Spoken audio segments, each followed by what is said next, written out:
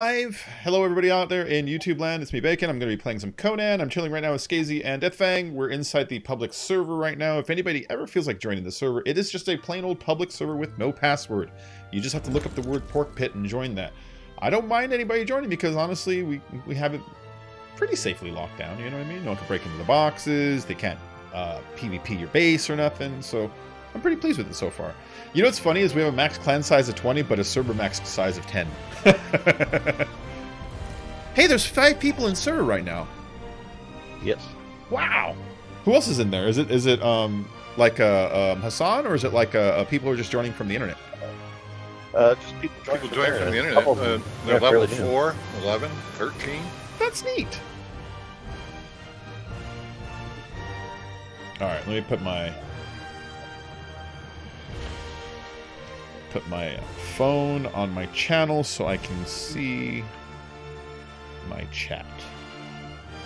And then put my glasses on. So we can go kill everybody else on the server right now. Just kidding. My number 5446 was my number. One number. Someone has that number.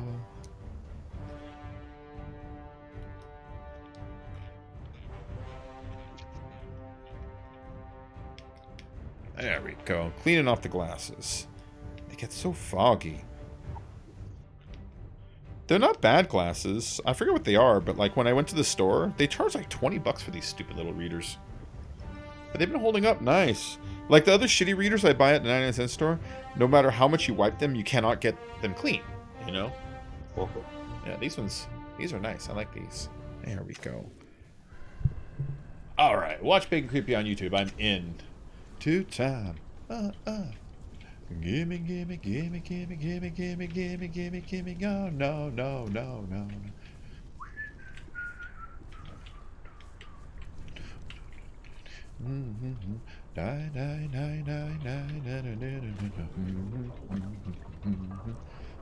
Oh, are they done? Yes! All 4 of our named thralls are done that were on here. There's an Eric Strongarm. There's a Defari Witch Doctor, a Dina Master Huntress, and a Nyoror Battleborn. I'm going to take them all and put them inside. I thought about taking them. I saw them on the wheel. I'm like, I okay. wonder if anybody would miss these. No, not really. I really wouldn't. I'd wonder where they went, but I wouldn't care that where they went though. You know what I mean? Let's see, because like we already have a named carpenter over here, so I honestly kind of don't need the carpenter. I was just telling Skazy, I was like, I wonder. Those guys don't play much anymore. I was like, I bet if I took these, nobody would even miss them. And here you go and get on today. Yeah, I know, huh? Let's see if anything in here changes when I switch out the... Nah, it's the exact same.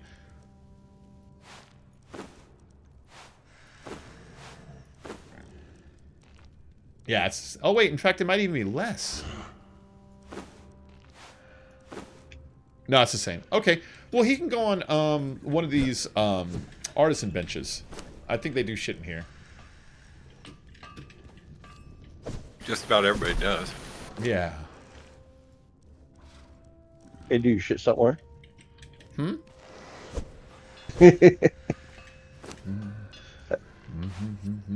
Oh, this is the wrong bench. Hold on. It sounds like something is fighting outside. There we go. I think it gives him like either more recipes or maybe he uses less or some shit like that. You know what I mean? All right, so goes faster. Yeah. Okay, so Dina, Master Huntress, what is she rocking? She starts off with 2982 health. So, not the strongest, but not terrible, you know? I mean, I've definitely seen worse. What are her stats? She starts off with 30 strength, though, and a 64% chance of growth. That's really good. And 10 vitality with a 58% chance of growth. So she starts off with strength and vitality. And agility is her 3rd stat. You know what? Even though she's underpowered, she has some good stats on her, at least. Imagine if you put some work in her, she might just get better. Okay, and Nyoror Battleborn we got. He's another armorer. Let's see what he makes. So everything up here is his new stuff. He makes a flawless veneer. He makes flawless veneer. Ooh. That's like some of my favorite, because the flawless veneer, it's heavy armor, it's really good resistance, it gives you cold resistance when you go into cold, and when you do the flawless, you get double cold on each item. That's really great. That's one I would actually be shooting for. And then the Dafari Witch Doctor, I'm going to switch him with Darmok the Experimenter. Because Dafari Witch Doctor honestly just has more recipes, I think, yeah? I think she has the white dye. You can make spice. There. Oh, yeah, she has a lot more recipes. Yeah, there you go. White dye, black dye.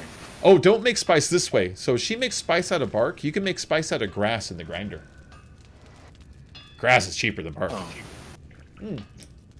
But she makes that white dye. That is so good. Yeah. And she makes black tar. She makes tar out of resin and ash and oil and ash. Is that a good deal, though? Not really, but there are times when I'm like, I need 500 tar. I only have 300, and the only way you can make tar is a byproduct of the tanner. Yeah. And that takes a long time and uses extra resources. You would have to come up with more leather and more fuel just to make that resource. So if I had it lying around, I could see being like, fuck that, I don't wait for that, just make some really quick here. I could see doing that.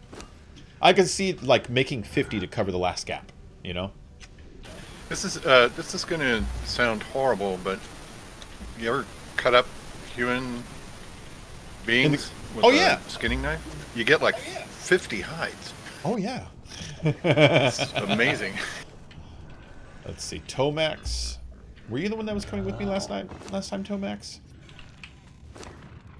Yeah, he was. He's level 4. Okay, so let's bring out Zaymot this time. Zaymot. There we are. Follow me, Zaymot. I need to get Zaymot some, what's it called? Some gruel. Here's some gruel.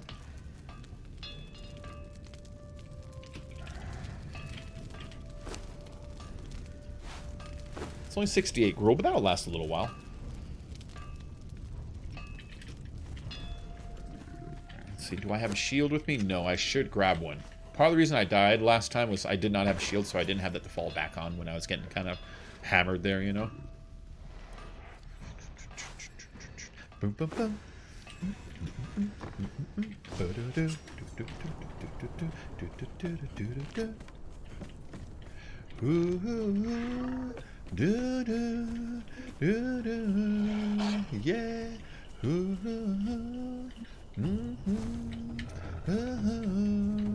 Yeah.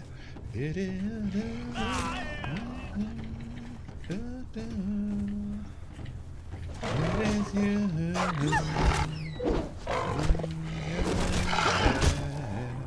It is you. Oh yeah. I sense you. There we go. So he got a whole level. Jim B. High. He got a whole level just killing a wolf.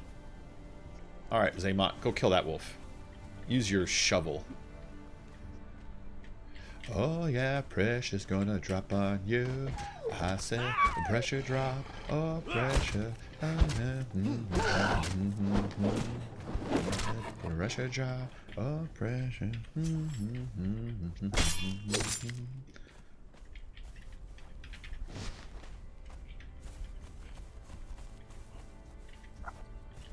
Alright, heading up. I'm not gonna go all the way in. I'm just gonna flirt with the outside for now. Because, like I said, I got killed last time in there, so I'm going to be a little more safe. Just the tip. Yes, exactly. Got killed where? Oh, New Asgarth? Or whatever it's called, you know? It's only my second time dying. My first time was on the first day when I spawned. I got stormed on Noob Road trying to get to the mainland, and there's no shelter there. Isn't that unfair? Yeah. That when you start, they'll storm you. I mean, there's areas in the game where the storms aren't available, so why did they not do that on Noob Road out there, you know? At least, though, it didn't... At least it didn't get me before I got my, flask. That would have been in real trouble. Because then I would have to kill something, get its skin, and then drink, you know, before I run out of, like, water again, you know?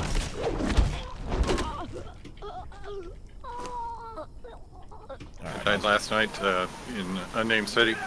I ganged up on and misclicked and spawned in the desert. Oh. Like I was telling Deathfang, it was a race to go kill myself again so I could spawn on my bed and actually get there.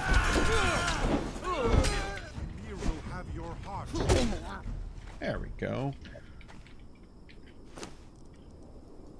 Hey, Gaffa, what up, man? How you doing? Just listen to some Toots and the Maytels today. Oh, yeah. He also did this, like, right now I'm listening to a reggae version of Country Roads.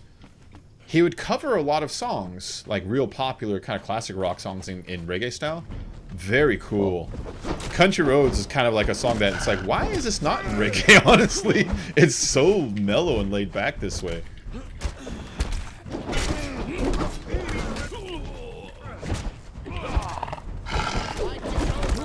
Remember, who was it that did reggae versions with Dread the Zeppelin? Elvis impersonator? Dread Zeppelin. Dread Zeppelin, oh my god. I remember Dread Zeppelin. Tortelvis? Oh, I couldn't remember his name. Yeah, yeah, yeah. They would cover Zeppelin songs in a reggae style with an Elvis impersonator singer. And it was good. Yeah, They went on tour. they were fucking weird.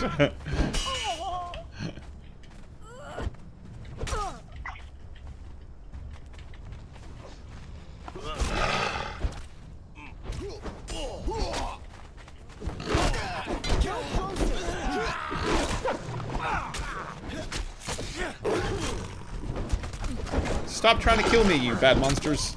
Oh. You bastards. You bastards. That dog of mine. Oh. Set will grant me cunning. Why do you believe that?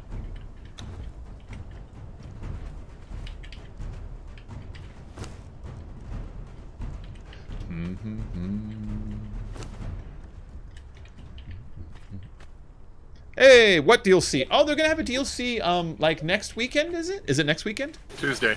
Tuesday. Tuesday. On Tuesdays. So I'm just killing time, enjoying the game till then.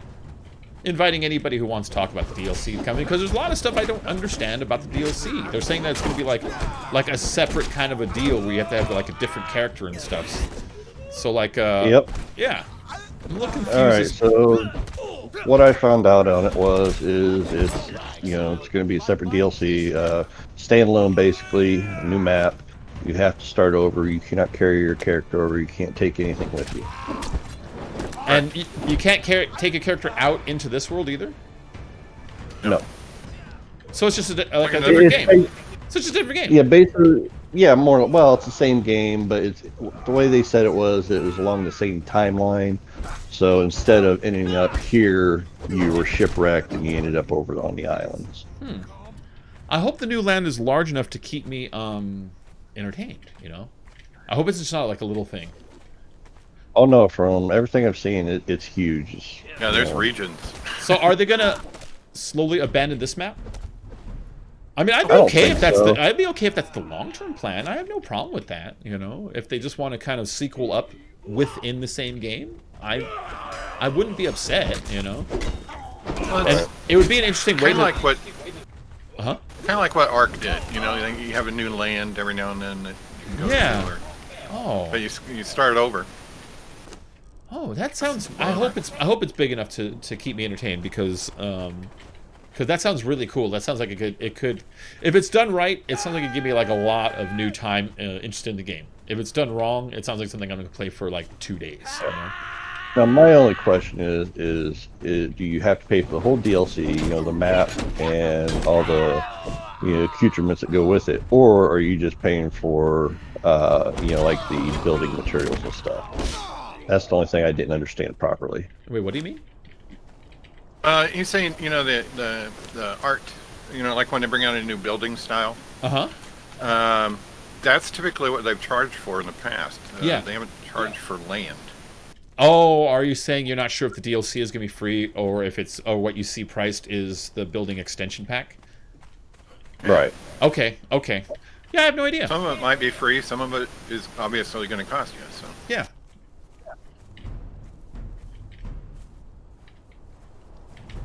I don't know how they could give this away for free. To tell you the truth. Now I got the game 2/3 off. It's $13.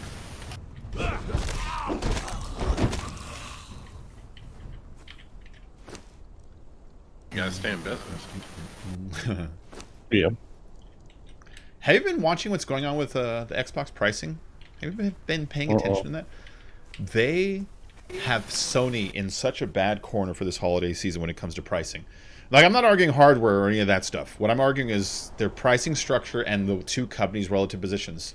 Microsoft has all the money in the world. Let's just be honest, right? Sony is kind of against a wall.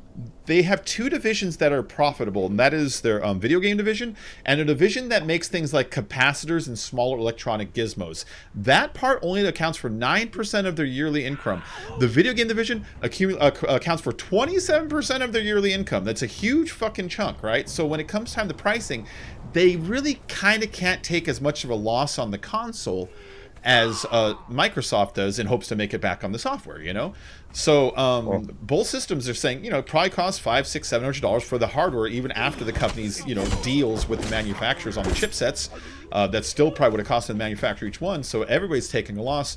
Microsoft is starting at $299, has one at $399, and the Super one at $499. It's like, Jesus Christ. Sony can't compete with that in a million years. They can't. They can't. Oh. So they're going to have to, either... the lowest everyone was projecting Sony was probably going to be able to pull off was, their low base model at $400. And it's like, now do the math on Christmas. Your mom and your kid says, I want a video game system, and you see that Xbox for $299. Your fucking kid's getting an Xbox this year. Anyway, that's what I'm seeing. I'm seeing Microsoft is they're doing a good job because their base model, the $299 one, it's basically a 1440 machine. It's not a 4K machine. It's 1440 that will upscale to 4K. I'm only watching shit on 1080. I don't care. And then beyond that, the $299 or the $399 will be a 4K machine, and the $499 will be like a 4K with all the super bells and whistles. And so everyone's still getting a good box for the price.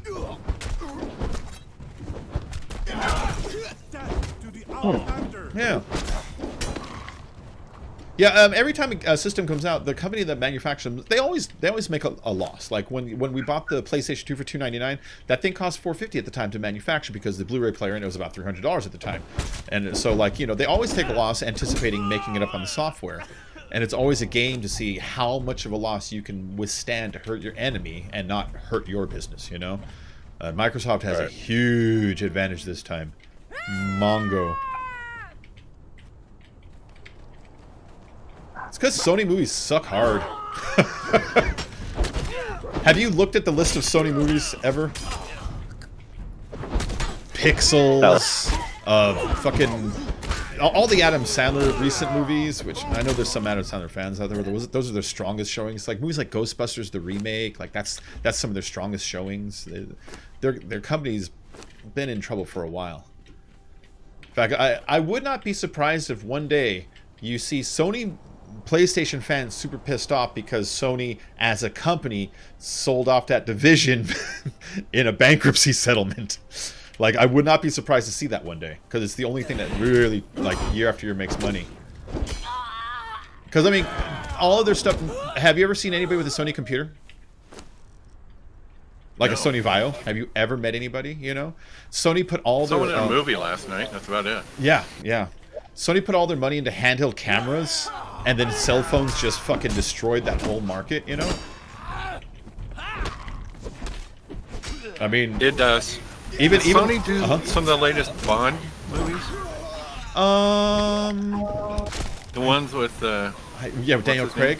I don't know. Let me look. Daniel that up Craig, really yeah. Let me look that up really quick. Because they had Sony vows all over that movie. I watched Casino Royale last night from 10, 15 years ago. It's everybody in that movie. It was very noticeable product placement. Everybody in that movie had a Sony vow. Oh, Sony's distribution rights to the franchise expired in late 2015 with the release of Spectre. There you go. So they had franchising rights when for a that portion, movie was made, and it moved on. Yeah, which that happens. That's not a judgment on Sony. That's just something that happens, you know. Especially with franchises like James Bond, something that old that's been around for a while. Which 40-year-old movie do you want to remake? Oh, if I could remake a 40-year-old movie today, War Games. I'd remake War Games. War Games, I feel, was a great movie, right? And if you focus on all the main plot points, I feel it's insanely relevant to today's younger audience. I've gone through it before. Story is about David Fleischman. He's a or is it Lightman? It might be Lightman. It's probably Lightman because that sounds like a good guy name, Lightman. Anyways, David Lightman, he's a kid who loves video games. He loves computers when computers were nerdy. He sees an ad for a video game company advertising this Christmas our new round of games. He decides he wants to play it. So he's smart. He goes and he tells his dial-up modem to dial every single number in the local area. And then he writes down every phone number that answers with a modem. And he knows these are companies. And then he tries hammering on them all, trying to break into them via hacking. And when he breaks in, when he sees a list of games, and the games are chess, backgammon, checkers, so-and-so, tic-tac-toe, and then it starts getting weird, like a Sandinista outbreak, Middle Eastern outbreak, and the global thermonuclear war, and he starts playing a game. What he doesn't realize, he's broken into the military's defense computers, and he's actually running a simulation, but on the military end, they're deciphering it as the Russians have straight up attacked us, and they're responding the way the government would respond completely. They're scrambling their fighters, they're fucking, readying their missiles, and they're threatening the Russians, and the Russians are like, we don't know what you're talking about. Oh, it's a great movie.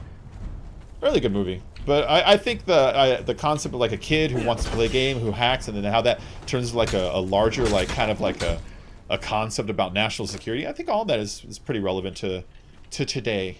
Yeah. I love that movie. I just watched it like a week and a half ago.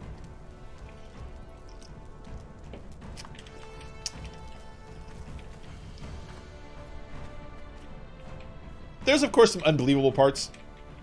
Like at the end when they let him onto the war room floor so he can help like deal with the computer. It's like, in real life he'd just be in a jail and we all was just blown up.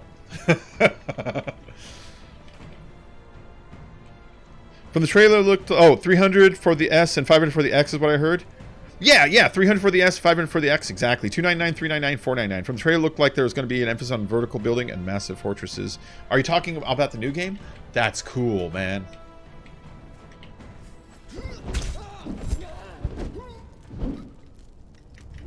And Windows. So I'm thinking about the vertical building, and I'm wondering if the devs looked at their world and says, why are we paying for cubic feet of server space as far as data goes, and not taking advantage of cubic feet of server space? Everything's on the ground. Yet it's got to render everything going all the way up there.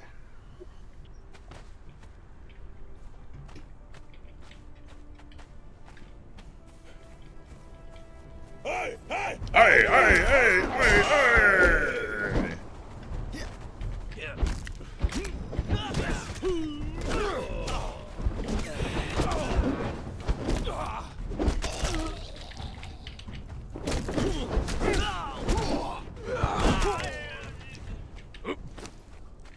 Oh, a steel sickle. We'll bring that home. Why not? Bringing this glass home. I mean, I'm not really after this glass and stuff. I actually just came in here just to kind of level up my pet, who he's doing a pretty good job. What's his? He's up to 6441 health. I wish these wells would fill up.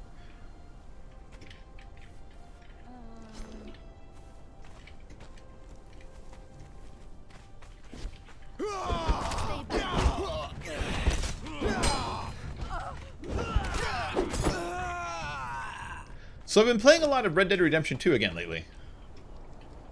Yeah, sell it.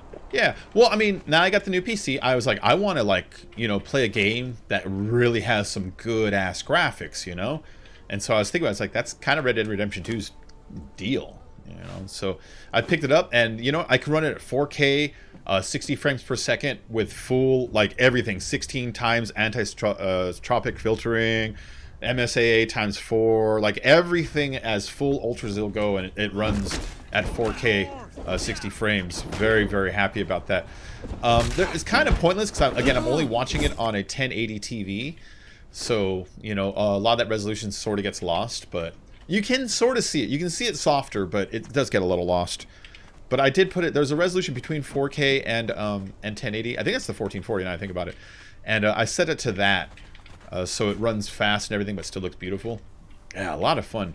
I had a girl character named Petunia, but I started thinking about it, and Nikki, she does a lot of GTA role playing and stuff. She was talking about maybe wanting to do Red Dead Redemption role playing, and if that's the case, I thought I better choose a dude character because it's going to be a little hard to be like, "Hi, I'm Petunia" all the time,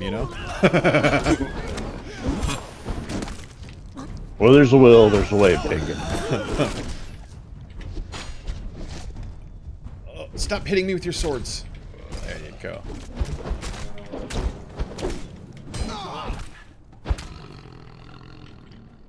Alright. This was better this time. I killed everybody that killed us last time I tried to come through here. Remember that? Just do. I should bring these glowing essences and shit home. Breathing potions, cool. Gonna be potential for building massive treehouse villages in one part of the map with massive redwoods. Oh, nice. That does sound nice. Redwood forest. That does sound nice. Yeah. Build the Ewok village, Yeah, or Yes. Before the Ewok village even came out when I was a kid, I would refer to that as an elven stronghold. Because I used to play a lot of Dungeons & Dragons, and inside the Green Book, they had elven stronghold section. The Green Book was it was the third book, so it was for kind of intermediate players, But they had all these drawings of strongholds. It looked so cool. They'd be like trees, and just imagine the fanciest tree house you could ever imagine. You know what I mean? Just fucking huge, thing in the wood in the trees. I always. Do you remember that one Star Wars movie? I can't remember the name of it. Yes, but I do. Which one? It was one. It was one of the ones where they made, but it didn't have Han or Leia or Luke. Was it the Ewok Adventures? Ewok, yeah. Yeah, Ewok Adventures had a little kid that kind of looked like Luke but fat. A little chunky Luke kid. Yeah, those were the Ewok Adventures. They came on TV, right after Jedi came out. I want to say they were a Spielberg-produced thing also. Yeah, it was like a TV miniseries movie or something like that. I think that's where they actually name Wicket, because he didn't have a name in the movie. In the movie Wicket, they never say his name once. Right. But everyone knew he was Wicket. I kind of think that's where he got the name was the show. I might be wrong in that part, but yeah, it was a boy and his sister, and he was dressed in the same kind of orange X-wing fighter outfit that Luke was wearing, and I think they crash landed or some shit, and something like that. I can't remember the premise of why they're there, but yeah, they're basically being raised by the Ewoks.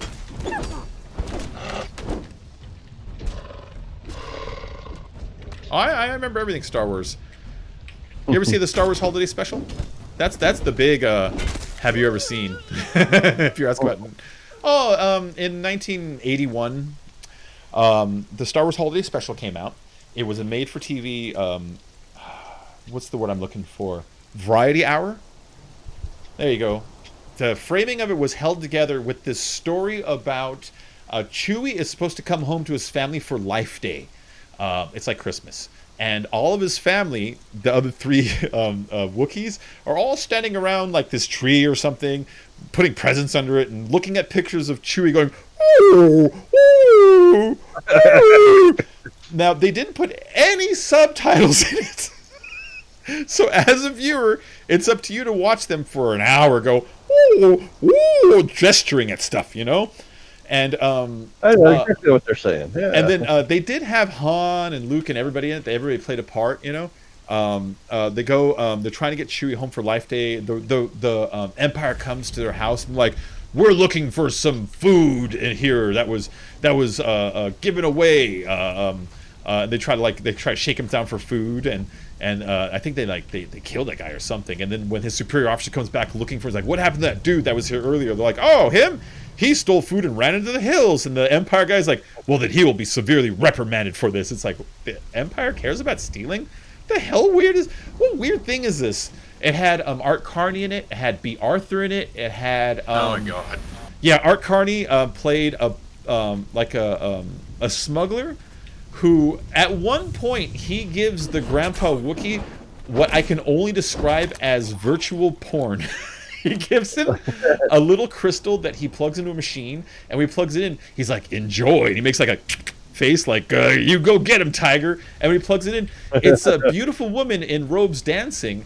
And when he puts it in, he becomes concerned that others are watching and starts like getting privacy. And then he doesn't like jerk off or anything, but he is visually very excited watching the girl. It's like, you just sold him illegal porn or something. This is space porn. All right, whatever. That was the first appearance of Boba Fett. There was a cartoon in it. It was this Japanese animation that was drawn really weird, really stylistic. But it was about the adventures of Boba Fett, the bounty hunter. It was kind of neat. It was terrible. At one point at the end, Leia is so coked the fuck up in it. Oh my god. This is if you ever want to see Carrie Fisher at her most coked up, it is during the filming of that. She's white and pale and just staring off at nothing with this just blissed out smile that looks like a cult member. Like everything about it. She's got the big pinky fingernail in it. You can see it at a couple shots. Yeah. You can see at one point Harrison Ford, you can visibly see the moment that he stops giving a fuck. They're all singing this song, and I do remember there was a time back in the days there where, getting interviewed so much, and everybody kept asking about Star Wars and stuff instead of his new movies. And I remember there was one time he's got really pissed off, and he's just like, fuck, I don't give a shit about Star Wars. I just talk about my new shit. Oh my god, on this though, he's just like it's the most spaced out I've ever seen him. And one of my favorite moments, and it's a more subtle moment. You have to at least have a small appreciation of music for it. They're playing this song at the end about Love Day, love, love, love is the way, or something like that. And in the middle of everybody singing it, they layer over it the Star Wars theme, which is in a completely different timing and different key altogether. So you have these two like songs just layered over, and it sounds like a nightmare. It sounds like a nightmare. And like they have like these images of the cast singing, and they're doing like double transparencies of them over it. And just for a minute, it feels like this is what it feels like to go insane.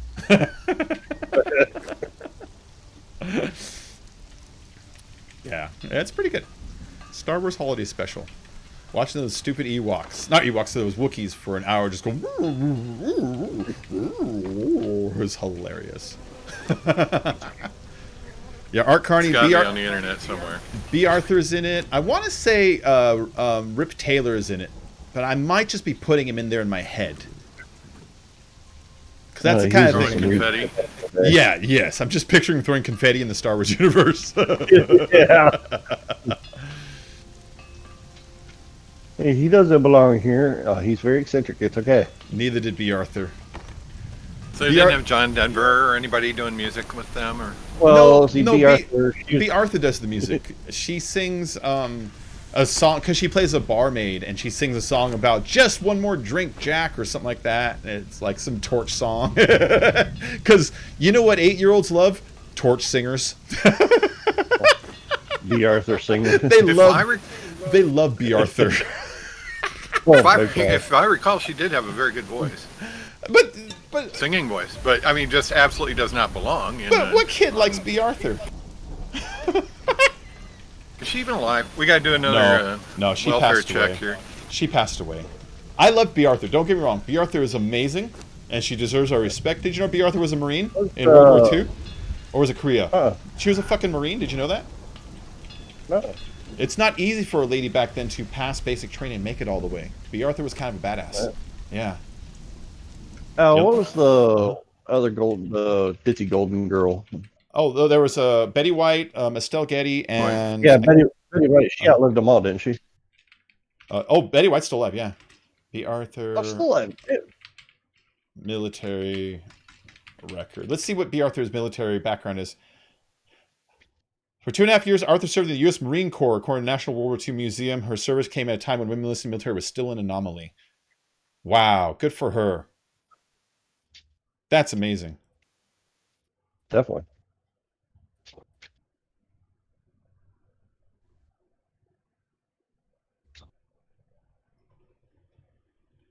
She enlisted as one of the first members of the United States Marine Corps Women's Reserve in 1943. She passed basic training, which I don't know why I have to mention that, but I'm sure someone out there's gonna be like, "Well, she just put her in." It's like, nah, man, she fucking earned it. That's great. Well, you knew Dr. Ruth Westheimer was in the Israeli Mossad. Oh, she'll shoot you in the face. She was a sniper. No, she'll shoot you in the face from 900 yards. Exactly. That's what I mean. She'll shoot you in the face. And then she'll show you all about sex with the end of her rifle. Oh. This is how I learned about sex. First, she takes your rifle. You shove it up the position. Oh.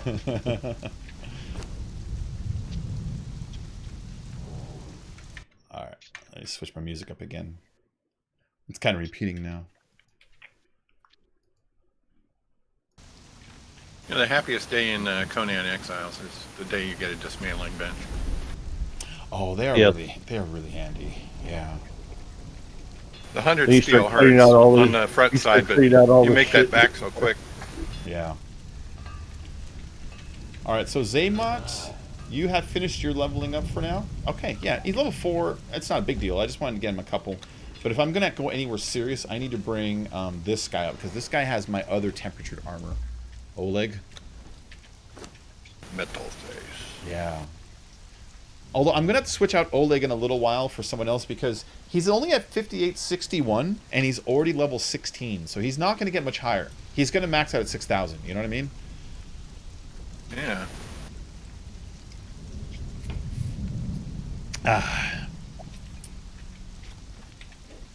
Like this dancer right here.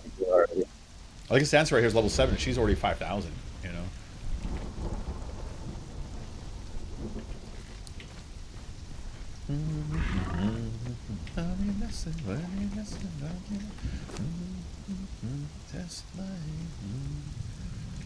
It's too dark out here. But I do want to go out. Hold on. Let me grab my other shields. Don't lower the time again. Just give it a second. It'll be daylight. Should I go to Snow, or should I go to Unnamed City? Ooh, if I go to Snow, I'm going to try to go after the Blood Tool area, you know? If I go after Unnamed City, then I'm going to try to go after mini-bosses there, obviously. Well, I have an extra pick if you need one. I don't need a pick. I'm just going to kill stuff, you know? Just to kill stuff. Okay. Just to conquer the land some, you know? Well, if you go up there, I would like a sickle. Oh, okay. Do I have to make them up there, or they just drop them? They just drop them. Okay, if I find a sickle, you can have the sickle, absolutely. Yeah, those tools. I've got the knife, the axe, and the pick. In fact, the tools over there, they're not as good as the Star Metal, last I checked, unless they changed them. Nope. They do 10 damage, and that's the best. Yeah. Doesn't Star do 12? Star does 8. Really? Black, that's without enhancement. And so here's this other thing, and it's not specifically blood tools, it's other tools in general. I've often wondered, you've seen it, you chop something with a really fine weapon and it's destroyed in 2 hits, and it's like, okay. And it's like, yeah, I got 30 per swipe, but I only got twice, so that's 60, whereas something that's weak, you might have to hit like 6, 8 times. I kind of want to do the count on how many skins you get out of a weak knife versus a heavy knife and see if you're actually losing a couple. Well, I mean, it all varies. I mean, like if I'm hitting, iron, I get see the one I got 16 the first swipe, then I got 9 the next. You know, you get about 8 or 9 stone per.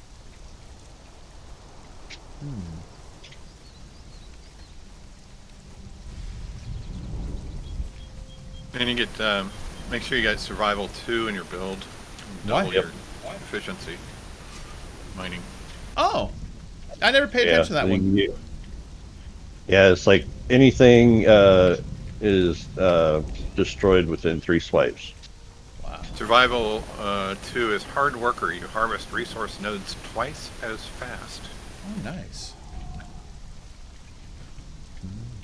Which really kind of makes that 12% difference in picks kind of look kind of small if you can double your base. Yeah. Strength. Oh, yeah. But then that 12 added with the double, of course, would be nice. True, I guess, yeah. Yeah, that's great, though. All right. I'm going to keep heading north here. We're going to go and try to head to the Blood Tools area.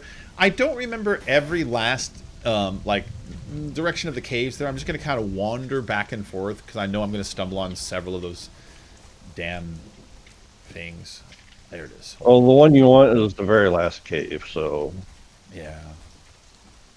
Well, I know that there's a couple of skulled creatures on the way, so I can at least get some demon blood and shit like that too. Oleg, go kill that thing. Northwest corner of H10. Or near there. 10, 11, right on the edge area.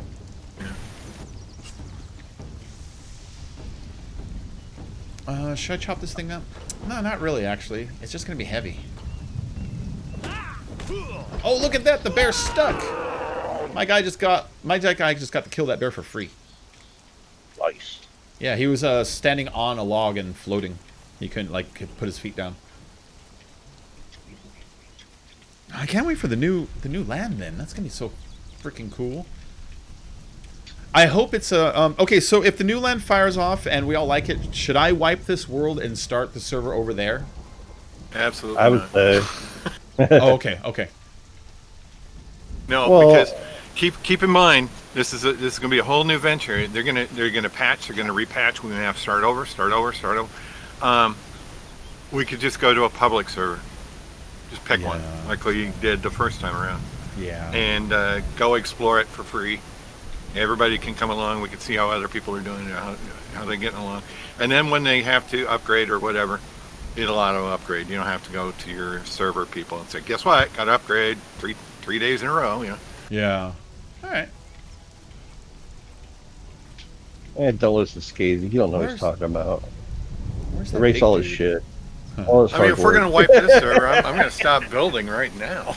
I've been mining rocks for 2 hours. Well, I mean, one day the server will go no matter what. I mean, I know. That's just a part of it. When Bacon gets tired of shit to pay. Well, this room's getting Nobody's hot playing on it. Hold on really quick. Open my door. This room's getting hot. Uh-oh. Oh, it's hot in this room. All right. Okay. Well, our neighbor didn't have a gender reveal party. Yeah. No, I'm on the hot side of the house. The sun is... It's just on that side all day as it goes across the sky. And then with the computer running in here... Ugh. Is this the way up to them? I kind of don't think so. I kind of think it's that way more.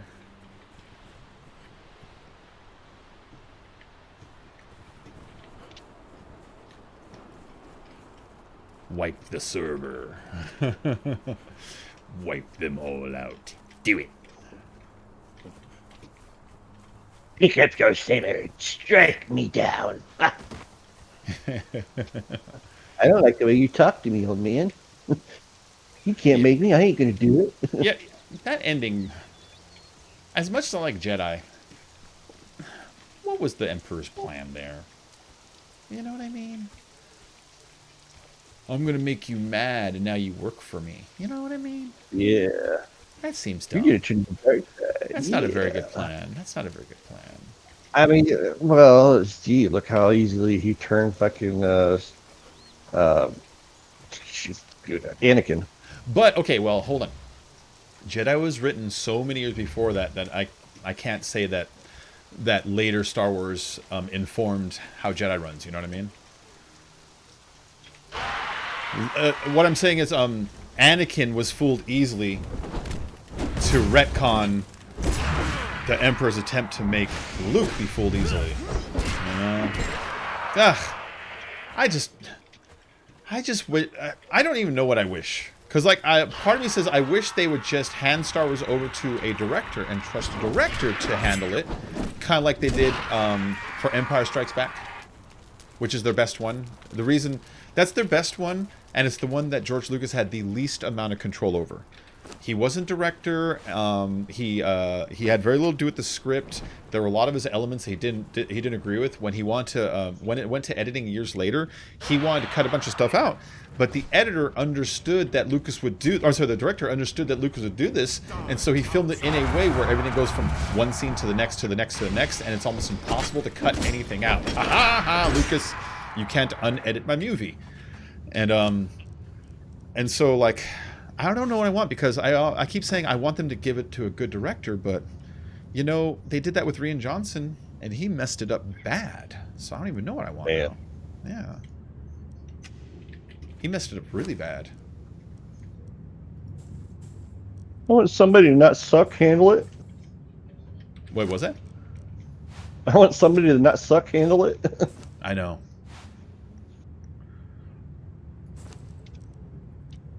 I almost feel like, and it sounds dumb, that Spielberg should take a day out of his schedule and come back and fix this a little bit.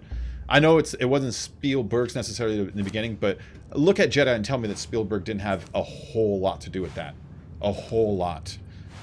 To his friend George's project, you know? Right. Yeah. But sometimes I kind of wish he would come back and fix it. Or if I were to hand it to someone right now, I would hand it to Denis Villeneuve. That's the guy that did the new Blade Runner. He does that new Dune. Or I would hand it to Peter Jackson, of course. I mean, wait, the new one that's getting ready to come out? Well, no. If someone were to come to you and says, "We want you to help develop a new Star Wars franchise. You're going to put it in the hands of a director to develop it from scratch. Who are you going to give it to?" You know, like, you don't want to give it to Tarantino, as much as I love him. You know, I don't need Mace Windu saying "mother effer," you know. Yeah. So, like, motherfucker. Exactly. You know. Exactly. I don't need Scorsese doing it as much as I love him. As much as I love Scorsese, I don't need a gangster universe. So who do you give it to? You know.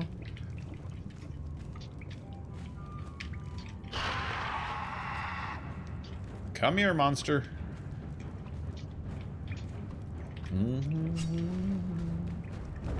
Yeah. I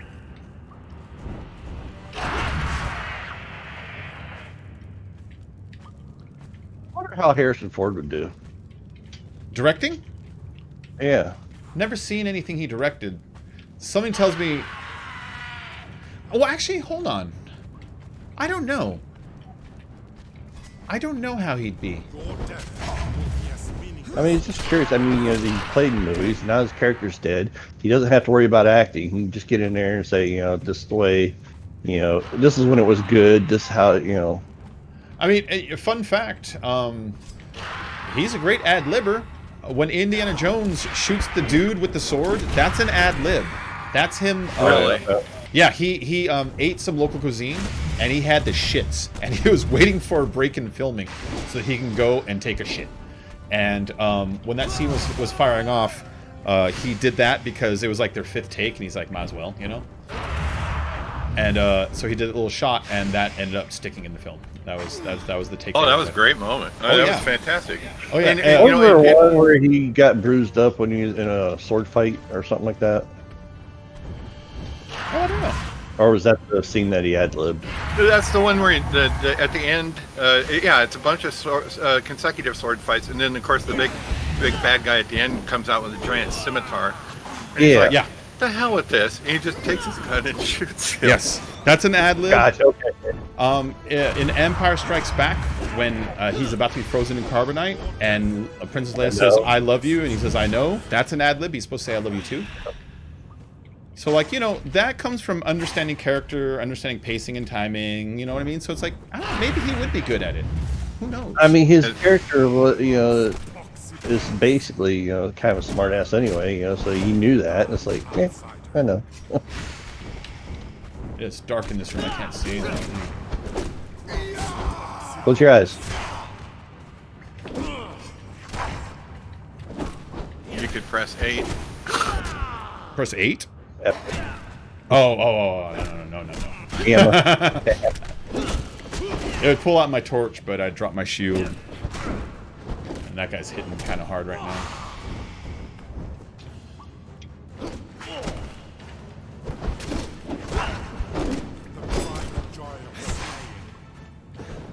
Okay, now I can hit 8.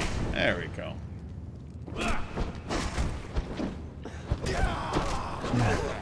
Oh, that hurt.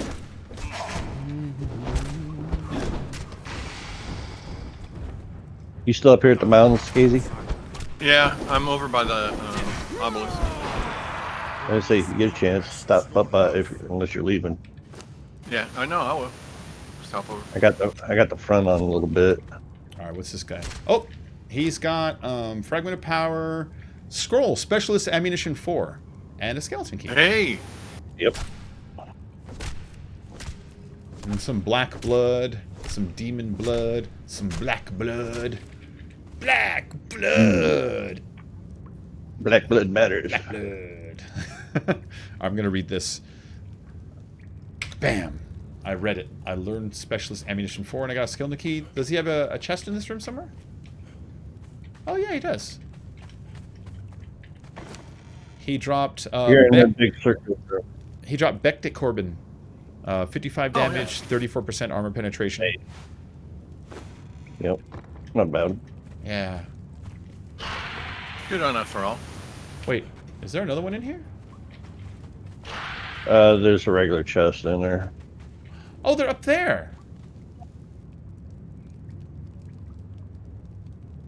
Oh, I didn't realize that they can get me from up there, sort of. Yep. Oh, whatever. I gotta go out this way still. Oh, wait, is that the way back out? Is that what this is? Maybe? I go on that cliff, drop down, and come out here, and I'm on the bottom again? Are you in the big circular room where you just killed the boss? Yeah. You don't go up the wall, just it kind of goes up a little ramp and Oh, yeah, that's the no. way out. What I'm wondering is, I'm wondering if... Because there's that cliff over that room. I'm wondering if they intended me going all the way up, and then that's supposed to be, like, the way out of the dungeon. You know what I mean? You know I how, don't like, think. I think once you get up there, though, I don't think there's because you'd actually have to climb up the wall and out. I think it's just a little too high. Oh, okay. I always thought it was like, you know, like in Skyrim, every dungeon has the exit right by the entrance, but it's high. I thought it was that.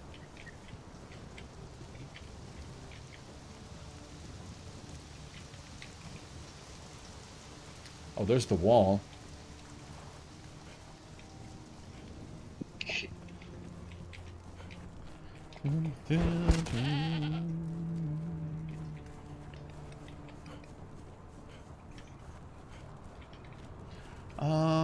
Is there... I kind of want to say there's a straight up cliff over here. Aha.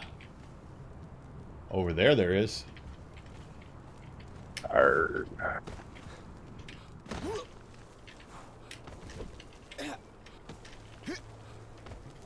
Hi, bad monster.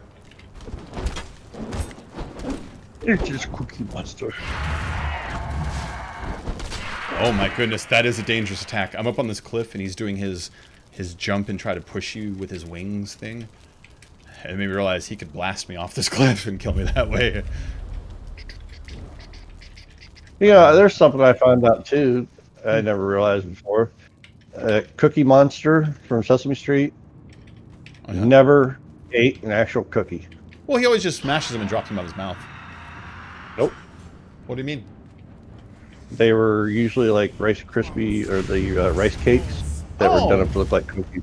Oh, that's what you mean. They, That's neat. they never used actual cookies. They probably wouldn't melt into the lights, for instance, like the chocolate parts. Yeah. And then you don't have to worry about them going bad if there's any, like, you know, oils in them or anything like that. Any butters or whatnot. Anything you need to refrigerate. Which probably ruin the cloth. Oh, there you go. The cloth would be oily. It'd fuck up the costume. Oh. Yeah. Oh, that makes sense.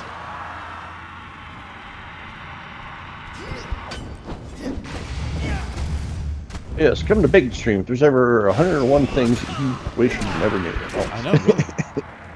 You see that Marilyn Manson released a new album? Once again, no, really? Yeah. Well, do you remember he got crushed by equipment last year and almost died? So it's like, Oh. You remember that? Oh, no. Oh my God, he was at a concert. No, he was at a concert and he climbed one of the rigs that was actually intended for him to climb. This is a mistake from the crew, and it tilted over and collapsed and fell on him and crushed him. And we went unconscious, had to be rushed to the emergency room, broke a bunch of stuff. Like, you know, he got crushed by like 500-pound equipment. Yeah. Shit. Yeah. He's not like the biggest guy either, you know. You ever see that group, kind of a comedy version of him, Marilyn Hanson? It's Hanson. It was a mix between the Hanson brothers and Marilyn Manson. Oh. It was it's a YouTube search worthy.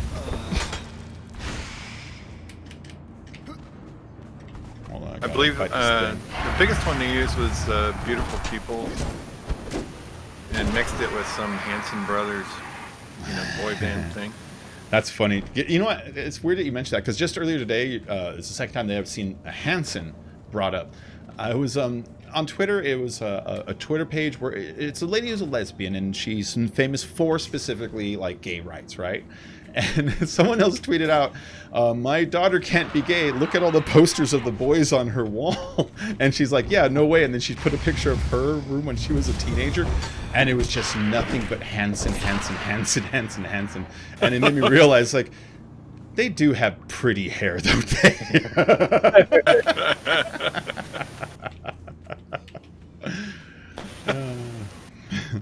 They were all blonde, too, aren't they? Yeah. Majority, vast majority. Little blonde boys. They were like, what if you mixed the Bee Gees and the Mormon Church? yeah. I just remember hating the hell out of them.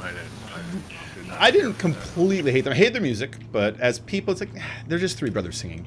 I have a hard time hating them. Oh, and it's just another one made-up boy band kind of thing, you know. Yeah. There's some old fat guy sitting behind a desk that put this whole thing together. So yeah, really. Oh. Wait, how did both those miss? Manufactured, like they used to. Oh, this is Triple Skull. Hold on. Yeah, you work on him for a while, pet. No balls.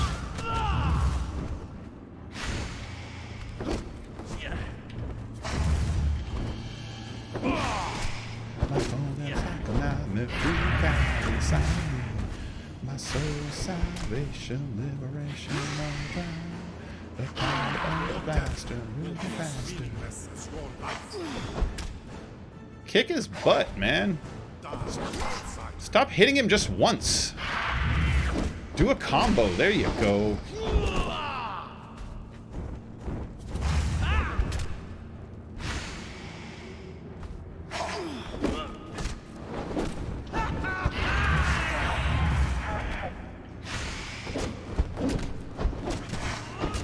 If I run, I think my guy's the closest thing. He might give up on me. Yep. There we go. That worked.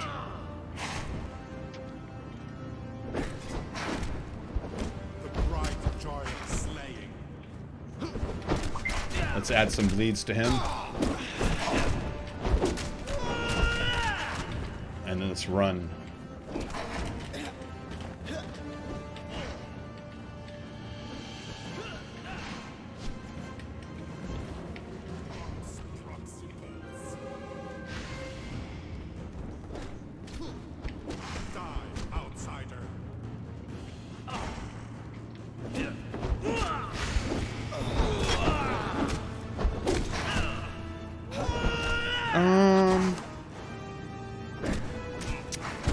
Let's go ahead and bring up this guy. Let's hit him with this for a minute and apply some sundering to him.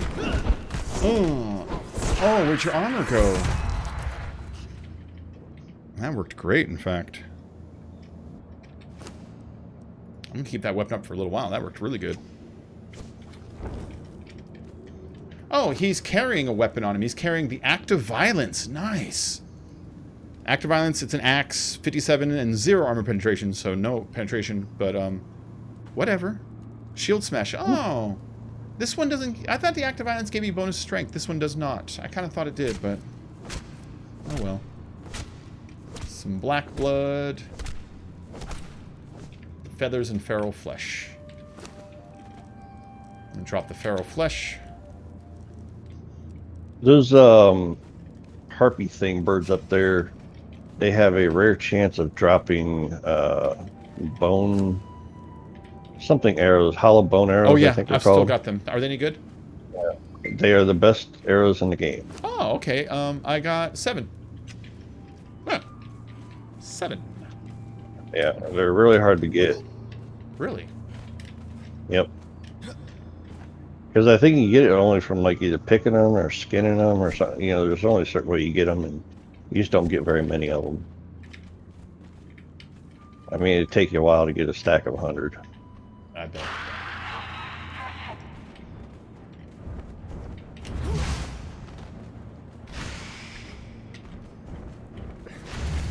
There you go, Ole. Kick his butt.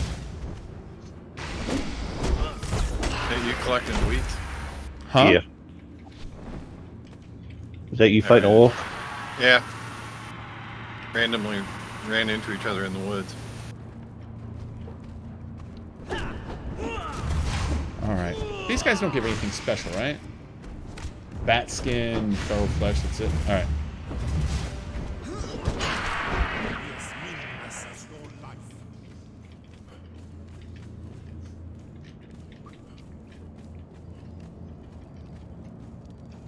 You know, this is a pretty cool dungeon. It's a shame the game doesn't do more shit like this.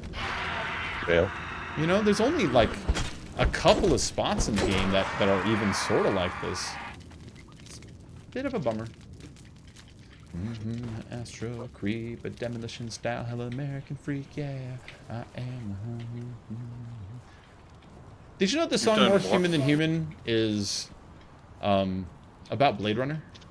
Oh yeah? Yeah, that's the Tyrell Corporation's slogan, More Human Than Human. Oh. The line, I want more life, fucker, I ain't done. Do you remember when Ray Batty says, I want more life, father, I ain't done? And then, okay. And then there's a line about I am the Nexus One. That was the Roy Batty's model. He's a Nexus model. Yeah. Yeah.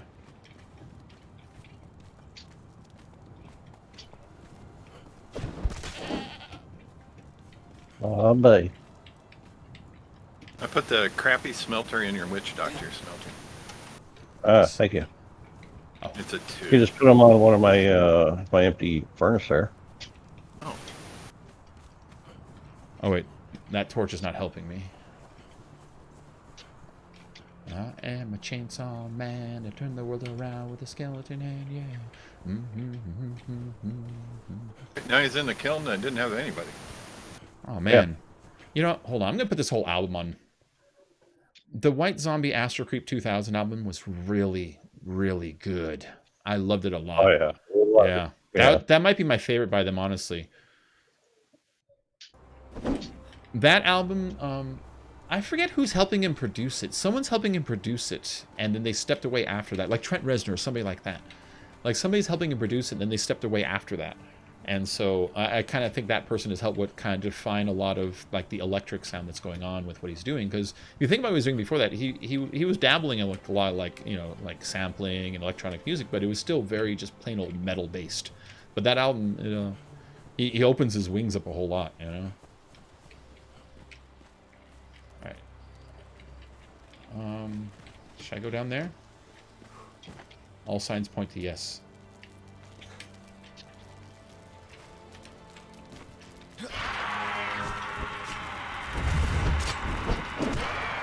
Aha! Surprise, motherfucker! Alright. go in here. Well, let me make sure this album's not on shuffle. Good. Because there are a few songs in it that kind of go from one to the next. I hate when shuffle messes that up. In fact, they need to add a function onto things that have shuffle so you can tag certain songs that you don't want to shuffle and want to keep together. Good example, the second half of Abbey Road by the Beatles. Every single song on that second half touches the song before it. It's almost like a medley. The only song that doesn't is after Here Comes the Sun King, before Me and Mr. Mustard, and then I think it's and then like literally the last song. But every other song, it flows one into the next and the next. It goes from Golden Slumbers to Boy You're Gonna Carry That Weight. You know, like all the songs touch like a melody. And whenever you put that album as a shuffle, you're always hearing like the clip in, clip out parts, and it ruins it. Oh. It doesn't seem like it'd be a hard thing to do to be able to tag songs, you know, keep these three in a group. Or like the end of Dark Side of the Moon, you know? That song Brain Damage is only like 40 seconds long, but it should be attached to the song before it, you know?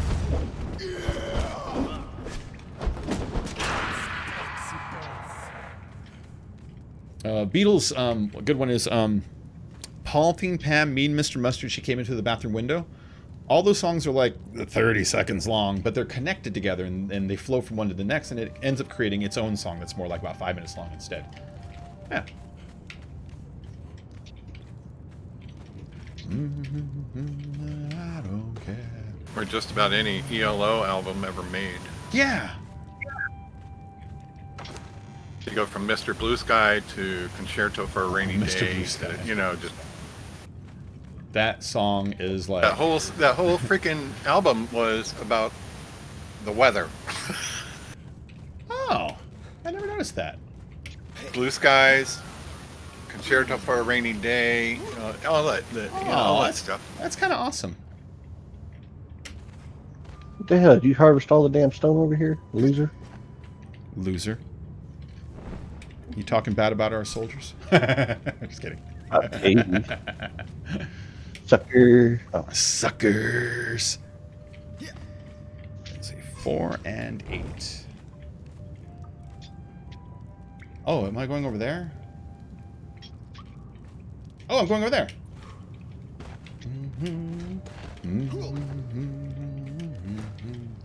Oh, I'm so glad the weather has loosened up a little bit today as far as the smoke goes. It's still smoky outside, but it's not nearly as bad as it was the other day. I was getting severe headaches before.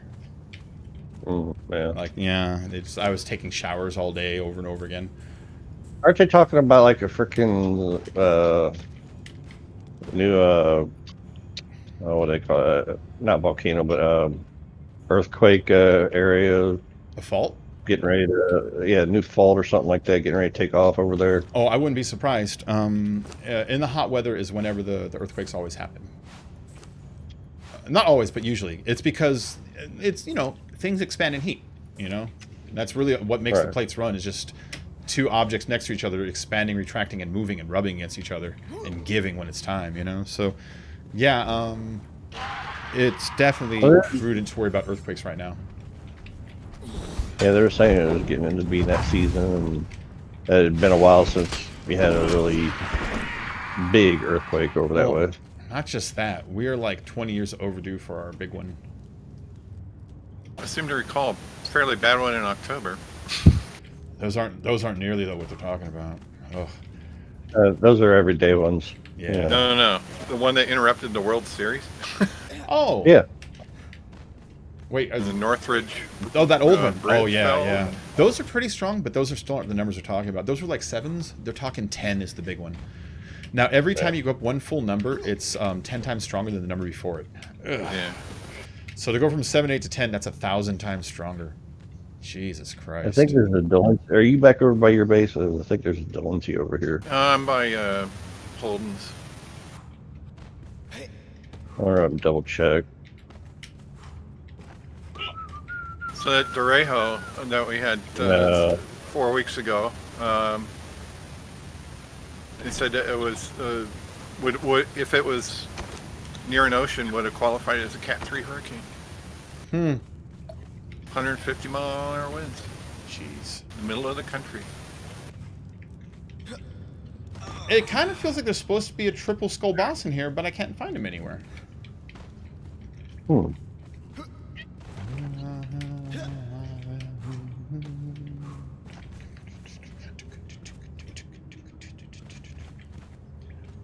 Devil man, calling, devil man, run in my head, yeah.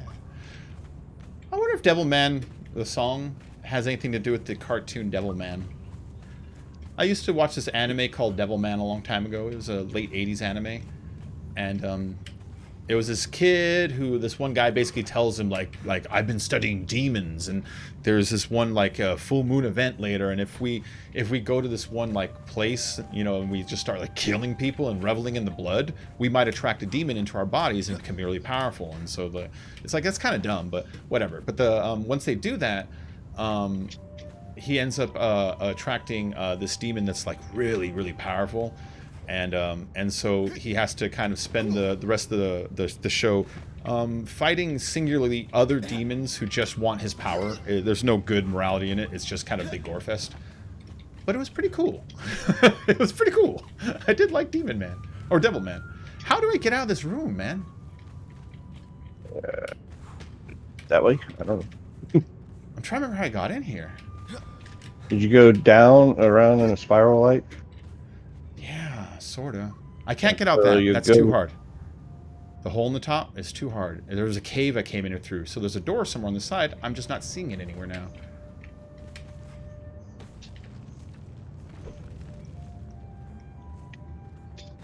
I'm in a safe area. Give me a second. I'll check your stream.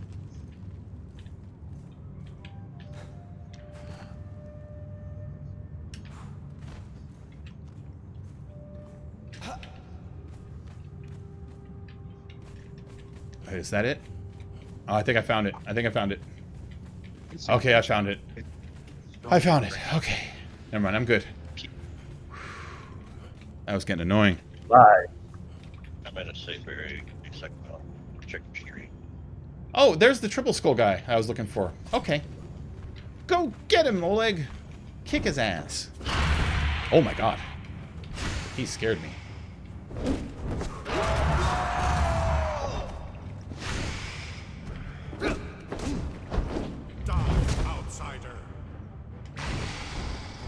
Oh, so the triple skull ones are pure black, it looks like. I never really noticed that because it's always so dark in here. Yeah. Alright, let's hit him with this, this yeah, thunder. That's the guy that the sickles and stuff will drop off of.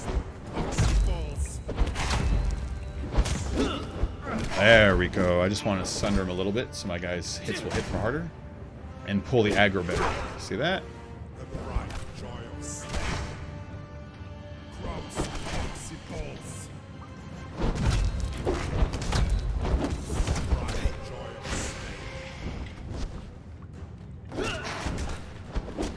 Let's bleed him.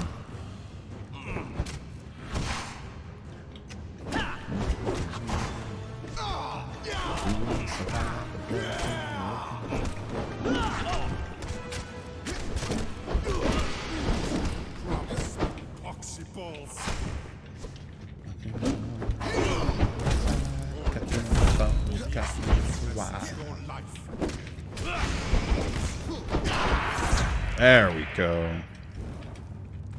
That big club is really nice at the end. Okay, he dropped Black Blood Pick. Black Blood Pick. Alright, got 2 of those.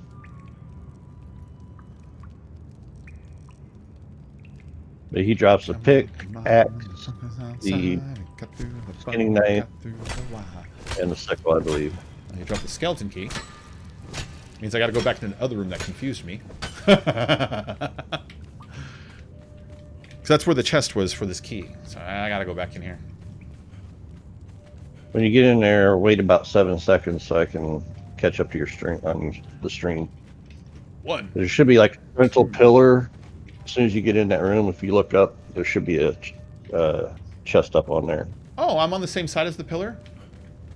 I believe so. Okay, so I just gotta climb this and up that way? I get that. Oh, I can climb this even. Oh, that's like a staircase here. Yeah. Yep, that's the pillar right there. As you get up there, you'll see the chest. Alright, cool. Yeah, we should have restarted. Oh, are you getting some lags? I got some NPCs flying through the air. If you give me a few minutes and you wait for me to get out of the cave into somewhere safe, I don't mind resetting because you know that's just going to respawn everyone up here, and I'll be fine with that. Hanuman's Gata. There you go.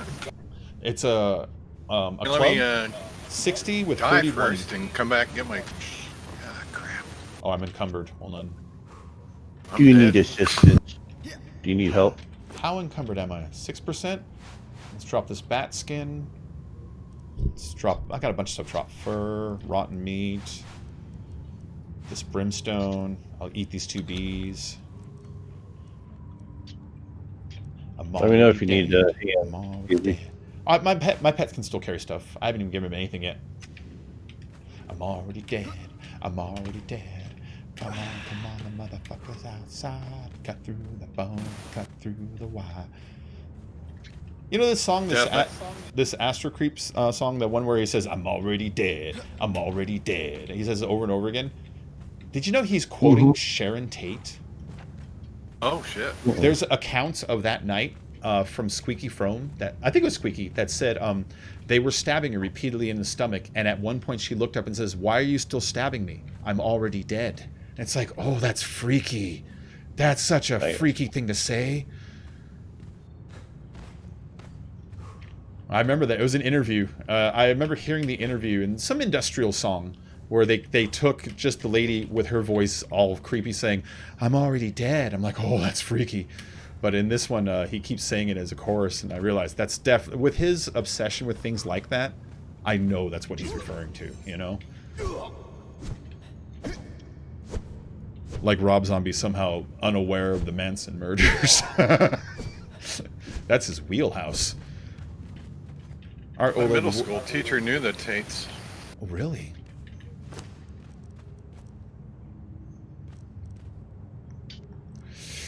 So she says. So she says. She's such a liar. Yeah, she was 60 years old 30 years ago, so I doubt very much she's still there.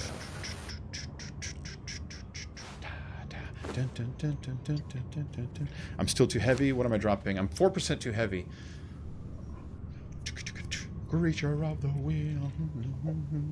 Burrito. Or just random crap out in the middle of nowhere. Oh, see, it's all weapons that are keeping me heavy. I don't want to give him weapons. You know what I mean? Right. You know what? Hold on. Look for stacks of stuff like maybe hide or metal. There we go. This is doing it.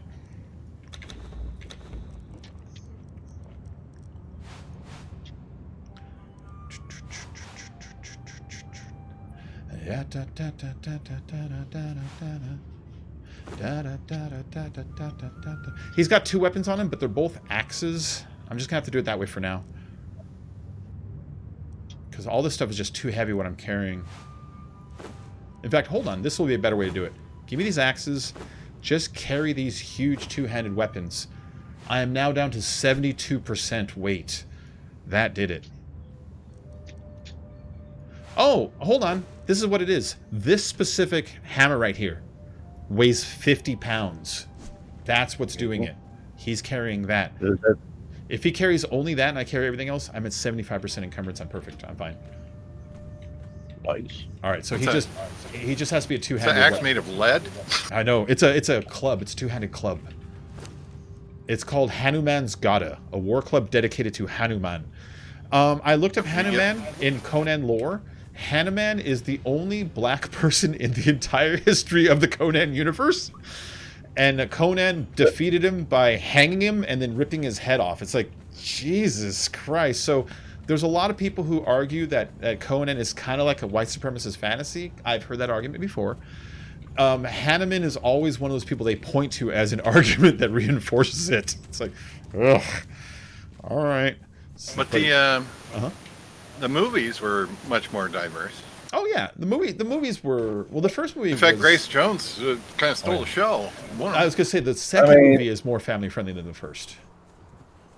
I mean, hey, he was a fucking barbarian. Okay, yes. It says right. Yes. Conan the Barbarian. All right, it's a savage movie. I like 1 more than 2 personally. I understand why they did what they did to 2, but I like 1 more.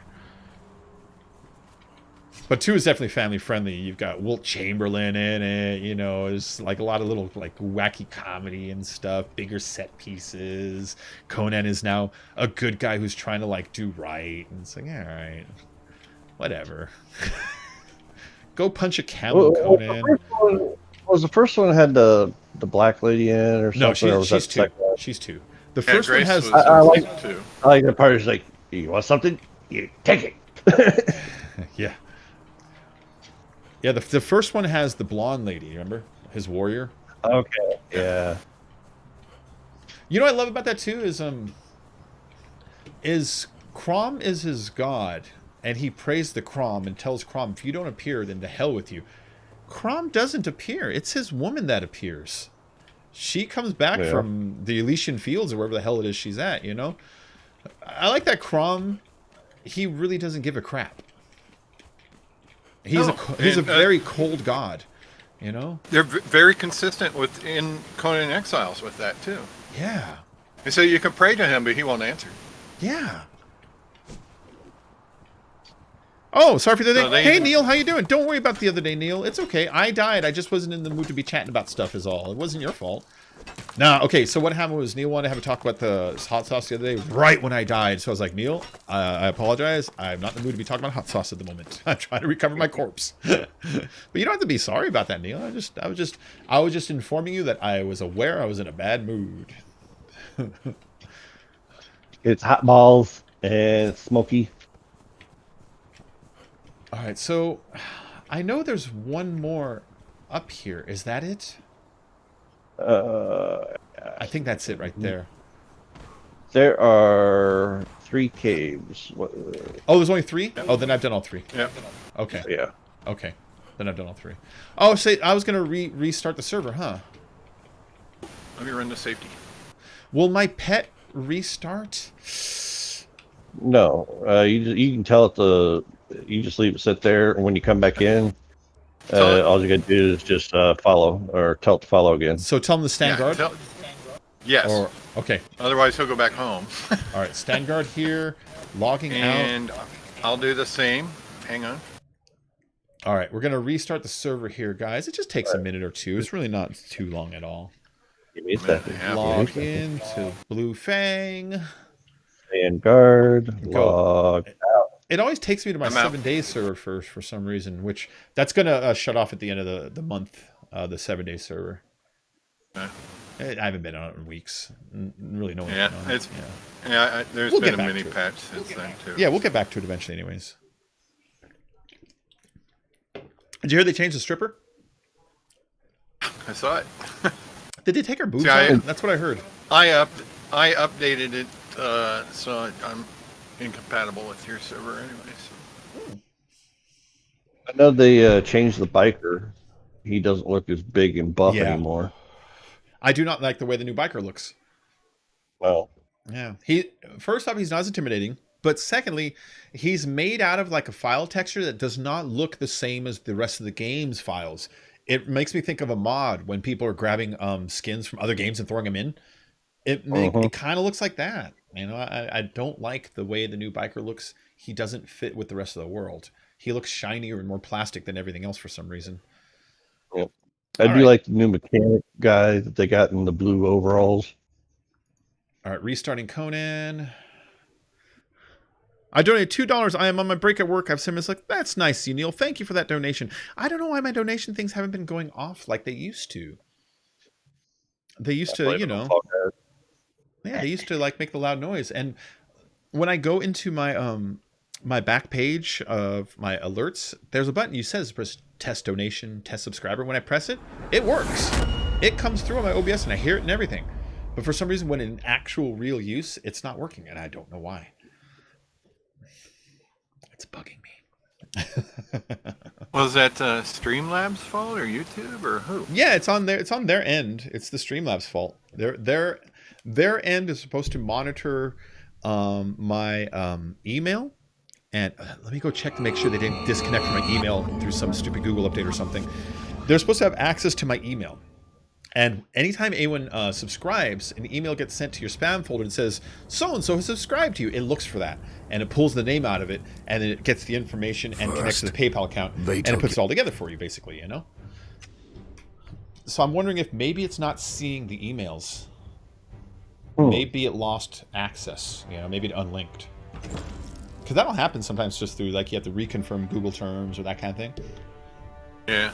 Yeah, I'm wondering if that's what happened. I never use the emojis anyway. So I should have put in the chat to everyone in the server that we were shutting it down and restarting it. Damn it! I didn't think about that.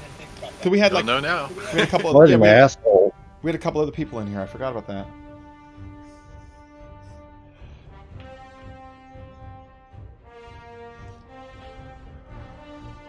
Maybe that will encourage them to watch this stream.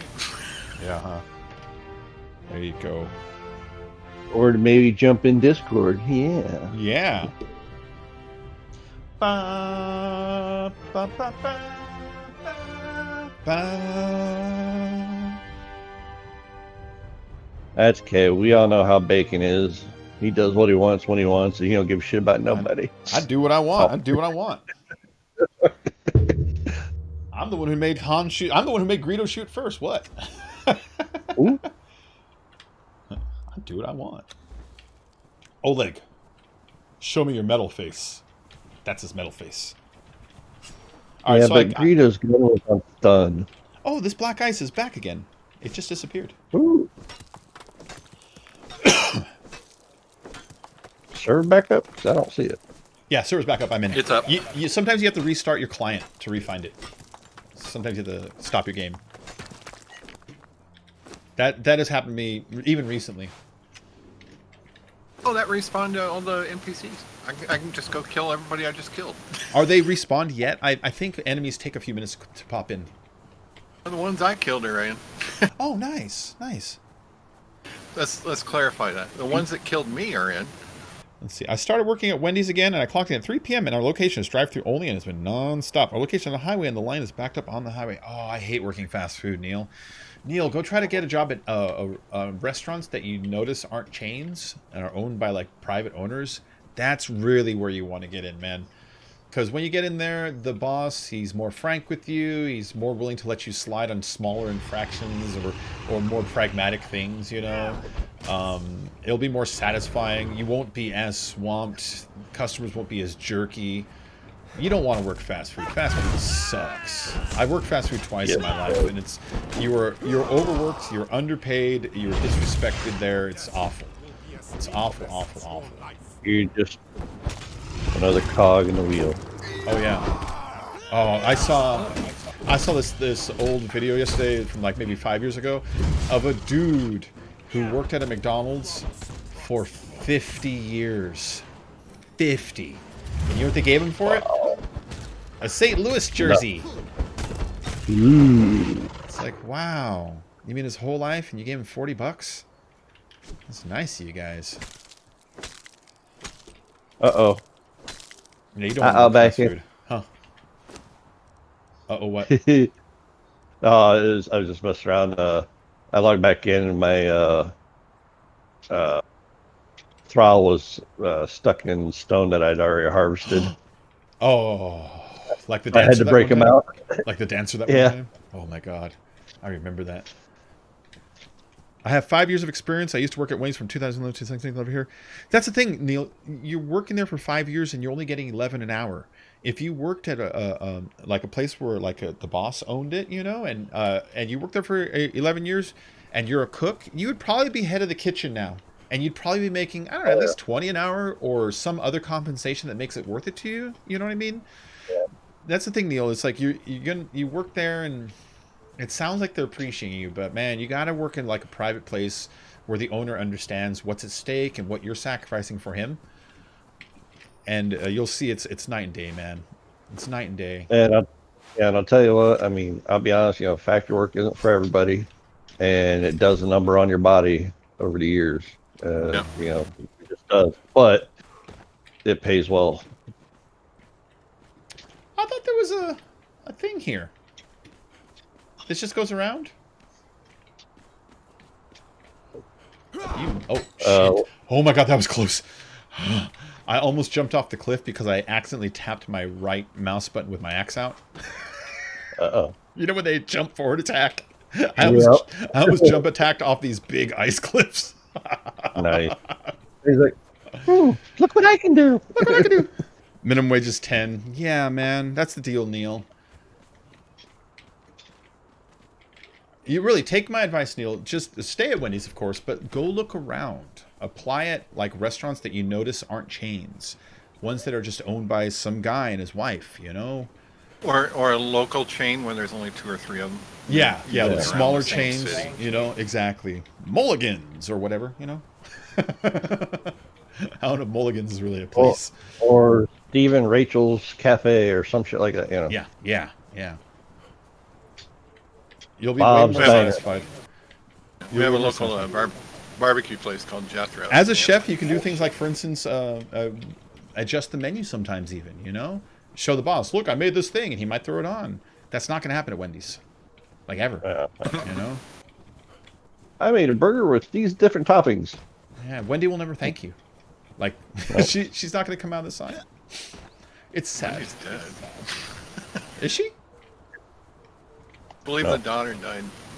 Oh, she wasn't that old, though. I thought she was doing commercials, like, in the late 90s. She was kind of like a chunkier girl, sort of. Yeah, she took over for Dave, didn't she? Yeah. Dave passed, too. Oh, yeah. Oh. You're working something easy while you finish your culinary certification? There you go. Well, that, too. Hey, if it works, right? Yeah.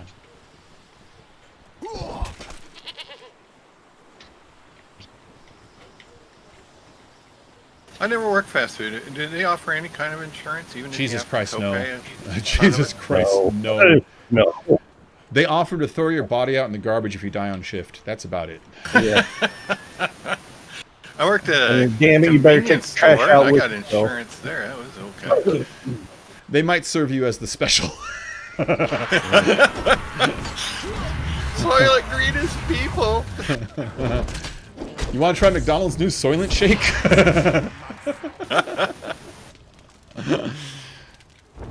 Yeah, no, I worked. We call this Soylent Brown. I worked El Pollo Loco, and I've never had a harder restaurant job than that. Wait, that's the name Hold of on. it? Oh yeah, The Pollo Loco, wasn't that fucking in The one from Breaking Bad? no, Yeah. he is Pollo. He's Pollo Brothers, something like that.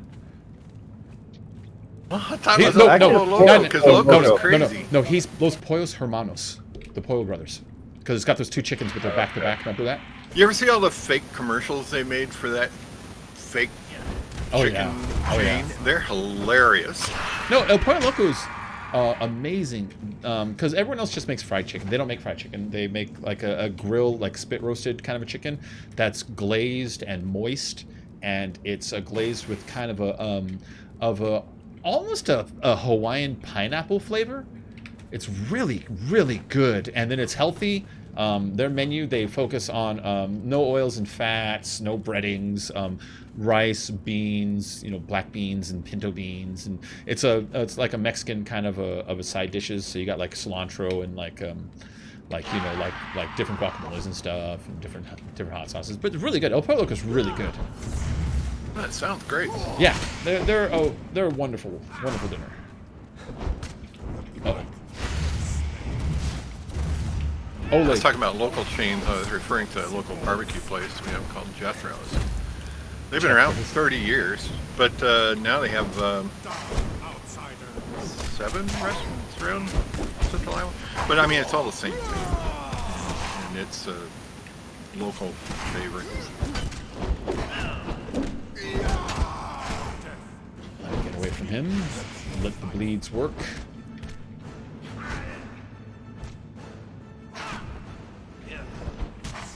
You know what? Let's put this honey up front. Since you pointed out that honey kicks regeneration into starting, I love it. Yep. I was looking at it as food It went the from whole time. totally worthless to having a actual use. Yeah, sometimes I don't feel like spending a whole lasting meal just to get my health started going, you know? Or sometimes I'm just walking and I have time to naturally heal. I don't want to spend one of my superfoods for it.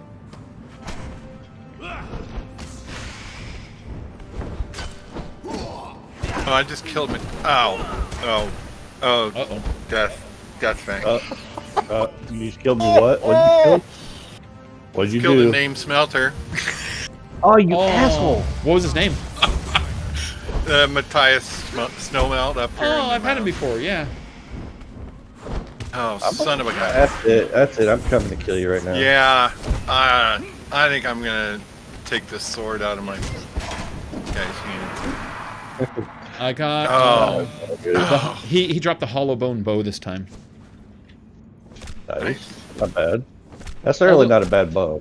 Although, you know what? This idea of restarting the server over and over again, maybe? Like, you know what I mean? Just go up and down. He did not drop a key. Is this the key one? Only if they have carve it out of him? 3 skull. Yeah, he had 3 skulls. Really? Yeah. Did you carve it out of them? Yeah. That's odd. Weird. Okay, whatever. I'm not gonna let it bother me too much. But yeah, that'd be a hell of an idea. Maybe I'm playing this game wrong. I'm going to go around and kill all the name smelters. No. No. Although that would be a funny jerk. What? I request that you put PvP on now. Oh yeah.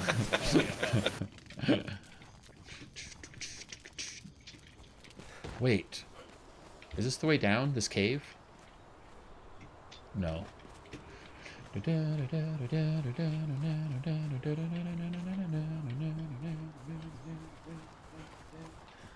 that makes me sick.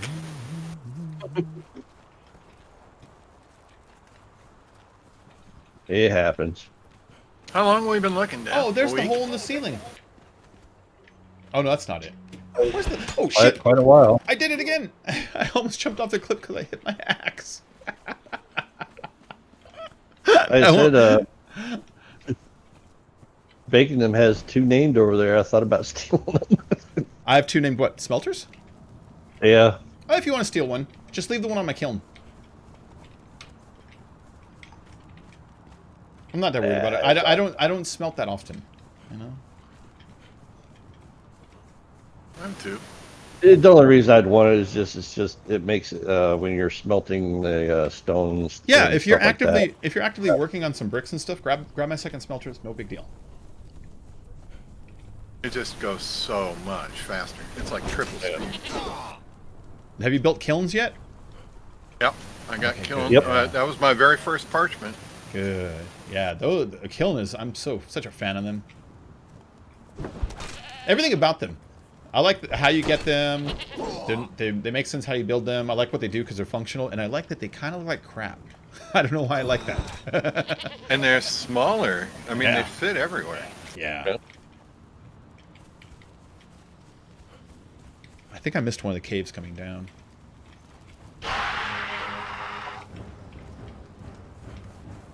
Yeah, there's one up above you.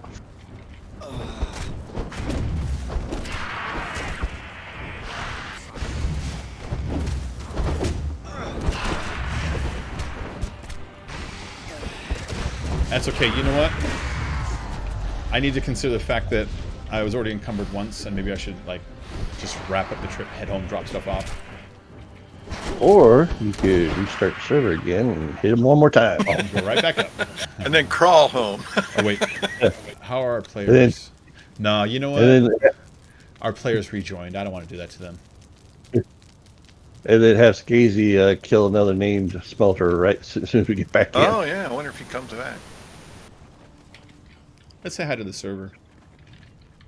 Hello, server.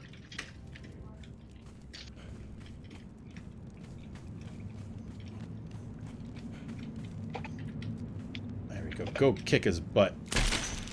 Oh, my glowing stick broke. Shh, it's a trap. It's a tarp. It's tarp. It's a tarp.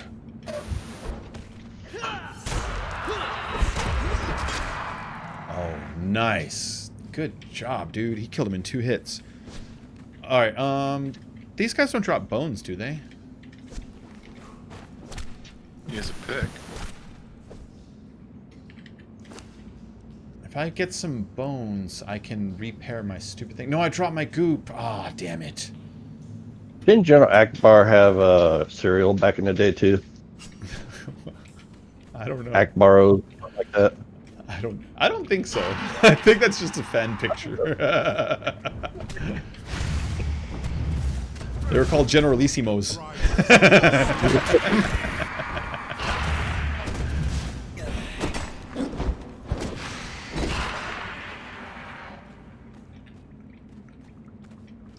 Move in, Oleg.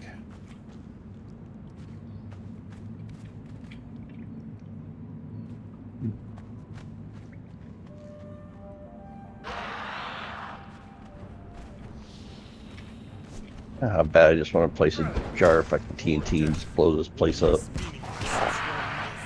What? He's like, if I could hold my breath and blow up the whole world, I would. All these random buildings that are just spread out, you know, people just put a wheel down and just. Yeah, we could talk about a cleanup day timer. Yeah. You can make it really, really long. You can make it like a month. That's true. And you're still going to clean up the server.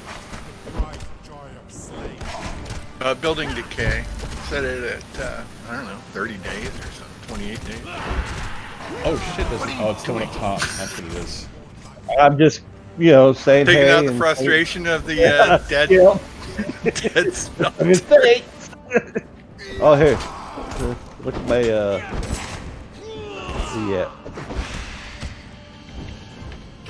Here, look on Paylor here. Pelor. Pelor. I killed one of him today, too.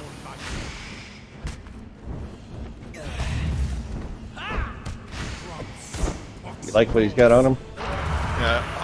Over at the I use that on some other servers. I killed a Pelor today over at White Watch. I didn't even know he spawned there. Oh yeah. I think that's where I ended up getting this guy by chance. Yeah. I don't know. When I go over there, it's for every intent to kill the bear because they drop the bear attacks. Oh, startle me, dogs. Oh. Oh. And you know, I had 2 bear packs in a row today that each one was 1,000 stone. Another specialist ammunition 4. Oh, well, put that in a box. Yeah. Somebody will definitely want that. The Grim daggers. That's cool. Nice. I'm gonna head back though. I definitely am a little heavy. That's what she said. Oh. Black blood. Check it and see. You've got a fever of 103.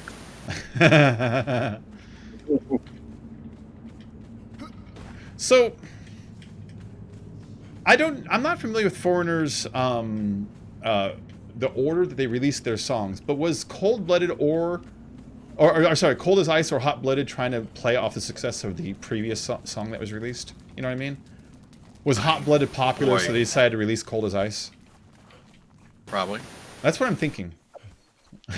So I'm thinking how it happened. I'm not an expert in that field. I'm not the biggest Foreigner fan. Their songs are catchy and all, but then like after I started learning how to play guitar and stuff like that, it's like, dude, they're insanely simple. Like ninth grader learning how to play guitar is simple. Mm-hmm. So I watched that, I was like, oh wow, and it was really kind of disappointing. It was kind of disappointing, but then again, not everybody listens to music for that reason. In fact, I kind of think it's just guitar players that do that. Is your song technical? Then it sucks. It's like, that's not the point of music, but yeah, that kind of happened. So I don't know. I don't know what it is about Foreigner. They're okay and all, but I don't go crazy for them like some people do. I'll be muted for a minute. Wife is vacuuming. Hold on. Did you call me? Oh, okay. I'm hearing things. Oh, wait. My guy's temperature's all wrong again.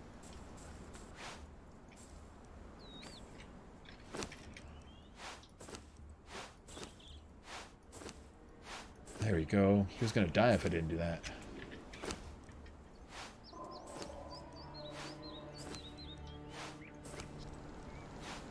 That's better. Let's switch shields. Ba-da-da-da-da, da-da-da-da-da.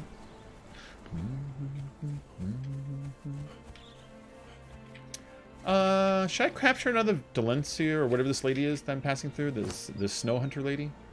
Oh wait, I can't. I don't have the weight to take over this guy's club, and he's just gonna beat her up with the club. Alright. Let's just kill these ladies. Come here. I'm a lady killer.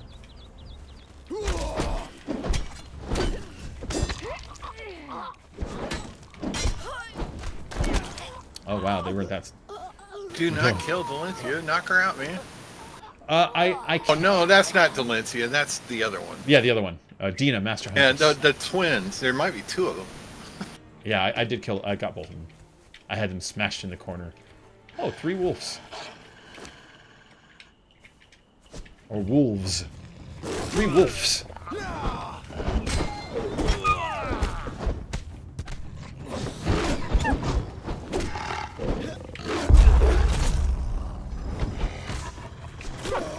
Hey, you jerks.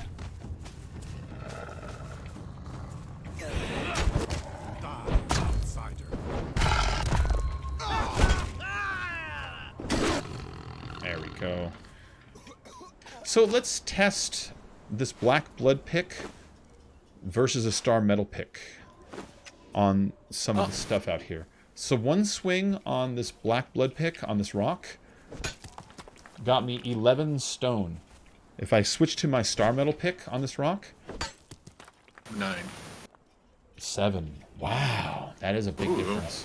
That was a low strike. You don't have survival. 8, yeah. Wow, they used to be lesser. I remember doing a test in a stream once and actually verifying it. And then my pickaxe does 7 and 8. Okay. Alright. That black blood stuff is pretty nice. But if you watch... you have the super duper,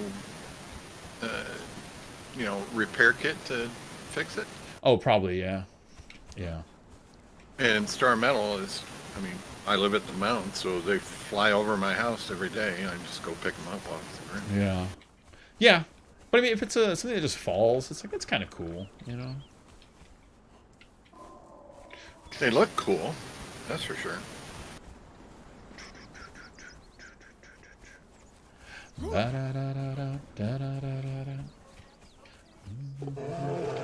Oh, a bear. Oleg. Metal Oleg. Show me your metal face. Oh, that bear sucked.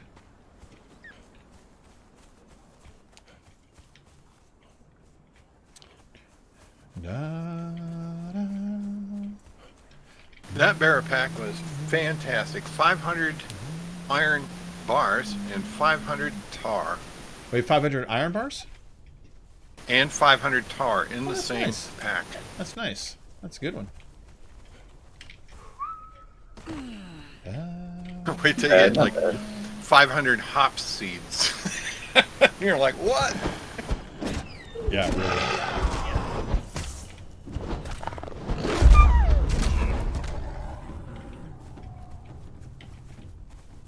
Actually, I did that on another server. I got the 500 hop seeds in a bearer pack, and I was just typing it into world chat, and this lady, this gal says, I'm a specialist in cooking and brewing. I give you just almost anything for that because each seed makes 50 of the product. Wow. So that would be 2,500 hops. She was just handing over legendaries to me just to get those freaking seeds. Yeah, that was nasty. Will this increase how this looks?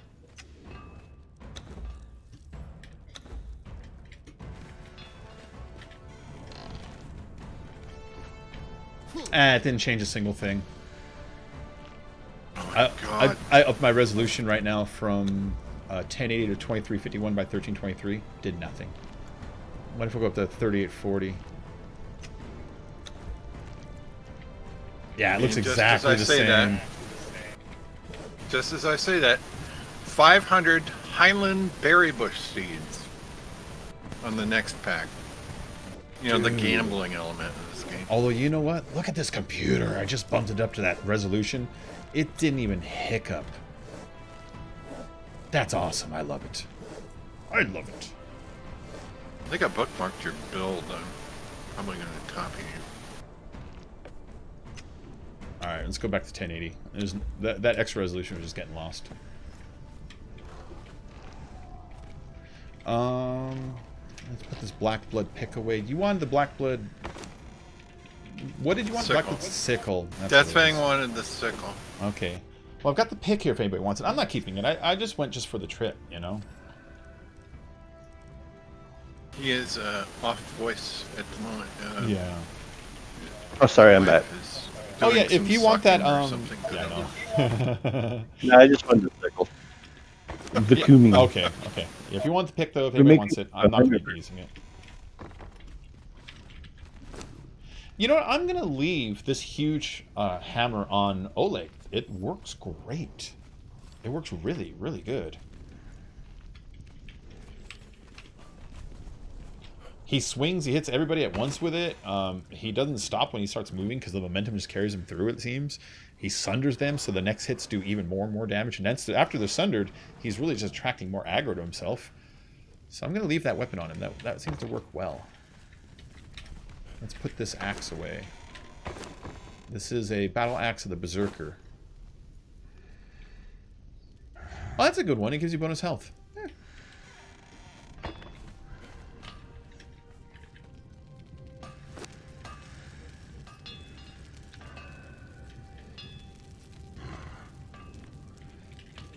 I forget what we do with these stupid hearts. I think someone said you can trade them in somewhere or something. I can't remember about that. Heart of a Nordheimer or Heart of a Hero? Heart of a Nordheimers. I got 2 of those right now. Some of them you can eat and it takes away corruption. Really? I think I remember. I think I already learned that and forgot. Because after you said it started sounding a little more familiar. Well, in one of them you used to make the bindings of the dead. I think that's Heart of a Hero. Okay.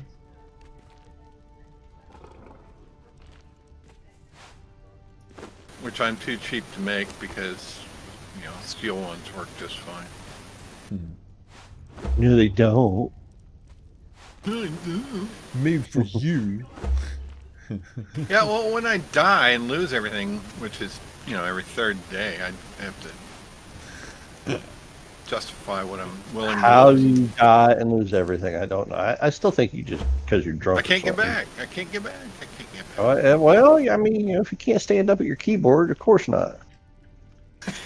You got to get yourself a second pet that is fully armored up, so when that happens, you can be like, Bill, you're coming with me. We're getting my stuff. You know what I mean?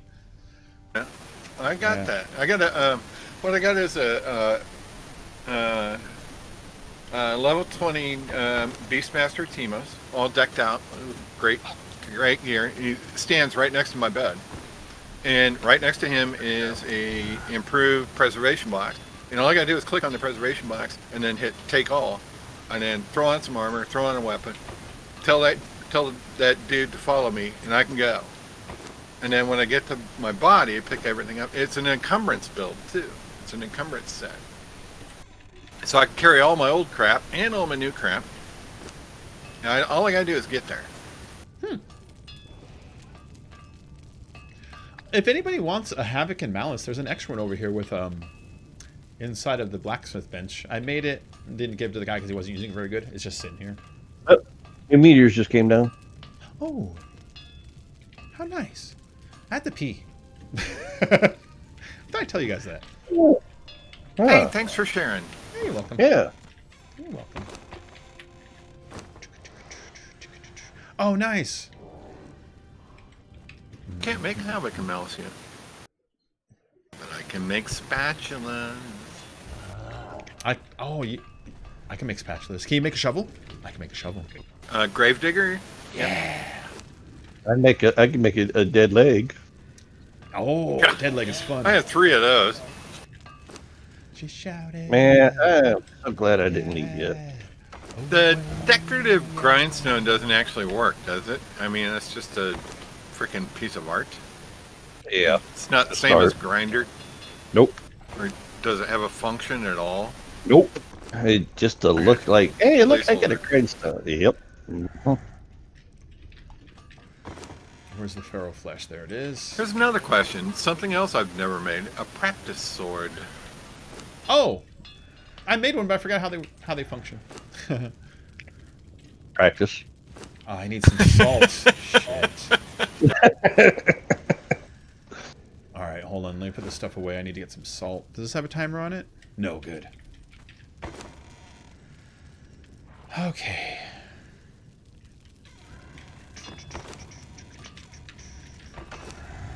I was gonna try to all the way over.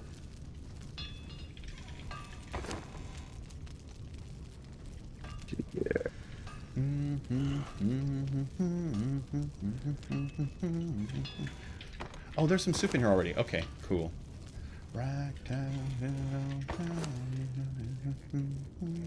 play a mistake, baby.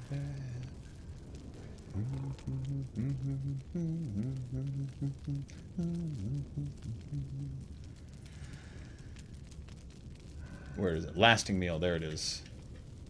I need some roasted haunches for it, but that's it. That's these. Oh, what is that? Fiery hot meat soup? I've never seen that before. Oh. You have a recipe? I do not. It's exquisite meat and rare spice. I bet you that's the pirate recipe I got. Yeah, the pirate. Yeah. I never did the pirate There's recipes. also fiery hot grubs. That's rare spice and grubs. There's fiery hot sea fish feast, which is savory fish and spice. Fiery hot imperial tea. Fiery hot bread, which is just bread and rare spice. All right. Bread sucks. Yeah. It's too hard. That's neat. Then again, I'm lazy. That's neat that there's all this stuff in here, you know?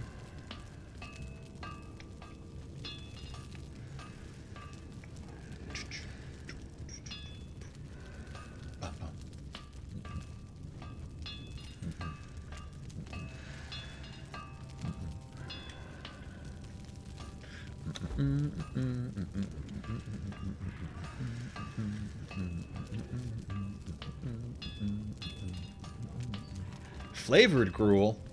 Does that work on the pets? I don't. No idea. Yeah, it's another drag. Alright, making a bunch of food really quick. I'm gonna go pee really quick while that's happening. I'll be back, guys. Hey, go for me while you're there. I kind of have to go too. Yeah. Yeah, midnight. He's already gone. No.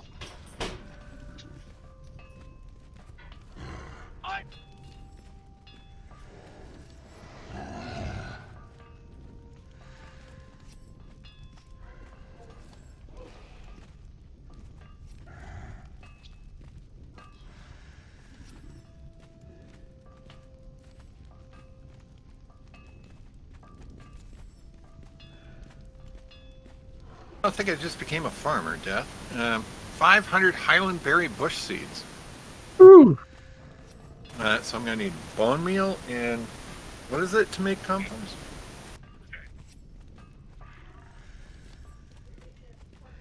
Yeah, I can't remember. Wiki time.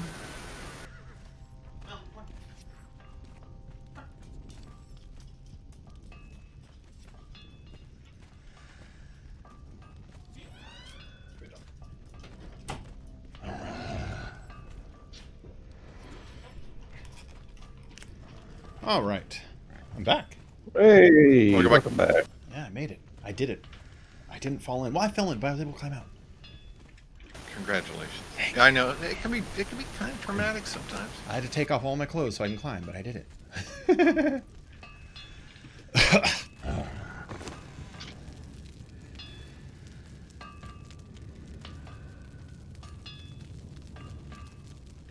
All right, there we go. Dropped off all that stuff. Let's drop off these feathers. Can you smell what the bacon's cooking? Oh. Mm-hmm. Let's fix this glowing stick.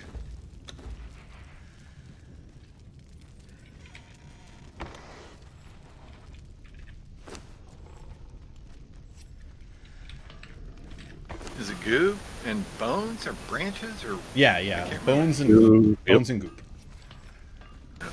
Yeah, real simple. Shoot. I absolutely do not want the glowy stick, the special one that lasts for like 2,000 hours, because I will lose it. Oh, no. I want it for sure. I don't want it. I don't want it at all. I will lose it. I will lose it. Good. I lose everything every third day. Yeah, I want it. Do you still have the canteen I gave you? That's been over 3 days. It's been over 3 days. It's still here. It's still safe. Ooh. Like I said, I tried to lose it last night, but Butterskin? Yeah, no. I still have it. I tried to lose it yesterday, but I was unsuccessful at losing it. Let's see. Maybe I should go up into the way up into the snow. Go after one of those. Unnamed City. I'm going after Unnamed City. That's what I'm gonna do. Oh. Yeah. I think I say go after one of those. The super bosses up there. Abominable snowman thing. Yeah. That's what I was thinking. The super bosses. I was thinking that, but no. No. Yeah, really. Hey. Oh, it's this.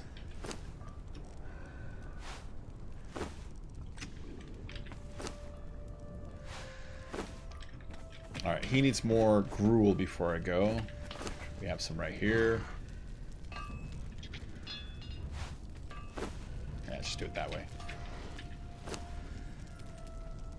Kind of tempted to go try to do the climbing gear thing tonight.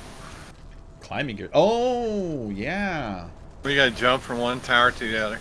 Because we're getting so many shards that I should be able to make improved climbing gear. We could be able to climb anything with the gear that I could make. Yeah. You put flexibility kits on, you'll never lose endurance. You can go up any mountain, right up. Alright, he's full. I'm ready to go, yeah. My weapons are charged. Shield's ready. Extra health. I'm in my hot armor, yeah. Alright, let's go to the desert. I can go to the roof. I'm gonna go to the unnamed city. And kill everything. Oh, wait, you know what I think I should do? Come here, Oleg. Where are you, man? I need to tell him to stand guard here. You know what I mean? Just in case. Just in case. He's like, oh, you're done with me? I'm going back to the mountain. You're not. Yeah, there you go. All right. Good reminder. Thank you. Yeah, I don't want that to happen.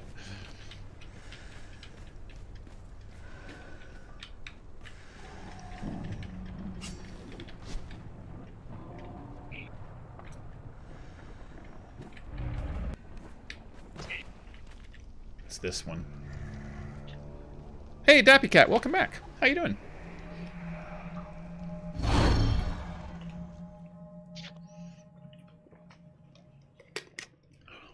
Oh, I'm in corruption. Let's get out of it.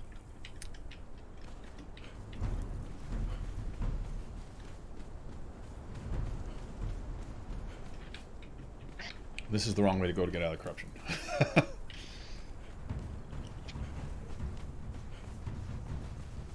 Man, corruption's overrated. It seems to be affecting further than it used to, though. Is anyone else noticing that?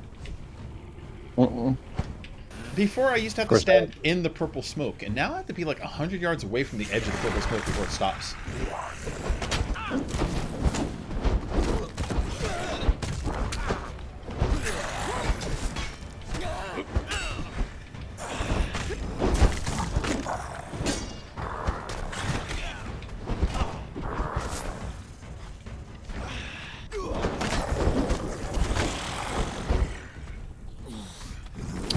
after death, brimstone?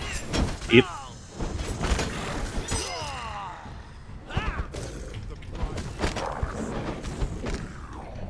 Uh-oh. Uh-oh. Run out of stamina.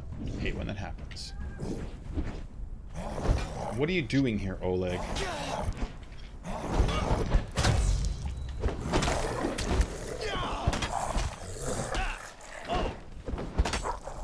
There we go. Alright, let's get out of here. Where's my torch? Whoop. Let's stop gaining that corruption. Mikey Guerrero! What up? Hola, hola, hola, hola. If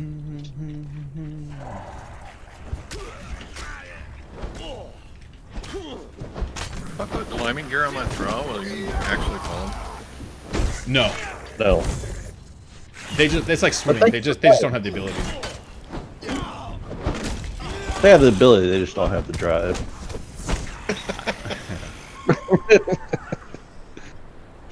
Like, follow me, and you're like, nah, not today. That's cool. I'll watch down here, okay?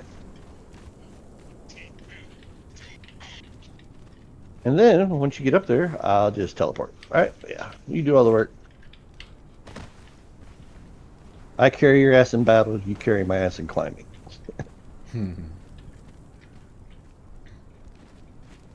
Go on, Oleg. Get close enough to get their attention.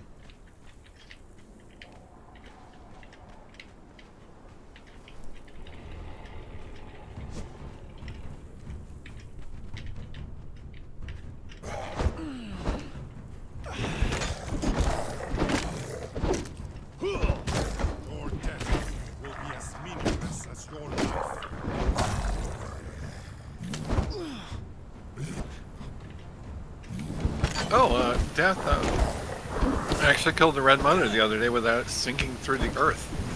So it can happen. Nice, man. Awesome. Oleg, what are you doing? God damn it. I told him to attack the guy in front of me, and he ran as far as humanly possible and attacked some dude on a cliff. Goddamn pets are so useless sometimes. And by doing that, he attracted every single skeleton, which was not the point. And now he's walking away from them all. He dragged them all to me and left. Yep. He's like, what did you say to me? All right, let's see you do this. There you go, Oleg. You dummy. You big useless dummy. Alright, here comes the big guy. Here comes the big guy. And he missed. There you go. Get his attention. I'll go kill the stupid last skeletons. Oh my god, stop running! There.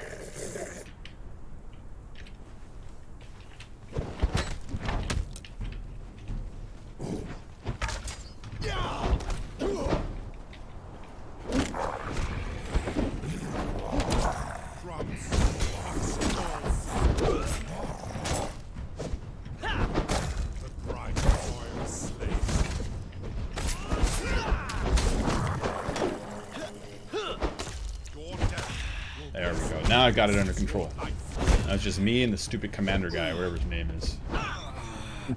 Oleg. Me, Oleg, and the enemy, the one that has all the skeleton troops in front of him. Okay. Yeah, I think they call him the commander. I call him two-hander. I think they call him the commander just because of all the troops he's got, or some shit like that. This one was the commander, and the one in the fire had its own name too. I forget what they were though.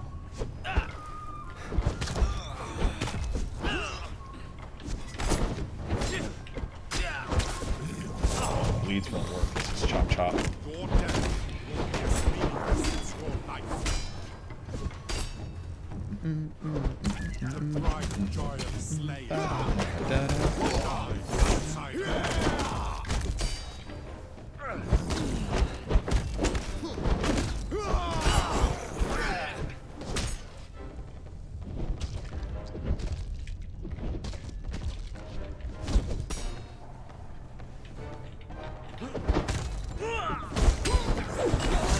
What? There you go.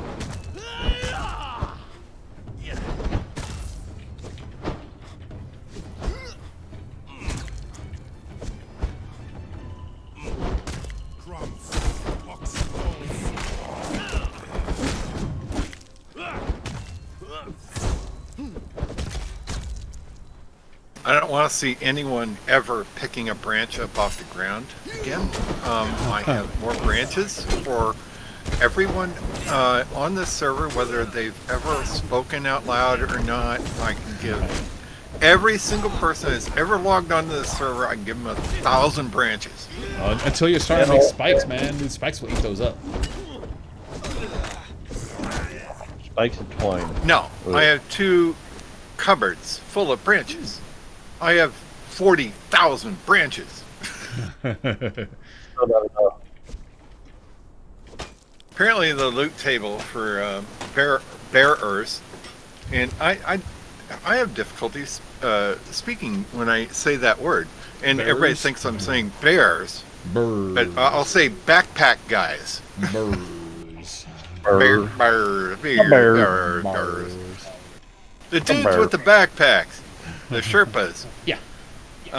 My God, every other pull is 1,000 branches. Yep. I like when they leave alchemical powder the most. Oh, that's good. Oh, yeah. I had a 500 and a 250 today. Nice.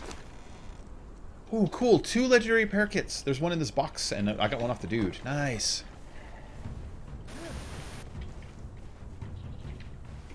Let's go this way.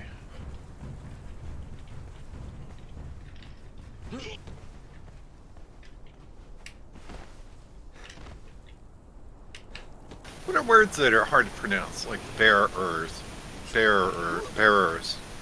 That if you say it, in regular time, another person may not understand, even though you both speak English. Yeah, I can't think of any right now, but I mean, yeah, words that the syllables kind of just like merge together. Sounds like you're mumbling or something, Yeah. Uh-huh. And then, of course, folks from across the pond or speak another language just, laugh all day.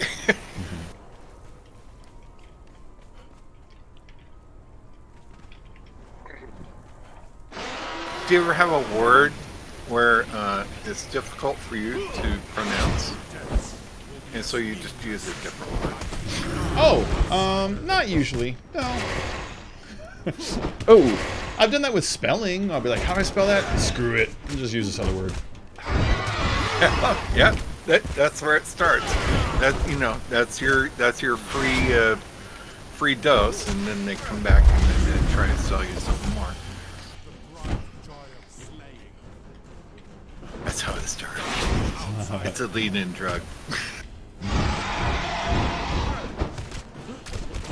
I can't spell equanimous, but I can say Equanimous. Equinimous. Equanimous. That's yep. You got it. Well done. I was a spelling bee champ as a kid. Oh, really? Yeah. Are you serious? Yeah. When I was a kid. Archaeopteryx. Huh? Flightless bird from the. How would I spell it? What was the word? Sorry, what was the name? What was the word? Archaeopteryx. Archaeopterist? Yeah, other than the dodo, Yeah. the other flightless So, bird. Archeo, Optiist, Optiast? No, give it.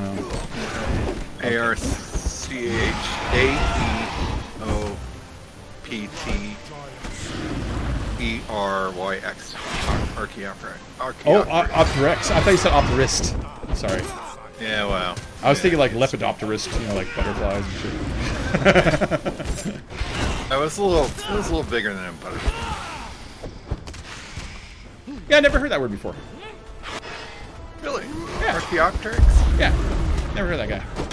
It's the other dodo. It's the other flightless bird. Oh. That's why I never heard of it. And probably didn't. That's probably why it didn't stick around very long. Yeah. Damn Darwin. I thought this guy was supposed to drop a key. Maybe I'm remembering that wrong. I'm misremembering. Bat? Yeah. I'm remembering that wrong. He doesn't drop a key.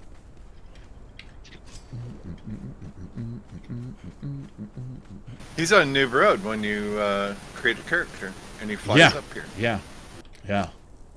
You can also pull him out of that corrupt area before it all sets in too fight much. him, so you don't get all that corruption. I was thinking about that, but I thought, screw it, I'm just going to burn through it. Yeah, that's cool. Yeah. All right, everyone's getting a good look at the backside of my balls right now.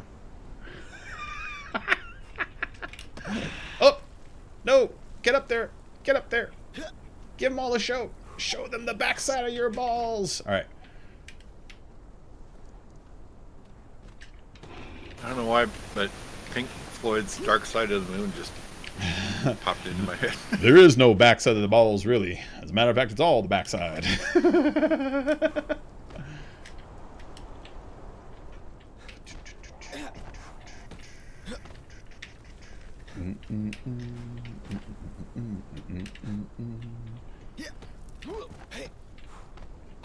Come on, get up there. God damn it. Oh, shit.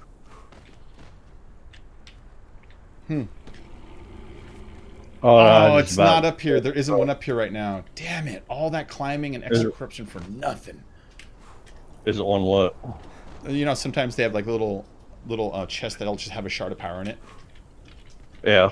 Yeah, there's supposed to be one on top of this pillar by the bat. It's not here right now. Oh. It was here last time I came here, like a couple days ago. So, I mean, I know that it's still in like, you know, the game in general. Yeah. Somebody's gotten it recently. Yeah, or it just didn't spawn, which that can also sometimes happen. But that's no Well, you big. did just reach Hey! the server, so... Crazy viral gaming, what up?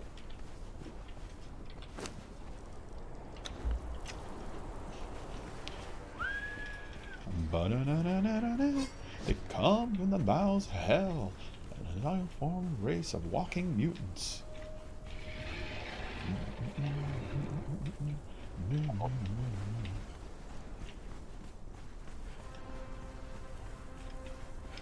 Alright, I'm gonna go and see if sometimes there's a shard that used to appear on the backside of this pillar, but I haven't seen it like the last 3 times I've come here.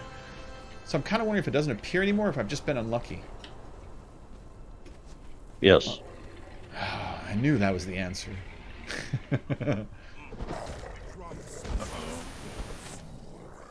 Thrall just went stupid.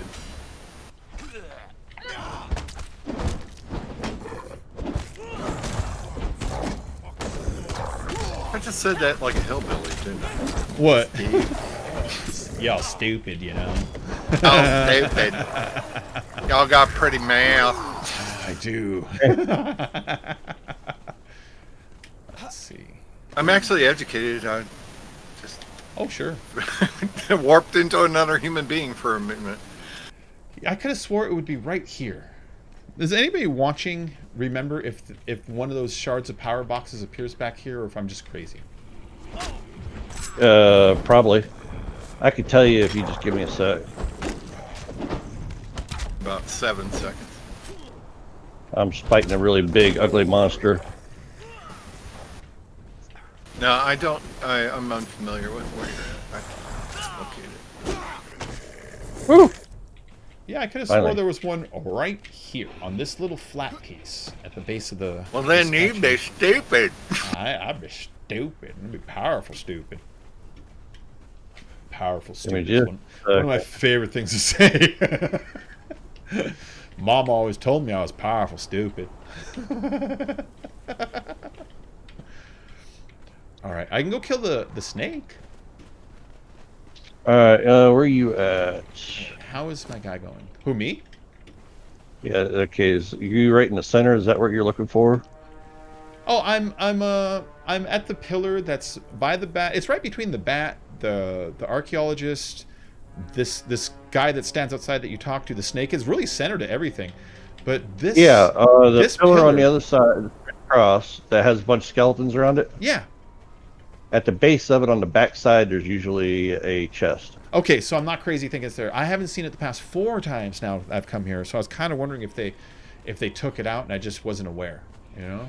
No, Yeah, if anybody is farming or running through there killing stuff, leveling up, they'll usually go for the easy ones because that's all they know how to get. Yeah. yeah. When I log on and there's like less than 3 people, I go farm there. So it's probably empty. When there's 5 or 6 people and there's people in their 50s or whatever, just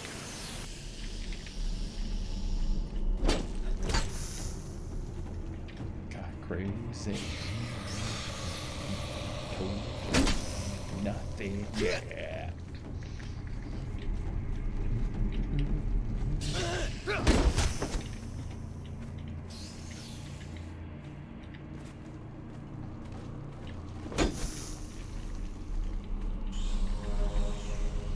All right, go get him, Oleg. Get the big snake.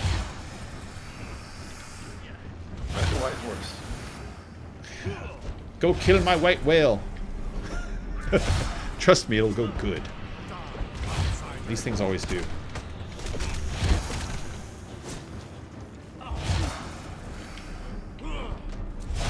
Yeah, this snake is not long for this world. That's what she said. I did it again. That's true, she did say that.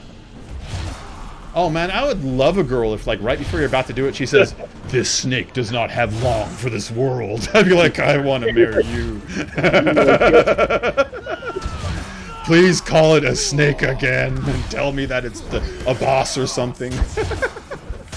Tell me you're going to tame it. Yeah, I'm going to start calling it the final boss.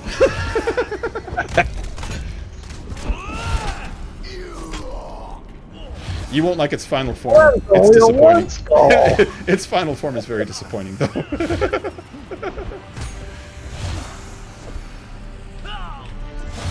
There we go. That's a dead snake.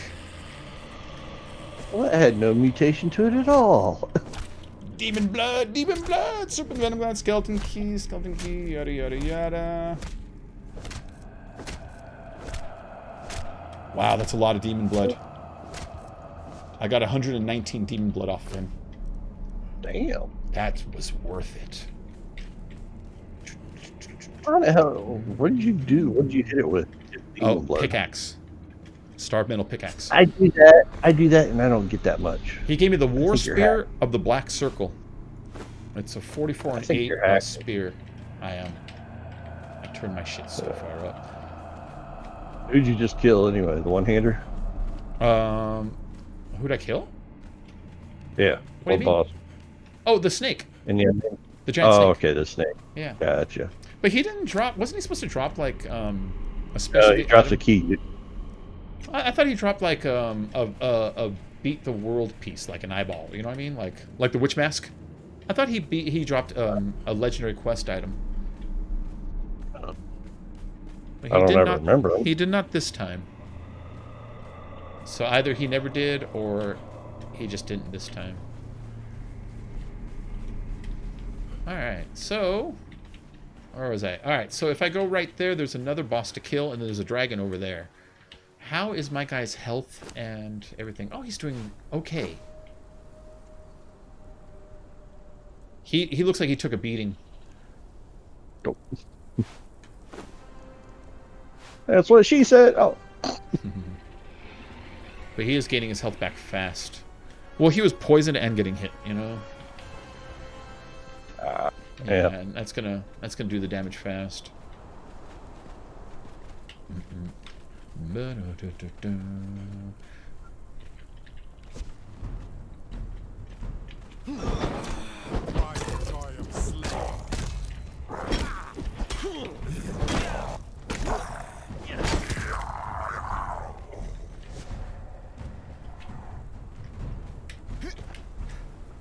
So, do you remember Susie Sue from Susie and the Banshees?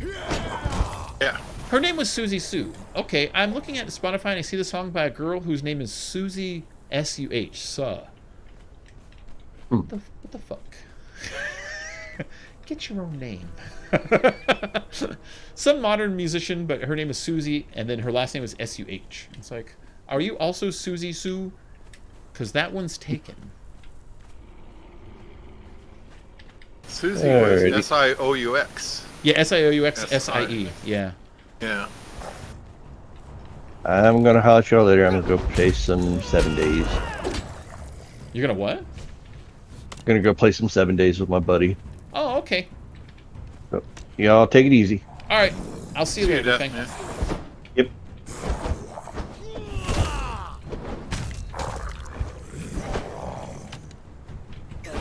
Get their attention over. There you go.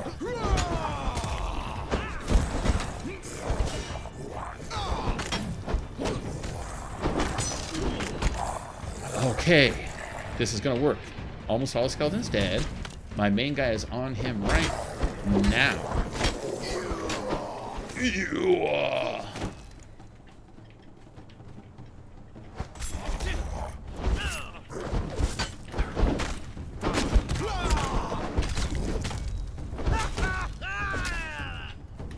Alright, cool. They're both at the same health now. That means my guy's definitely going to win because my guy came in here with far less health than full.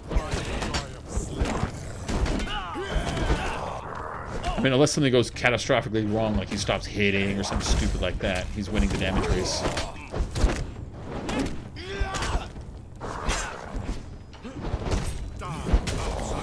I do want this guy to die fast, though, because the more damage I can save, the less time I gotta kind of, like, let my guy heal up before we go take out the Red Mother.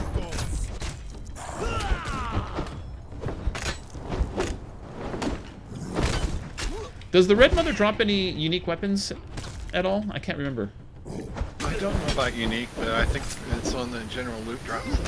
Yeah, like I've seen. Hey, your notifications are coming through. Am I live? Yeah, the mass, whatever. Oh, I'm sorry. I switched channels. Never mind. What? I made an error.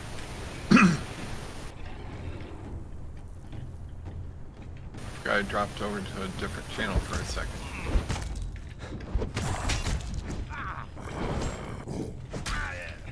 That's grounds for excommunication, you know.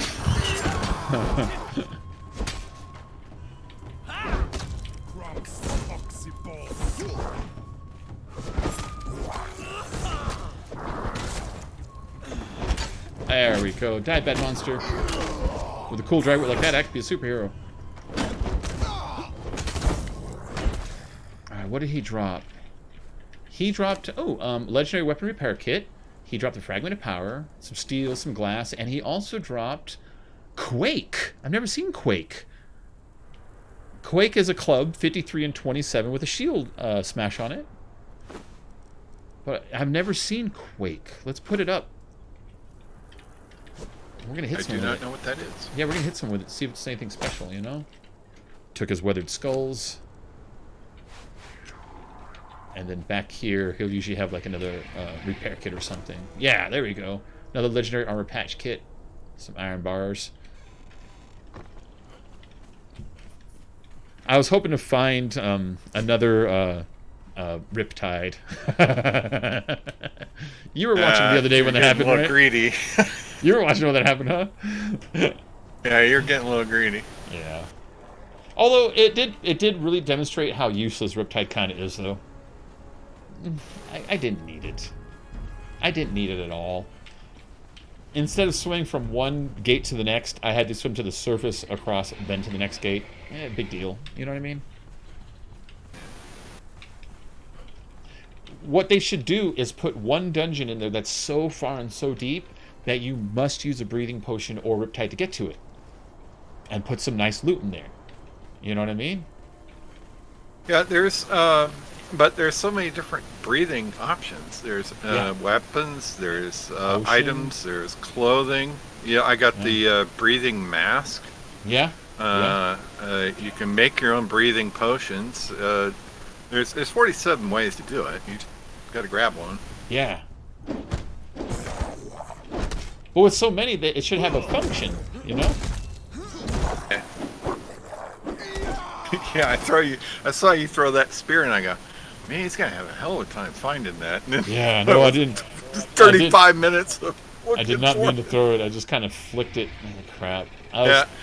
First time I wielded a spear, I did the exact same thing, though, so I was right there with you. Go get him, Oleg. Oleg, go get him. I got some cool-ass spear, and I'm like, wow, this is great. And, like, third time I used it, I threw it, you know, looking all over the desert, trying to find it.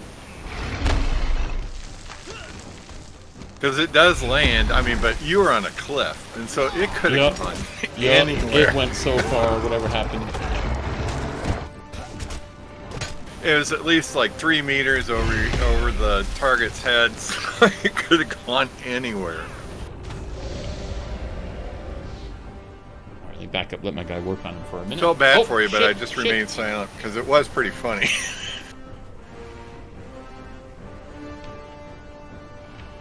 For some reason, he wants to follow me again. Oleg, kick his butt already.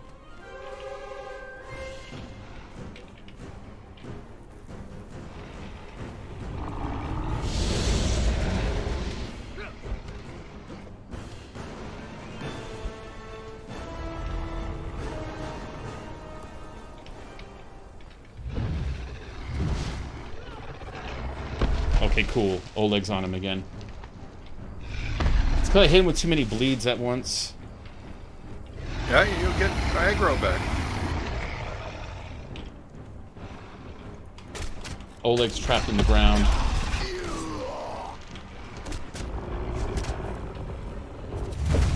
He likes worms.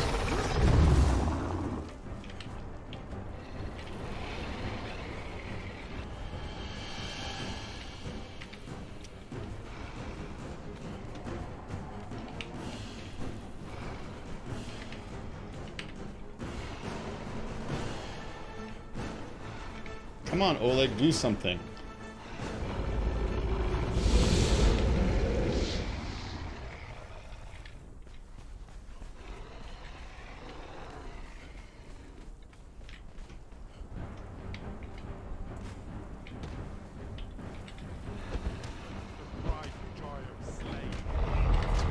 There he goes, he's on it again.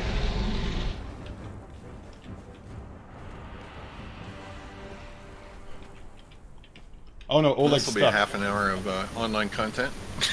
Oleg's stuck again.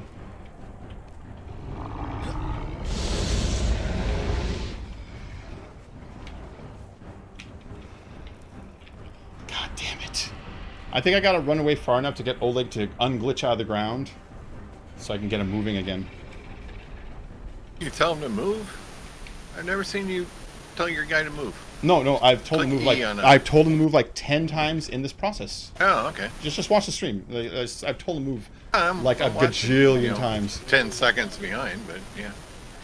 Yeah, no, he's not. Oh, you're moving. right. Yeah, he's stuck. He's just stuck in the ground. Oh, there he is. He's out. Okay. And the dragon went back. Hopefully, he hasn't recovered his health yet. Come on, Oleg, kick his ass.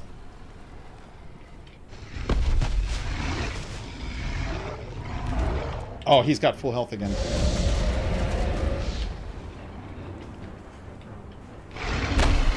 And I don't think Oleg wants to fight him anymore. Look at that.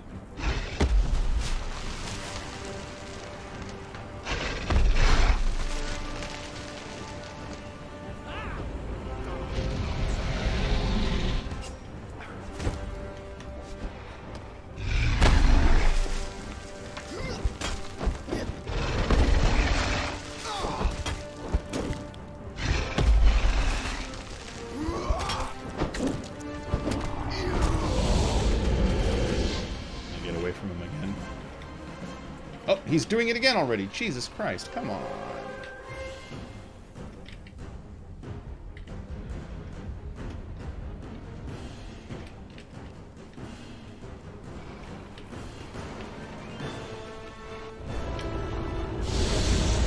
That was close.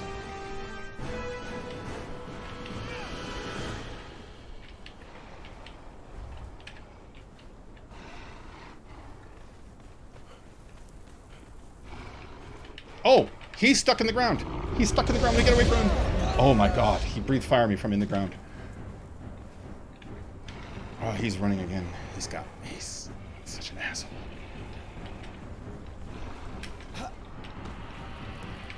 Alright, I think I just got to kind of ditch out and just leave him to his own devices for now, because he does not want to give up on me, and he just wants to chase me around in circles. Is he still chasing? No, he gave up. Okay, cool. It's because he's stuck in the wall again.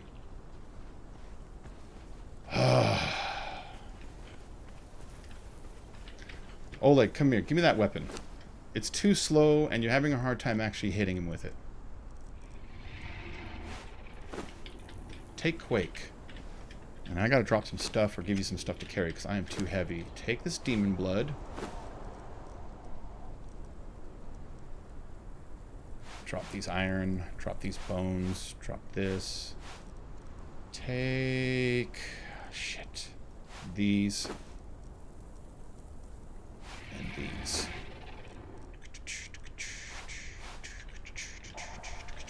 Let's try this one more time. Crazy viral, dude, we're doing good. Doing good. How have you been? Oh, he's gone. Shit. Red Mother fell through the earth, I think. You need to restart? Well, not right now. I'm not worried about it. I'll restart later for other people, though, you know? Oh, there's no, shard behind here either. You know, there's a shard back there? Yep. Yeah. Bad luck. Yeah. Oh, Oleg, you piece of crap. Go kill that thing. Dummy.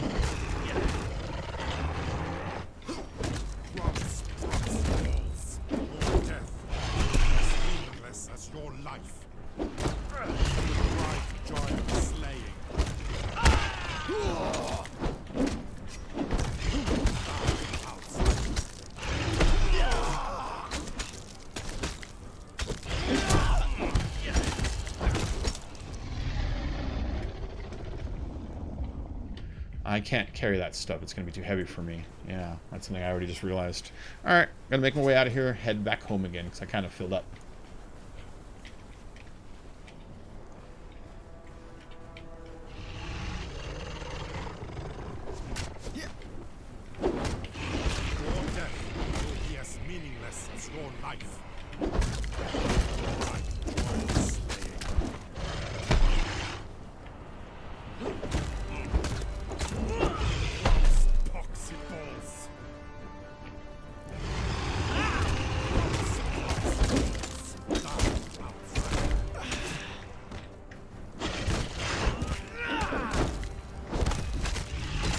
There we go.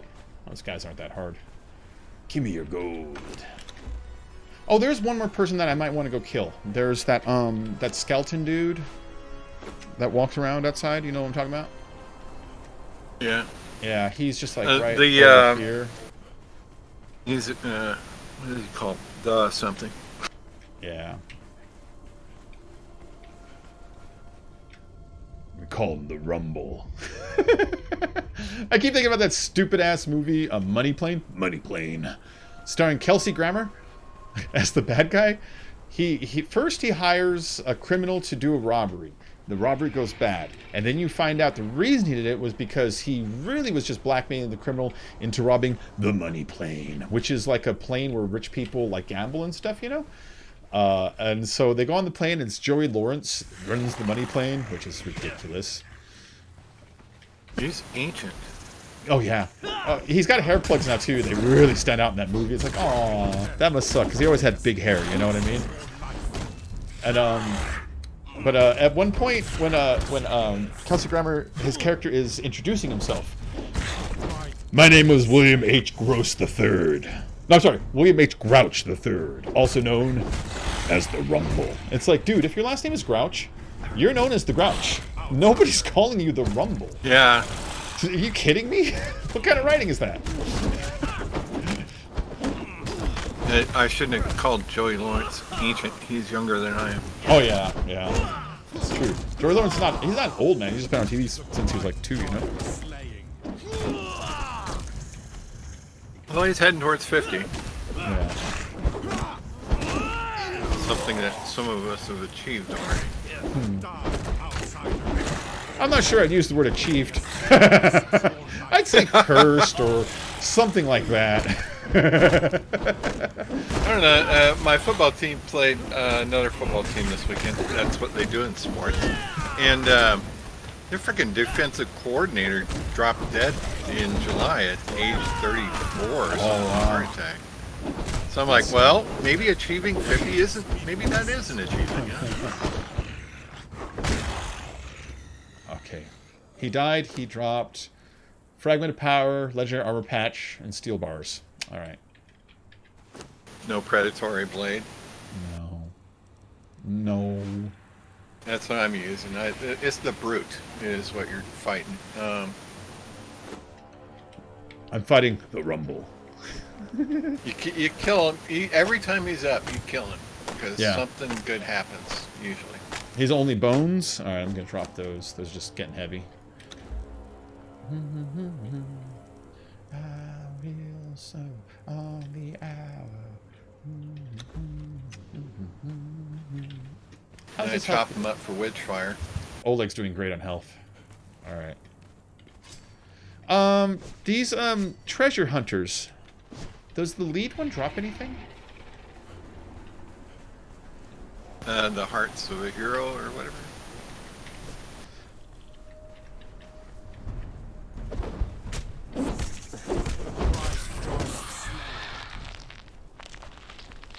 But no weapons or anything, though. Huh?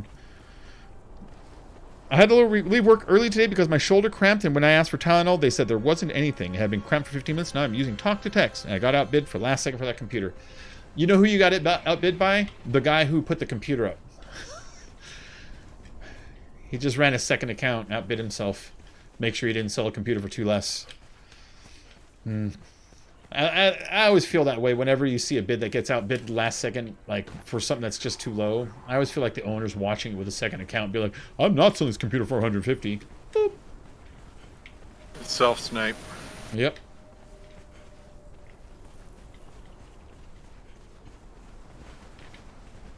He used to be a good sniper on eBay.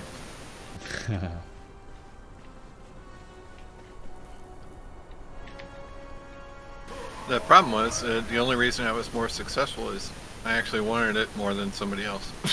So I didn't snipe it for $1 more and snipe it for $20 more and find undervalued items. I give myself a budget, and I would look at the the under 5-minute bid, and I didn't go $1 more or $2 more. I mean, $5 or $10 more. As long as it was under my budget number, that was fine. Got burned a lot. I don't care. I might bring another relic treasure. I might bring another relic from home. I figure I'm here, I might as well. You know what I mean? Yeah. I gotta give you a team boost, man. I gotta give you a throw. Do you hear the stats that they're carrying though? Their stats are great. Big bonus to strength, medium bonus to health, smallest bonus to agility. Vitality, yeah. Yeah, with strength, vitality, and then agility. It's like, dude, that's exactly the order I'd wanted them. So, I mean, I'm not going to use them as my personal defender, but having them around the base, I feel that's probably probably as a general thrall. Hell yeah, yeah, just a good guard lying around, you know. Cool, he's unconscious. All right, give me that love tap back. Take the quake back. Let's go stop some of these other guys. Oh wait, how's your health before I just throw you in? Oh, he's good. He's missing like 3 health.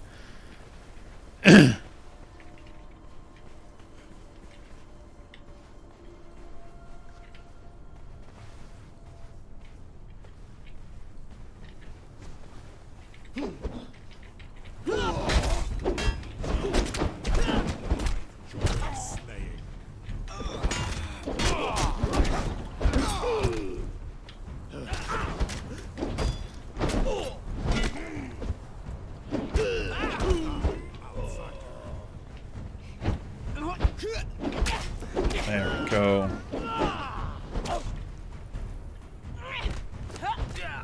Relic Hunter boots. No one gives a crap about those.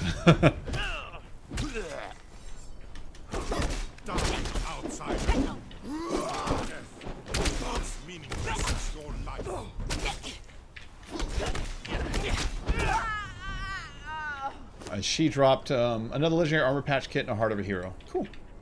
I can dig it. Okay, let's bust out the rope.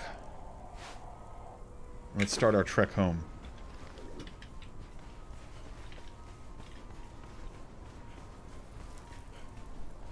Is this him? Yeah, that's him. You're coming with me, friend! Oh, how much health does my guy have? Let's see. Oh, he's great. I'm going to kill that scorpion on the way out, too. He's got full health.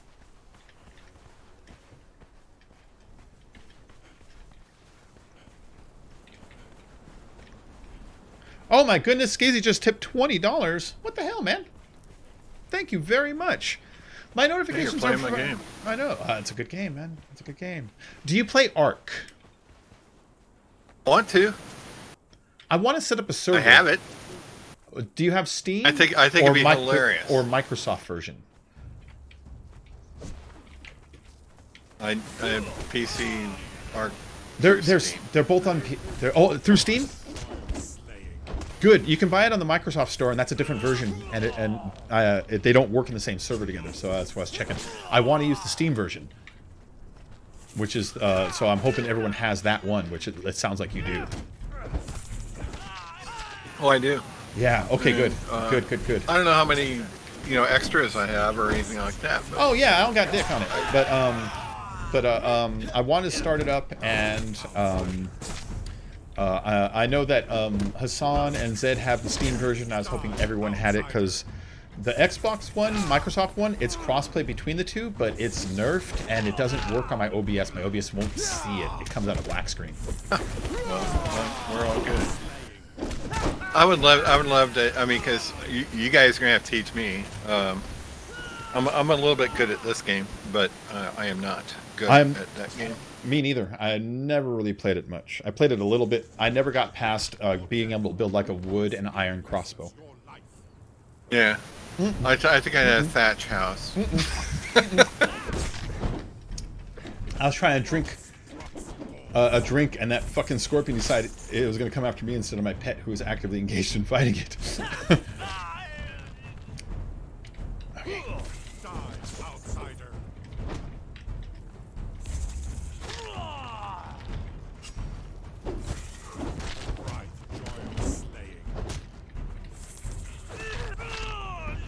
I'm not gonna lie to you. I've never actually defeated that scorpion straight up. They're pretty tough.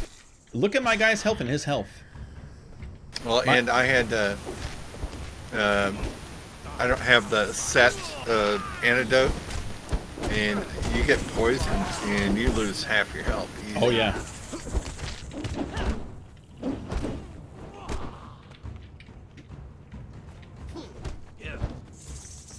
I have seen a way to defeat it without much work, though. Was it the staircase? Giants. Yeah, the staircase. The staircase works good, yeah. So that's kind of cool. Yep. I know what to do here. Even if you don't get the loot, you just take it up there, die, and then you use all your extra skeleton keys on the chest. So.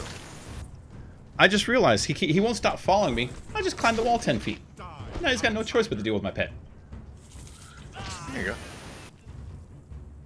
I'll stay up here. Yeah, I'd love to do Ark. I think that'd be hilarious. Nice. Okay. I think it'd be really funny. Yeah, it's like it's my kind of game, and B, it's my kind of game that presses the graphics, which is what I'm trying to do right now. And requires teamwork. Yeah. A little different than all of us doing our own thing, and also a lot of humor involved because we're all going to die all the time. It reminds me of this a lot because of the emphasis on pets. So I think we'll do just fine. Ooh. You gonna live? Yeah. This is my little fake pen.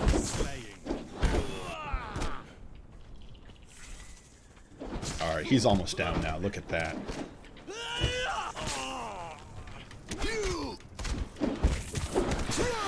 But I would be a real liability.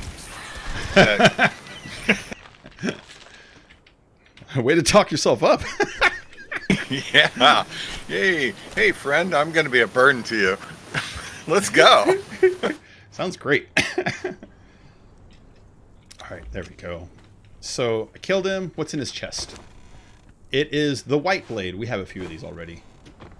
Yeah. Yeah. Not bad. Yeah. Terrible. It's too heavy for me right now, though. There we go. It doesn't matter what weapon he's carrying on the way home, honestly. As long as he grabs any of them.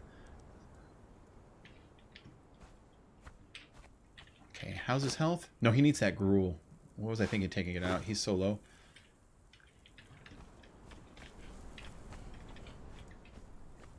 Oh, my white zombie's over. Alright, let's switch it up. I listened to Astro Creep, and then I listened to the Last Exorcisto album. Do you know the first place I ever heard White Zombie was I had this girlfriend when I was like, I don't know, like 17. And her dad knew that I was into drawing, and her dad knew I was into heavy metal. And he was at a yard sale of all things, and he's like, I found this tape, and it looked really neat. It looks like heavy metal, but it's got some neat drawings on the cover. I thought you'd like it, and he just gave it to me. And I'm like, oh, cool, man, thanks. And I brought it home. It's like, dude, this is like the coolest album I've heard in a long goddamn time. Of all the things to find randomly, girlfriend's dad, obscure, you know? Girlfriend's dad chooses a good thing, obscure. Decides to buy it to me, even more obscure. And then it turns out to be good and unique. And it's like, of all places to find it, a yard sale? Like a yard sale? Usually you find old tapes there, you know, that are from your kid who moved out, not some album that came out that year, you know? So it's just a weird mixture of stuff, but that's the first place I ever heard White Zombie. Was my girlfriend Erica's dad found a copy and brought it and got it for me. Great album. Because I was already kind of into metal, and I was into industrial. I was starting to get into the industrial scene, and honestly, White Zombie was kind of the first metal band to flirt with samples and stuff like that, you know? Like, the metal bands really didn't mess around with that much back then. It seemed, which is kind of like a staple of industrial music. Oh, a dancer!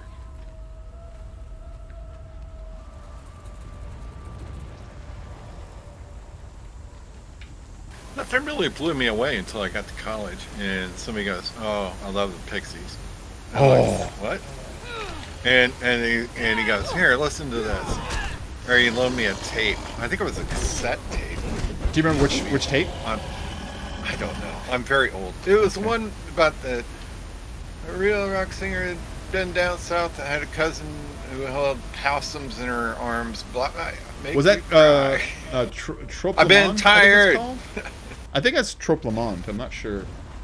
Dude, I don't know. Was the album I was that like, really with the most. I have never heard anything like this before in my life. I don't even, you know, it's like being in a foreign country where you don't know the language. Yeah. And I was like, I don't know what this is, but I like it. What castle was he talking about? Remember the Deathfang said, have you checked out the castle? Well, I came to his old base. Yeah, his place up here at the mountains is going to be quite the place. Wait, where is it at? What are we talking about? I am in his old desert base.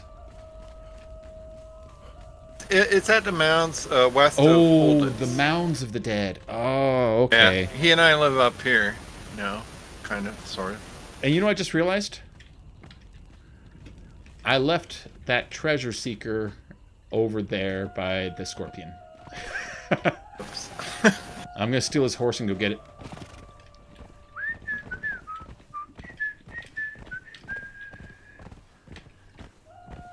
Da-da-da. I don't think he remembers that horse's name. It's Nightmare. Oh yeah, he's been sitting there forever. He's been up north for a long time. You're fine. At the mounds, we have several horses. I gotta make saddles, but we've got several temporary horses just sitting in a cooler. You grab one if you need it. Yeah. Down you go. Yep. Sleep. Tess heads his tails, just call me Lucifer. I'm in need of some restraint. It's a kick-ass song. This playlist I'm listening to, it's nothing but songs about Satan. I was like, really? So it's like Satan is my motor, Sympathy for the Devil. It's like, all right, cool. What a cool album. What a cool playlist.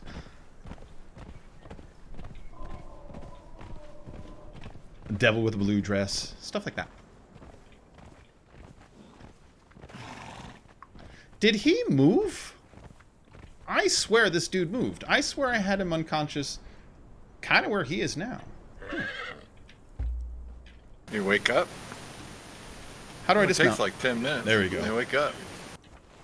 Nah, he's still asleep. Can I carry him on horseback? No. Weak. I heard somebody say you could, and I tried it, and it did not work. Maybe you used to be able to and they disabled it, you know what I mean?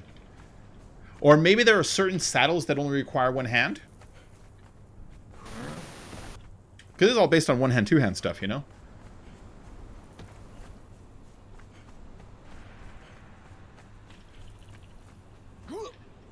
There was somebody in the forums that said, "Oh, it's great. Now we can haul trolls with our horse." Maybe they were just assuming, you know? I don't know. Yeah, I mean, I'm just taking guesses. Or maybe they were trolling. Maybe they're just trying to be like, dude, did you know if you hit the skull in the head, it gives you 1,000 coins, but you gotta hit the right spot? You're like, I gotta try that all day. There's a secret level in this. You have to find the right rock and hit it. Hit Control Alt Delete F4, and you're good. Oh, the Control Alt Delete one. So many people try that one. It's like, come on, come on. Or Alt F4. Yeah. Oh, that's a big snake. It's just childish. Let's go around that snake.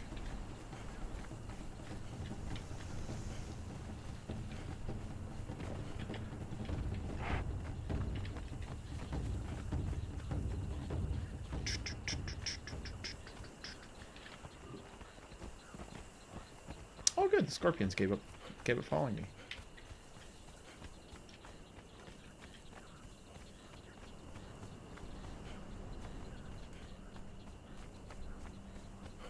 Oh! Well, what song is this that has to do with Satan? And it starts off with... I'm like, what is that? Do you know what that is? It's Running with the Devil. Yeah. Van Halen. Boom, boom, boom, boom. Yeah, it starts off with like a big old noise. I don't listen to a lot of Van Halen, but I'm gonna let this one run. Because this is at least David Lee Roth. At the very least, it's David Lee Roth. I am not a Sammy Hagar fan. I like Sammy when he was on his own. Oh, I yeah. don't like him. Yeah. Yeah. I don't like the way their sounds But together. the big experiment didn't work. Yeah.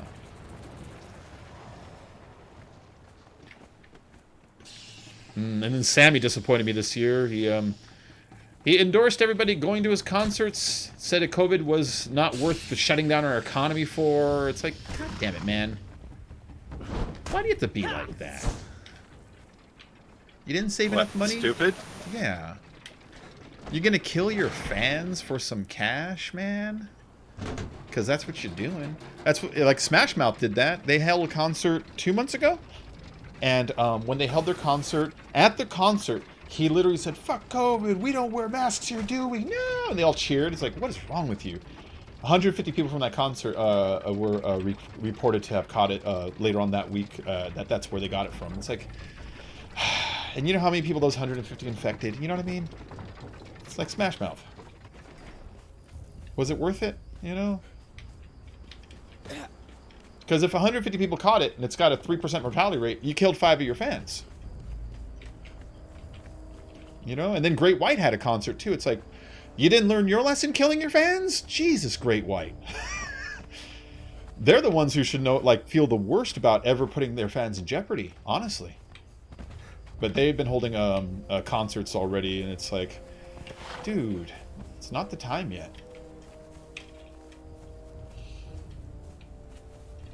You see Well, that? yesterday was our first college football game at Iowa State. They had the band, they had the cheerleaders. 2 weeks ago, they said they were going to let 25,000 fans in. I'm a big enough donor that I would have made that cut. Yeah. And then they cut it in half to 12.5. And then a week before the game, they said our COVID rate is one of the highest in the nation, so we can't let people in. Highest in the nation, highest in the world. I mean, you know what I mean? It's a good reason. The two counties in the country that were highest, and they were both in the middle of bumfuck Egypt, which is where I live, Iowa. And we had reached a 23% increase in positive cases over the course of 2 weeks because college is back. And guess what the kids are doing? They're partying, you know? Yeah. Meanwhile, Canada Day celebrated a great milestone. No deaths in like 2 weeks, something like that. I know. We only had 19. Of course, there's only 3 million people here. Yeah. I mean, we're like Sacramento.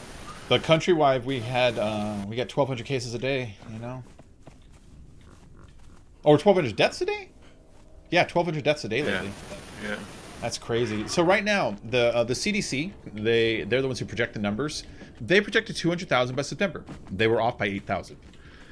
They are now projecting 400,000 by January. That's a fuck ton. I don't know. I saw a school teacher.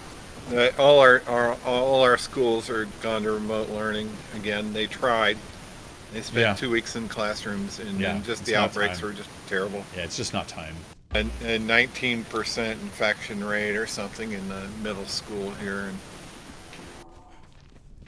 and we just don't live in the world we did, a year ago.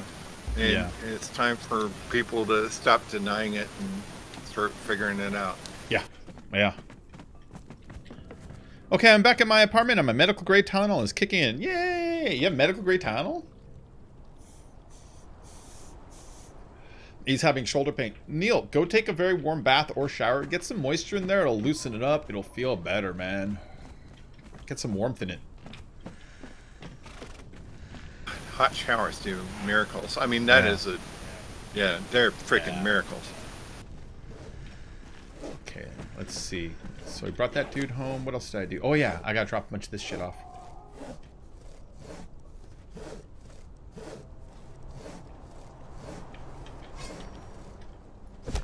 Oop.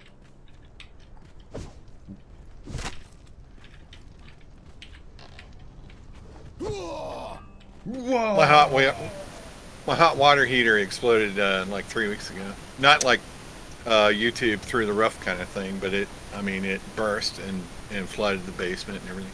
Oh, wow. And it's just, it's like 25 years old, piece of shit. Yeah. And we rusted through apart. did not spare any expense, and we blew about $2,500 on a brand new one, and it'll last me the rest of my life. Yeah. And holy crap, the water pressure, the warm water, you got a sore shoulder, you just throw it under the shower for 5 minutes. It fixes so many things. That old piece of shit. I'm so glad it blew up, because it has just improved the quality of life in our house by a magnitude of 10. And the value of a hot shower when you're not feeling well, or you have a sore back or ache or shoulder or arm or whatever, cannot be put in numbers. It is so therapeutic. So we have like, hey, what's up? We have like 700 demon blood. So if you want to take some of this demon blood and start turning into more map rooms.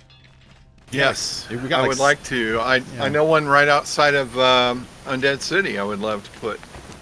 Yeah, but we got 700 demon blood in here. What question did I ask? About how do I have medical grade Tylenol is because... No, I didn't ask how. I asked why. Oh, why? Yeah. Is because when I lived with my parents when we first moved to New Jersey, and you can sometimes hear it when I'm tired in my voice. I slipped on a jetty at the beach, and I lost one of my teeth, and I had to get root canal, a post, and a fake tooth put in, as well as 7 stitches. And so now, if I eat something that's too hot, too cold, I have to have it on hand with me. But I forgot to bring it with me to work. Just take Sensodyne, man. It's like medical grade naproxen sodium. No. Naproxen sodium. What I'm saying though is you're responding to the pain. If you take Sensodyne or sensitive toothpaste, it will it'll numb the nerves in your teeth to not be responsive to hot and cold. Well, yeah, it's like a tiny little bit of Novocaine. It's not so much that, it's because of the nerve that I hit when I had the accident. I can't use Sensodyne, otherwise it'll make my gum bleed.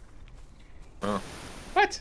It's weird. That makes no sense. I do understand that. I had a medical condition last November that it started from a dental thing. Yeah, but I wound up in but a nerve will not make your skin bleed. No, well, if it gets infected, it will.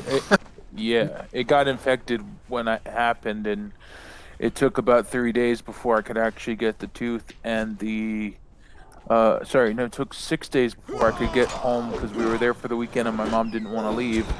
So it took about 6 days till I could get home, get to the dentist, and have everything done. So it kind of got infected, and that's what happened. Yeah. Which sucks. Like, I can't bite down right now, even though my jaw is tired. Oh, is it just right now that you have it? Is it something recent, or is this an old wound?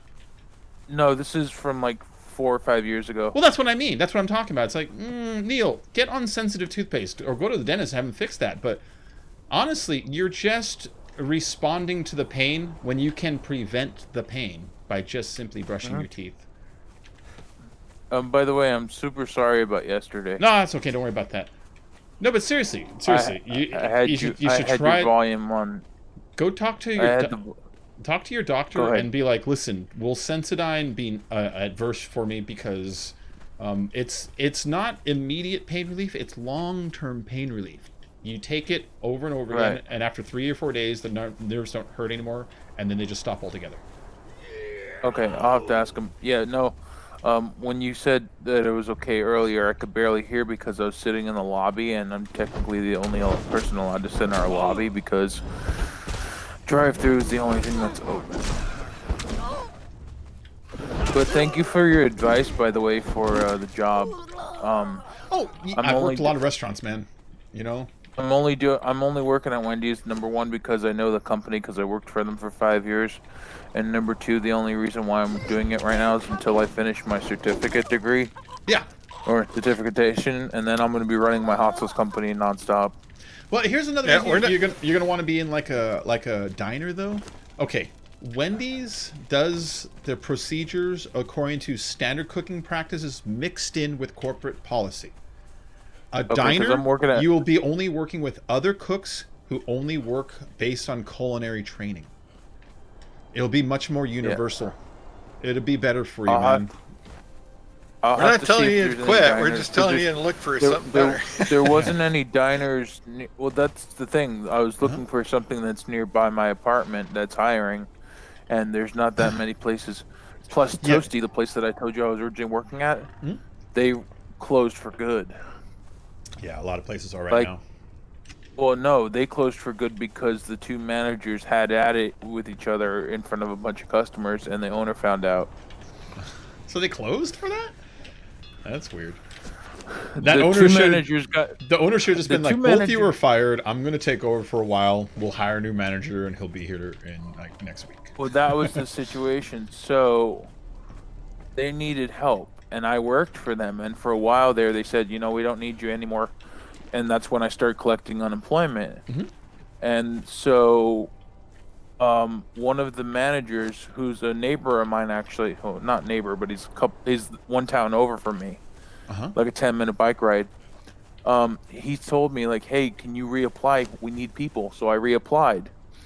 The manager that hired me originally said she was leaving the company to work for the postal delivery service. So she got turned down, and she did not like working there. And so what ended up happening was the manager that lives near me, Mike, and the other manager was Angie, had at it with each other because Angie was like, there's nobody applying for the job except for Neil, which is me.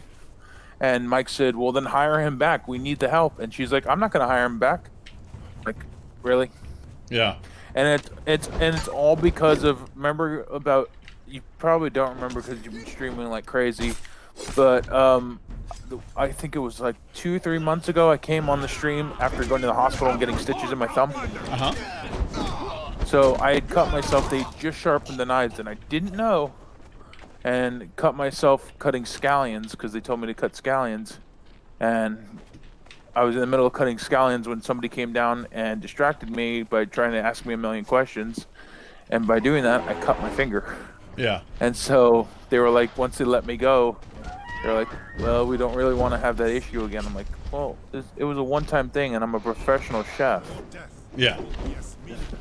So, well, yeah, and by the way, with the computer, I might be just building one at this point. I could build one for the price that I want. Damn it! I was hoping to kill him before he did that. What, turned around? Yeah, this elephant. Woolly mammoth. I'm just after some furs and skins and shit. You make some hardened How's leather. how's your dog? Oh, Dogs? they're fine. They're fine. They're both in the room with me. They're just relaxing right now.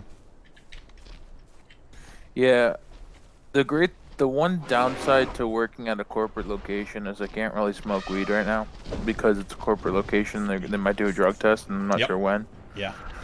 And So you're also the only I don't think you're in a friendly state to it either. If I remember right. Smoking weed? Wait, No, no, you're in I Jersey. smoke- You're in Jersey. How is Jersey for the law there? I have medical card, so I'm able to do it. Oh, okay. You know the shame You have about the to have medical the- card is, if you had like, let's say chemo, like cancer, and you had to take some kind of like a radiation medicine at work, and your job says don't take that, you could sue the crap out of them and own their business. Oh, They're yeah. not allowed to interfere with your medical. But no, with weed, when they passed it, they put a stipulation in it, basically saying that nobody's allowed to sue over violations of your medical rights if your job tells you that you're not allowed to take it. It's like, God damn it. Really? So this is the only medicine in the world that you're not allowed to take. There is a loophole though. There is a loophole on my end though. Because I have Asperger's syndrome and I'm still on the autistic spectrum, and if they catch me smoking weed, which is why I smoke the weed, is because I have anxiety and mood swings and chronic knee and back pain, they cannot fire me over it. No, they can. It's just that my parents They can. don't. No, they can't because Discrimination Act. No. If they fire me. No, for Neil. smoking No, weed- Neil. I was very, very, very, very, very clear when they wrote this law. I made sure to read over it over and over again. It is 100% impossible to sue anybody over the discrimination of them using marijuana at work based on the idea that they have a medical card. It is written in there. Now, the fact is, if someone has a medical card and is using it, they have a disability. So the idea that the fact that you have a disability is the disqualifier, no way a lawyer let that sneak through. No way a lawyer let that sneak through. Because 100% of the people on the medical card would qualify for that stipulation then. But at the same time, see, because this is the way my brain thinks about things, it sometimes overthinks. If you have a disability, Yeah. and your doctor prescribed you, your medicine doctor prescribed you to take marijuana when needed for that disability. Yeah. Right? In the state of New Jersey, they have or in the United States, you can't discriminate over race. Yes. Race, disability, except for the marijuana law. It is written in the law that there's an exemption from it. It has the exact same legal power as the other laws you're citing, except this one specifically I have to be right back. states. My mom's calling me. 1 second. Yeah, no, like that's the only way it passed. That was the stipulation that allowed it to get passed. Republicans that were very, very against it was you had to kind of make sure to protect businesses But I remember that was part of the compromise. I was very disappointed when that was the case. Because as soon as it came out, I remember thinking to myself, I was like, I'm going to go to weed. I'm going to smoke weed. And when they fire me, I'm going to sue them and show them my medical card. And that's why I found out you're not even allowed to take it to court.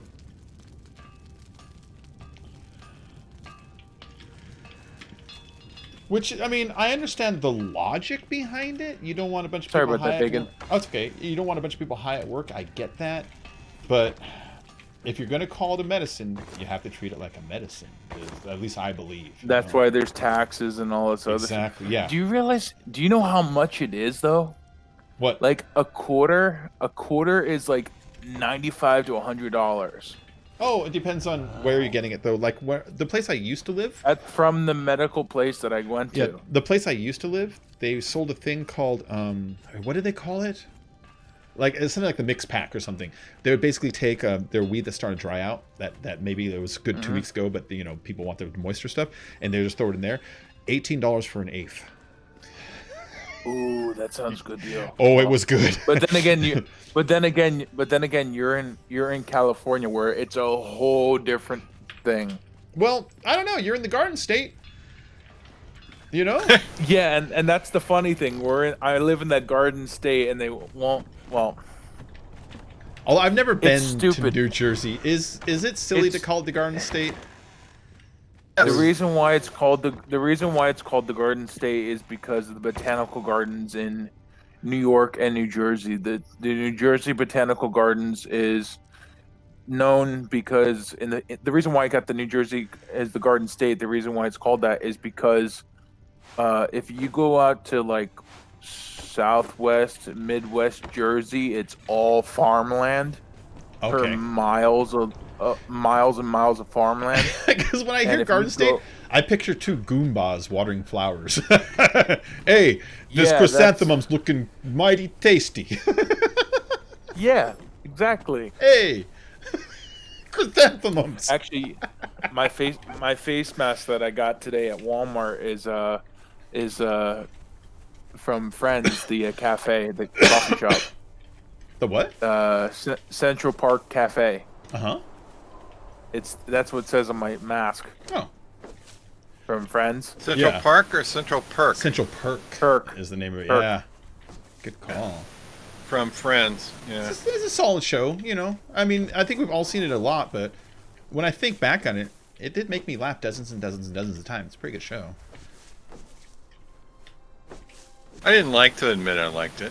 Yeah, that's kind of what I'm saying, you know? It's guilty easy pleasure kind of thing. It's like ragging on Jay Leno. If he was so terrible, why was he #1 for 20 years? I mean, for 20 years, he was #1. If everyone hated him so much, if everyone hated disco so much, why was it the dominant music for a whole decade? You know? And the question I had for you, Bacon. Tell me if this makes any sense. We're known as the Garden State, right? But we only have just touched medical marijuana. How does that make any sense? Well, you guys have Atlantic City, yeah? Yeah. Okay, so minus Trump Casino. We experienced this here with Vegas. The liquor lobby is the same as the gangster lobby, and when you try to legalize marijuana, alcohol does not want you to legalize marijuana. Alcohol does not want you to legalize marijuana. Neither does pharmaceutical. So you get a lot of ads, and then gambling, also out-of-state gambling, does not want you to do it either, because why drive to Vegas to gamble when you can stay in California and just get high? Well, so that's the thing. So the governor that's in office right now,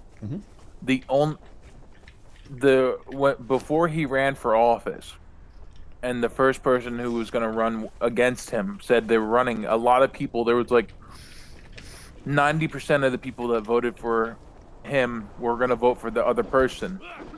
And then to secure his vote and to secure him becoming governor of the state, he said in his second to last week before voting, he's like, and I will make marijuana legal. And people asked him, was it recreational or medical? And he said both. And so everybody voted for him because he said he was going to do that. and it's now coming to the end of his term, and all he's done is medical. Oh, he was a one issue guy. Yep. Yeah. Oh, that's... Nobody wanted to vote for him. Nobody wanted to vote for him. He was it was a 90% to 10% of voters until he said he was going to legalize marijuana, and then it became a. That's how they got rid of Christie. The GOP should look at that, and they should realize the power that one issue has. Because I'm always arguing that why is the GOP so against it? I mean, it sounds like to me. It sounds like the Fed's saying that you're not allowed everyone else to have it sounds like a violation of states' rights, which is kind of like a tenet of the right. And then if they're supposed to be about like regulation-free business, what's going on here? My biggest thing is I thought they liked farmers. A president should make it legal in the whole United States and see what happens. He can't. President can't sucks. make a law. The president can only kind of cheerlead people, so the senators want to make a law from public pressure, right? And then he can make executive decisions where he will command any people that work for him to do specific tasks. But the House of Representatives or the Senate need to create laws and then vote them and then pass it through the Senate. And then the president has the chance to veto it. At any point, the Supreme Court can come in and just put the kibosh on the whole thing. So he can't make a law. He can't make a law. The other thing that was interesting, which what a coincidence to happen. The reason why he's only had the medical started is because the last time they had a vote for legalizing recreational marijuana in New Jersey, the votes were they were unable to count the votes because that was when the news was talking about the whole hacking situation. Yeah. With Trump and Putin and all the other stuff. So they didn't trust it, and so they took a written vote. Like they had people, the old school style. They were like, here's a piece of paper, write down yes or no. 90% of those people said, we're not going to give an answer. Yeah. So out of the legislation for New Jersey that said yes, there was still another like 98% of people that were saying we're not going to vote. They're saying we're not going to take it. Oh no, we ain't going to take it. Not anymore. They were saying we weren't going to vote. Which we're not gonna take it anymore. Yes, I know. My favorite part of that song is at the end, right? When they keep singing the "We're not gonna take it anymore." In the background, D is yelling certain things, and now at one point he goes, "You're all worthless and weak." And it's like, what? That's from a movie. That's a weird thing to yell. They're from It's Animal House. Yeah. Thank you. Yeah, they also repeat it in the beginning of the song. Do you remember? The dad's yelling at the son. It's Niedermeyer from Animal House. Yeah, Niedermeyer. Yeah. Yeah, he's in the video and he tells his son, "You're worthless and weak." Music. Yeah. Did you know that Niedermeyer is referenced in Twilight Zone the movie? Yeah. Yeah. No, I didn't. There's John Hughes who directed Animal House. Was it John Hughes? No, I'm sorry, not John Hughes. Not Ivan Reitman. Who did Animal House? He also ended up doing it was John Hughes. I'm sorry, it was John Hughes. He directed one episode of that Twilight Zone movie, and it's that one where that racist guy kind of gets pulled through time, and he becomes the races that he was racist against. And so, like, he finds himself in Germany as a Jew running from the Nazis, and then he finds himself in Vietnam running from American soldiers as a Vietnamese soldier, and at one point he's hiding in the water from American soldiers because he is now a Vietnamese. Not John Hughes.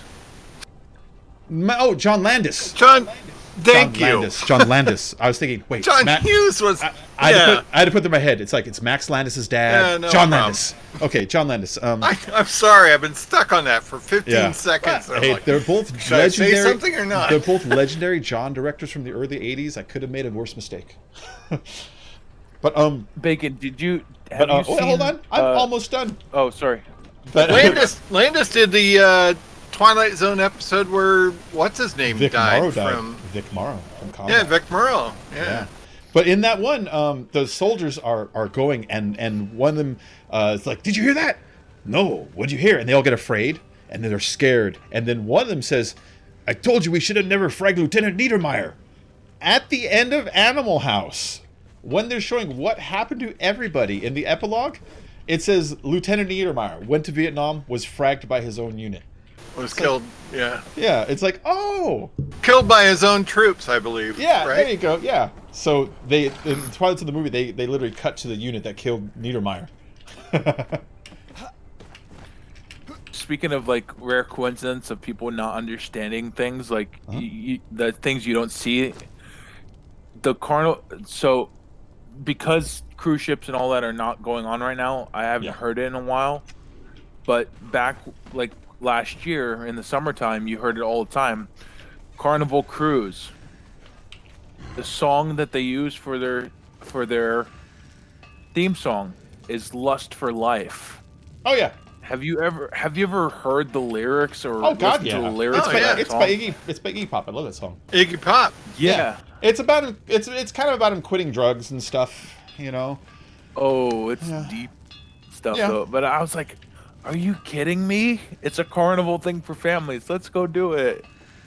Really, the bigger message is it's a Gen X song. You know what I mean? They're aiming at generations when they do songs like that. They're like, oh, the people that like this song are now adults, and if they're in the search economic range, they're more likely to like this kind of music. And then they're like, here you go, listen to the Go-Go's. Buy our crap. Is there, by the way, when you mentioned Twilight Zone, is there like an old school episode that you like really much?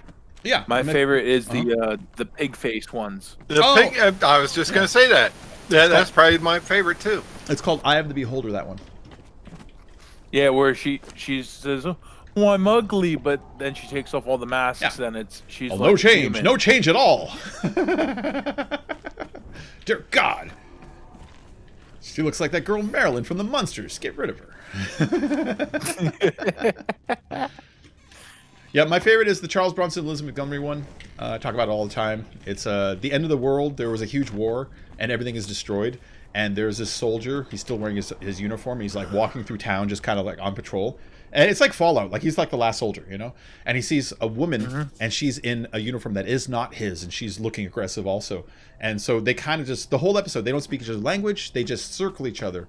You know, they just kind of like, you know, he tries to offer her food, she takes a piece, but then she gets paranoid and pulls a gun on him, and like it's just this kind of give and take. And then he tells her, he's like, listen, we could keep doing this, and we could die alone, or we could try to change it. And the next morning, he leaves a dress on her front door, and he wakes up the next morning, and she's waiting at his front door wearing the dress, and they walk off together, and you realize they're like a new Adam and Eve. Was the pig episode, the pig humans? Was that the one where they had the jail? No, there's no jail in that one. The pig humans starts off, and it's inside of the operating room. She's going to get the procedure soon. They're prepping her. What was the episode of Twilight Zone where they were on another planet? All of them. And that's a lot of them. Well, no. There's a ton of episodes. Remember that? Remember that Star Trek episode where they landed on that planet that was a lot like Earth, but and everyone was all confused and lost? It took place. Well, I specifically remember. I forgot what it was called. The episode, because we used to watch it all the time as a kid. We would watch AMC and TMC classics. It looked like a house, and then all of a sudden, towards the end of the episode, they found out it was really just a zoo. Like the walls, they've knocked down all the walls, and it's like a zoo cage. Yeah. I forget the name of that one. Yeah, you know exactly what I'm talking about. Star Trek ended up redoing City at the End of Forever. Oh wait, sorry, Star Trek. Yeah, that's Star Trek. Yeah, Star Trek ended up redoing it, and the Orville ended up redoing it. Did you see the Orville one? The captain gets called away with his first mate for a vacation, and they wake up and he's in his old apartment. He's like, what the hell? And he's with his ex, and she's like, this is our old apartment before we broke up. And and they realize they're stuck there, and they kind of start to fall in love again because they're like reliving their old life. But then the window, like it malfunctions, and you can see outside that there's just a bunch of aliens staring at them. It's like, exhibit human. It's like, oh, to figure out how to get out of there. It's a pretty good episode. Orville's a little guilty of just straight up ripping off old Star Trek episodes and redoing them. They've done it a few times. I'm trying to look real fast to see if I can find it. Oh yeah, that was a good one. The Not From Earth. Remember that one? Yeah. Which one is that? Not From Earth one. That's the one with the guy that keeps taking the blood samples, and if you look at his eyes are all white, but he looks like a normal human. I don't recall that one. Oh my god, he has like a metal briefcase, like a bomb-proof briefcase. And is it a new Twilight Zone? No, it's an old school, Not From Earth. You sure it's a Twilight Zone and not an Outer Limits or a Night Gallery? They all blur to me. Yeah. Visually, I can tell the difference, but when someone's describing the story, you know, they're all so similar because it's just a bunch of kind of like, you know, like low-level sci-fi writers just showing off their stuff. You know, I need some rocks. Trying to see which year it's from. I'm gonna have to click it, pause it. Yeah, I was talking about It was from the early. It's from the early 1960s. That's still either Outer Limits or Twilight Zone. Night Gallery didn't come along yet. He was in the episode. He's like, I need a blood transfusion, and he's like, how much? And he's like, the whole body.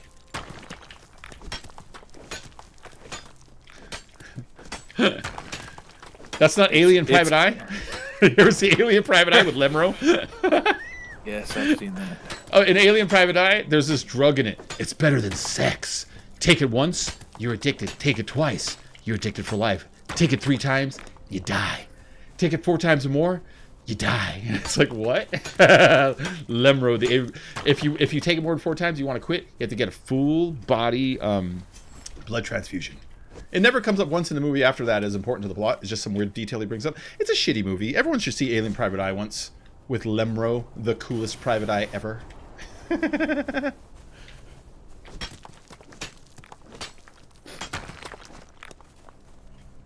Oh, here we go. Got it. The name of the one I couldn't think of that we both knew, the zoo one. Mm-hmm. People are like all over is the episode. Okay. It's a short clip from season 1 of Twilight Zone. Oh. People are alike all over in 1959. So if I'm going to skip any episodes of Twilight Zone, it'll be first season or the last couple. First season, they were still kind of getting their shit together, and a lot of the camera work was kind of crap, and so I'll tend to skip those. And then in the later seasons, the 70s were kind of kicking in, and so you had some color coming in.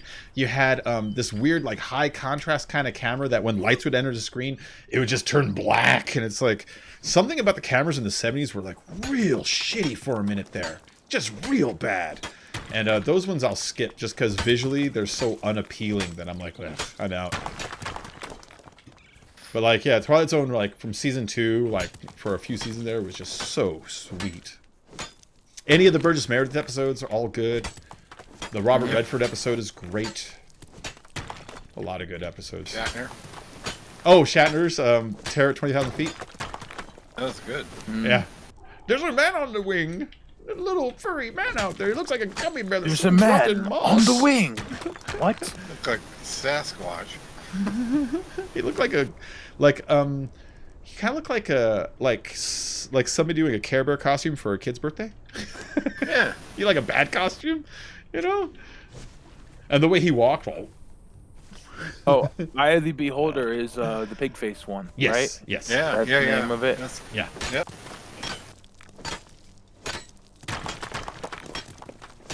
I've been to New Jersey since 1987. If that gives you any perspective. Last time I was there, I was sued for over $500,000. Oh, nice. It was a pleasant experience. Tell everyone the details of the case. And the case file is 84972 North Bergen District Court. Yeah. No, I don't think so. I know. It would be funny if all of a sudden. I think those everybody's got numbers one that of you're those just in their yelling out- closet. I had a really, really weird one. I'm only 24, but I had a really weird court case, so to say, a municipal court case. Uh-huh. I was on my bike. I got cut off on my bicycle. Even though I had my hand signal out and everything, I got cut off by a guy texting on his phone while driving his limo to an event. And it's in a town that I know all the police officers. Uh-huh. And so he cuts me off, and I get off my bike, and I say, can you just keep going? I don't want to deal with anything right now. And he wants to have a fight. You could see What? he wants to have a fight. He's getting in my, he gets in my face. He starts like yelling and screaming in my face. So I grab my phone and I take out my phone. I go to start recording. So just for clarification, because Neil probably wouldn't bring this up, I've seen pictures of Neil. He's pretty large. This guy was shorter than me. Yeah, I know he was. Neil's an exceptionally big person. I don't mean like fat. I mean like bouncer big. No, yeah, is the word I use. This actually was 2 years ago, and they said I could tell whoever I wanted. That's why I'm allowed to speak it. He's a young man too, so you know.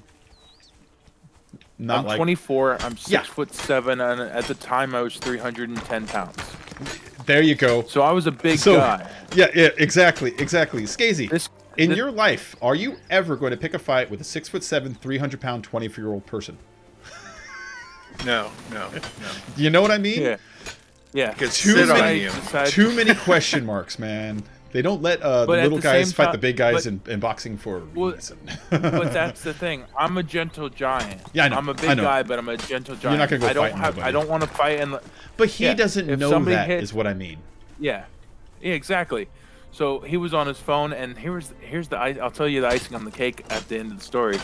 So what ended up happening was I got off my bike. He hears the click of my phone, and he smacks my phone because I start to record him. Uh-huh. He smacks my phone out of my hand, and it scrapes across the ground. And at that point, okay, he just damaged your property and he assaulted you. Yeah. I'm gonna defend myself. Yes. So I give him a couple. I kick him in the nuts, and that's my go-to thing. That's my go-to. I wear a size 17 shoe. Even if he's a young kid and you hit me, I'm gonna kick you in your nuts. So you're not gonna have shouldn't kick someone in the nuts, and here's why. Right? Let's pretend a crowd was forming, and they're like, "You go and beat him up," and then you kick him in the nuts. You run the risk of men in the crowd coming in and interfering and stopping you. But here's how I know this guy couldn't feel it, because he kept doing it, and so I just calmed myself down, and I'm like, okay, you know what, I'm gonna walk away. Yeah. This guy grabs me by my helmet and throws me headfirst into a car. Oh. This guy was short, but he was full of muscle. You could tell, like, short guys are good at kind of wrestling. Yeah, and that's what I was gonna say. Yeah. So with all this happening, and we didn't know what was going on, but there's a church right behind us, and he threw me headfirst, not into his car, but into a third-party vehicle. Oh. And that's where the court case came in. Yes. Now that person is suing for liability of who damaged the car, and I dented the car. Yeah. At first they would say it's you because you touched it, but you need to prove that he pushed you into it. Which, you know, if you have a witness nearby or anything like that, or if you're in the middle of a fight, that wouldn't be that hard to prove. I had 3 witnesses on my side, and he had none. Yeah, there you go. And so, also, again, you mentioned you have a disability. Yeah. He's not going to fucking win a case. He's not going to win a case getting in a fist fight with you. Oh no, no, that's the thing. And I hate to say it like this. I really do, but there's a comedian known as Ian Bagg, and he's like, I hate using this word, but the retard word. Uh-huh. But he's like, whenever you think of like a stereotypical mentally disabled person, you think, oh, they're big and they're strong and they don't show it normally. Yeah, yeah. And then it's like, oh, if he wants like a toy car and you try to take the toy car away from him, you're going to go flying. Oh, he's going to get the strength. Yeah, exactly. Yeah, I know. And so that's exactly what That's exactly what happened. And so we went to the court case, The reason why we went to the court case, other than the third-party vehicle, is because apparently that guy's car was outside of a church at that guy's brother's funeral. So, and the guy was coming out. They were coming out of the church to go to the funeral service to bury the body, and that's when it happened. Skazy. And so, just for a minute, Skazy. Yep. Tell me your mental state. You're being sued. Why? You got in a fight with an autistic kid, and in the middle of it, you ended up pushing him into it, damaging a guy who's suing you because you damaged his car while he's had his brother's funeral. I would hide underground for a long time. How much jury sympathy are you getting in that case? I got everything. How much judge sympathy are you getting? About it, I had to pay for the court fees, and I had to pay for the only thing I was charged with was disturbance of the peace because there was a funeral going on. I think they did you a favor. That was the only thing I got charged with was disturbance of the peace. I think they did you a huge favor. Yep. Oh yeah. The guy who actually started the whole thing. He had. Remember, now you can only have like 4 or 5 points on your license. He was on his fifth. That was his 5th point on his license. That issue. They gave him 3 points for that incident. His license was already revoked, so he already had 3 points and a revoked license because he was pulled over for being drunk and intoxicated. Yeah, I agree with the license revocation in states like New Jersey and New York. But some states, I really feel that you're just cursing a person to joblessness and then eventually crime, you know? And so, you know, in a rural state, driver. But the thing is, he was a limo driver. He had 2 points on his license already. He got 3, which made it 5. He had a revoked license when he hit me. How much more? He got charged with the damage for the car. The damage for the car with the day of the court case, when we found out on the day of the court case, because it was a Rolls Royce, it wasn't like a mom and pop car. It was a 1987 Rolls Royce that he threw me into. And I know the car before the guy even told me what the car was. I knew what the car was because my grandfather loved the 1987 Rolls Royce. So he threw me into the door panel of a 1987 Rolls Royce. The price of the damage. I know. I already know. Yeah. Oh my God. Yeah. Because they don't. So when they don't fix the dent, they replace the door. And replacing a door on a Rolls Royce. A vintage Rolls Royce. Fuck! I couldn't even imagine how much that costs. You know what I mean? It was $110,000 was the appraisal that he got. That seems high. So the guy had a specific door for a specific model for a specific color, but let's see, because it was an 87. The guy was told, the judge basically said to us, if it was a modern day car, it would have been closer to $250,000 for the modern doors with all the sensors and all that. Yeah. So for 110, that was really low. Well, because like I'm looking at doors right now, right? Yeah. Modern Rolls-Royce doors range between like $2,000 to about $6,000, but all these are damaged. I need to find a new one. Huh. All I know is I got sued in New Jersey for $580,000, and that was in 1987. God damn. That's crazy. And it cost me, I don't know, a little under $2,000 to fight it and win. Because like a new Rolls is $545,000. Wow. Yeah. Wow. Hey, Jefe. That is crazy, man. That's a house in California, which is also crazy. That's a freaking farmstead in Iowa. Although you know 400 acres. I say California isn't as out of whack as I used to think. I've been watching these a lot of these stupid real estate shows, you know. And it depends on the state you go to. Some states you can find houses down 50, 75,000, 150,000, fine. But then I was watching one in Alaska $400,000 for like a 2-bedroom with 1 bathroom and like 1 kitchen and 1 living room. It's like, what the crap? What the fuck? Why would I want to live in the middle of nowhere with no amenities, no security, no people? And it's like, I mean, I know some people like that. I just view it as being like 1 step closer to death.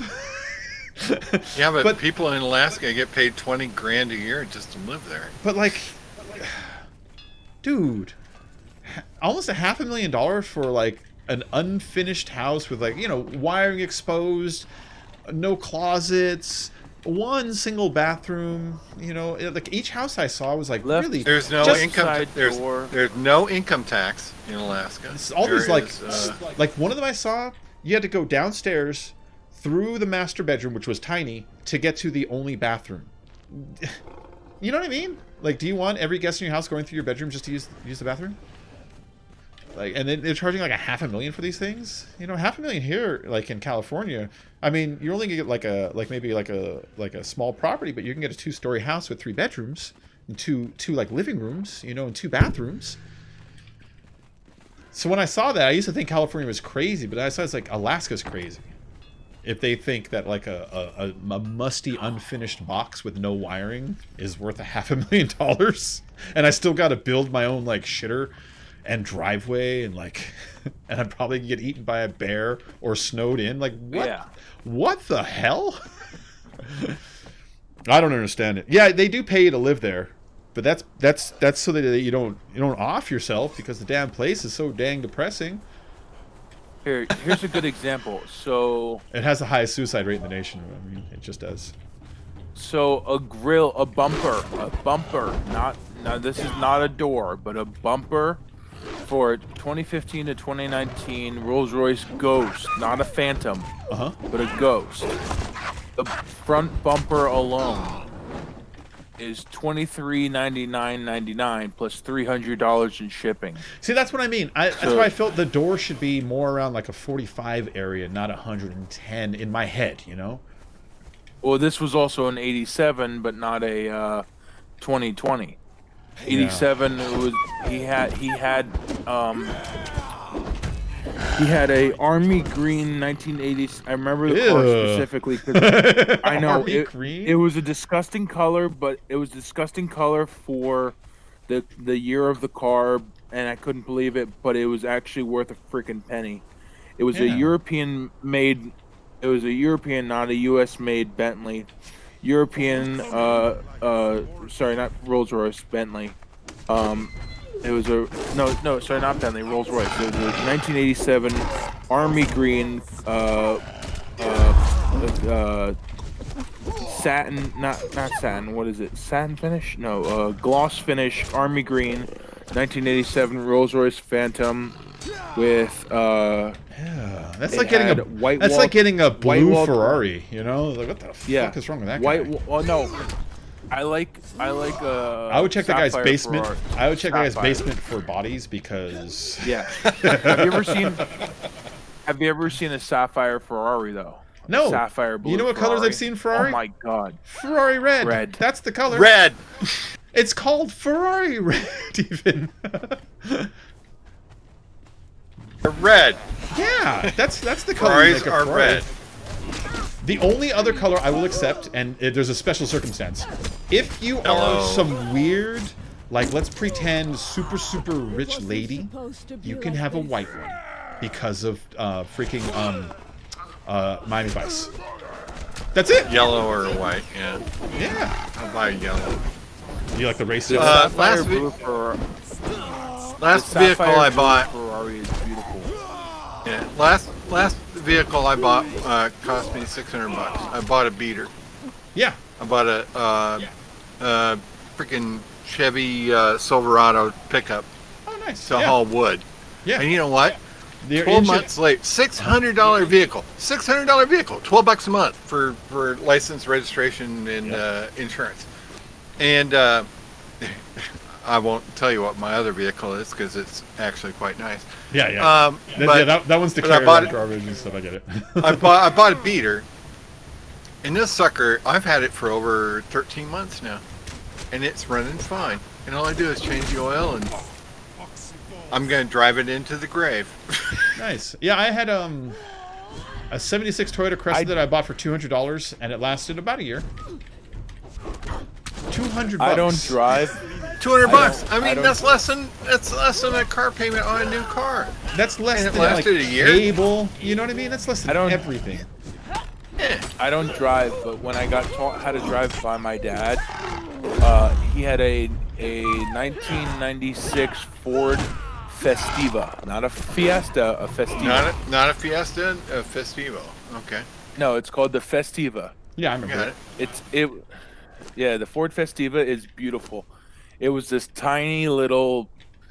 We called it the Screaming Metal Death Trap because it had so many issues that we had to fix before it was street legal. But it's not $35. It's not a subcompact. It was a medium car. I've been in the worst death trap you've ever seen. My friend used to have some old, like, it wasn't a Cadillac, but it was Cadillac size from like the late '70s, just a huge boat, right? And in it, he had no seatbelts for some reason that we have no idea why. Somebody removed them all. And if that wasn't bad enough, the windows wouldn't roll down. And if that wasn't bad enough, it had some kind of an exhaust leak that would go into the cabin. So my friend Sean would have to pull over every like 20 minutes and air out his car. Otherwise he'd die. Yes. Carbon monoxide. Yep. He was a tiny guy too. I remember thinking, I was like, you're like a canary in a coal mine, you know? It's your lung capacity, bro. You want to hear something that's pretty funny, Bacon, though? I can, and because you know how big I am, I can fit comfortably in a smart car. Oh yeah, no, they're designed really good. They look small, but their cubic space inside.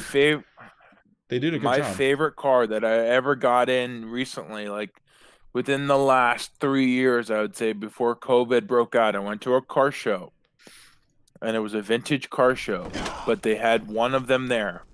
It was a BMW Isetta. God. You know what the that little is? Shriner thingies? The BMW Isetta with the door on the front. Car with the, yep. They make them look small, but they really are maximizing every square inch inside. They are huge. Yeah. For room, and they just released a new version that's all electric, and I'm tempted to get it. Nice. That would be cool as hell. Izettas were way ahead of their time. In fact, they should still be around. Yeah, they should. People should be driving those. So they made 48 miles to the gallon or something crazy like that. Little 5 horse. Well, and you wonder why they're not around anymore. Yeah, because they didn't consume enough fuel. Yeah. My dad's car that he trained me how to drive, the Ford Festiva. It got 35 local. It got 35 highway. And 35 local and 45 mpg highway. It was a beautiful car. There you go. It's crazy. Yeah. We even mentioned the Isetta. I want one of those. I've been scouring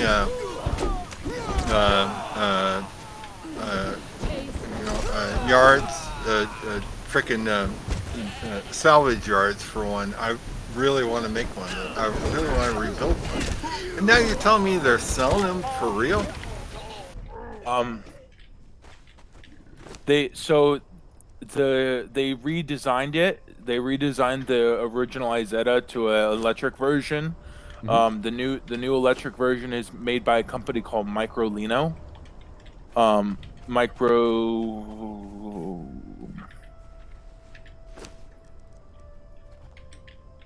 Yeah, so Microlino, M-I-R. Yeah, sorry, I was trying to spell it correctly. It's MICROLINO-CAR.com. Yeah. It's not a car; it's a Microlino car. Basically, it's basically the same thing, but it's an electric version. But if you want an original Isetta, the best website I can recommend for looking for microcars is cars dash on dash line, basically cars online with the dashes though, .coms /microcar.html. They have so many different microcars that are on here for sale that like they have the Crosley station wagon, which is like the size of one, yeah. God, the Crosley station wagon is so small.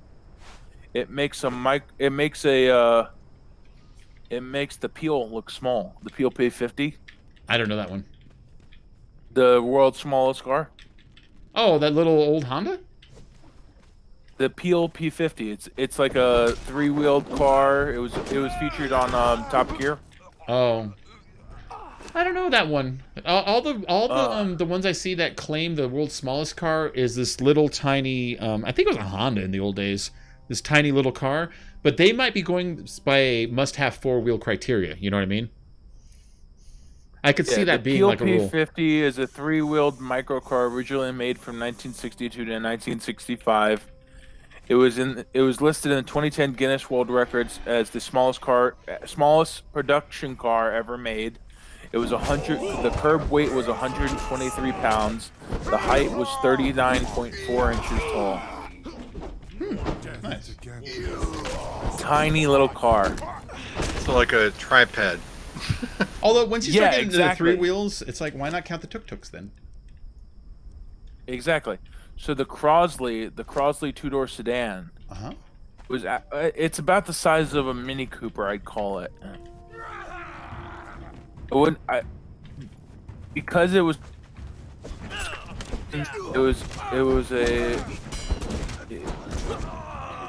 considered a sedan or a hatchback or the wagon version. It wasn't that big. The whole thing weighed. The lightweight model was 1,100 to 1,400 pounds. They were heavy, but they were only 80 inches in the wheelbase, so they were small. The engine had a 1-liter 60 cubic inch displacement. Tiny car.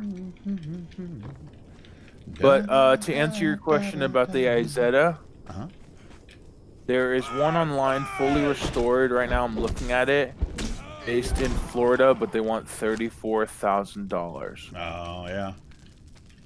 Well, although I mean, what would you pay for a car if you wanted to buy a new car? You know, and of course it's an older car, but it's a rare car, so we're just kind of back to the price of a full car. Though, you know, that's cool. Well, this one, there's another one that one's being sold. The one I just said is being sold by like an actual dealership. This one was sold by somebody for $13,000, and it's an Isetta 300, which is a beautiful car. But my thing is, I want. Have you ever? You probably haven't seen it. I'll post it in Discord. But they're Mini Coopers, but they turned them into semi-trucks. I am a Mini Cooper fan. I like watching racing, right? And there was once upon a time that Mini Coopers were not in the GT series, and then they let them join the GT series. So like, yeah, you could race against our Corvettes and our Mercedeses and stuff. This cute little car. Have fun. Good luck. And they won every fucking year for like 10 years in a row, until the league had to change the rules to basically purposefully disqualify a Mini Cooper because they were so lightweight that they only all the other teams had to pit twice for fuel. They had to pit sometimes 0 times. All the other teams had to pit twice for tires. They had to pit sometimes once, sometimes 0 times. When you go around curves, they wouldn't have to slow down near as much. They wouldn't lose grip as much. Like they're a wonderful fucking car. Wonderful. They're just not like macho looking, you know. But man, I'm gonna have to post. I'm gonna have to post a couple of different Mini Coopers for you then that I really like. They're custom built Mini Coopers that look like they're basically turned them into semi trucks. That's weird. They're really weird looking. Oh, that's a named. That's Janos. They're really. They're really weird looking, but they're really sexy, in my opinion. There we go. I was gonna try to kill him and or knock him out, but it's just Janos. We have plenty of Janoses.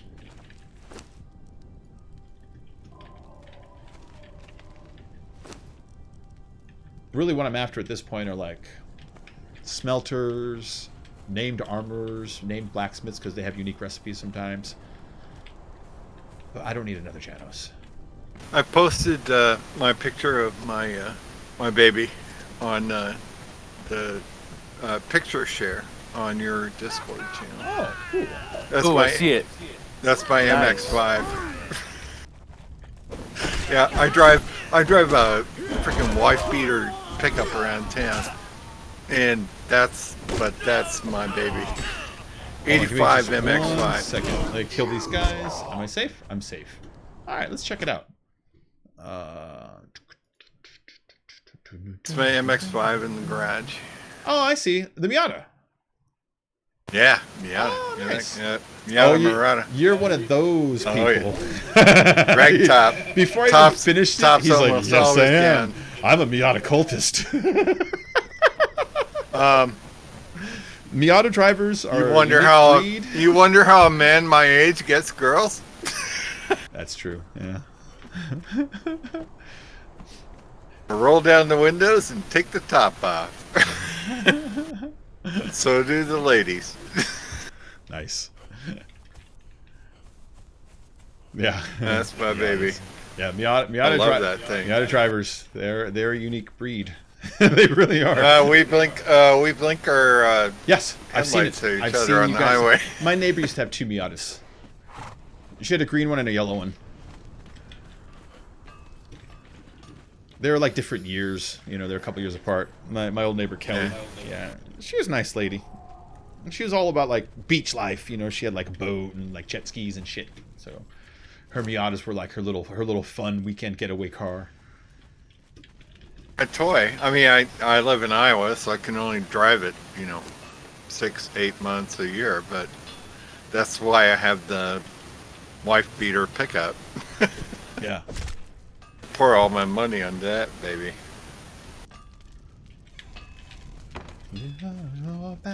So I just posted the 3 Mini Coopers. Hopefully they posted.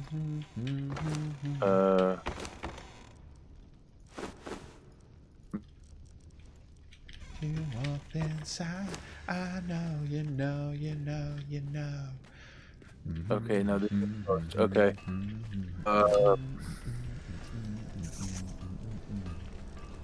Hang on.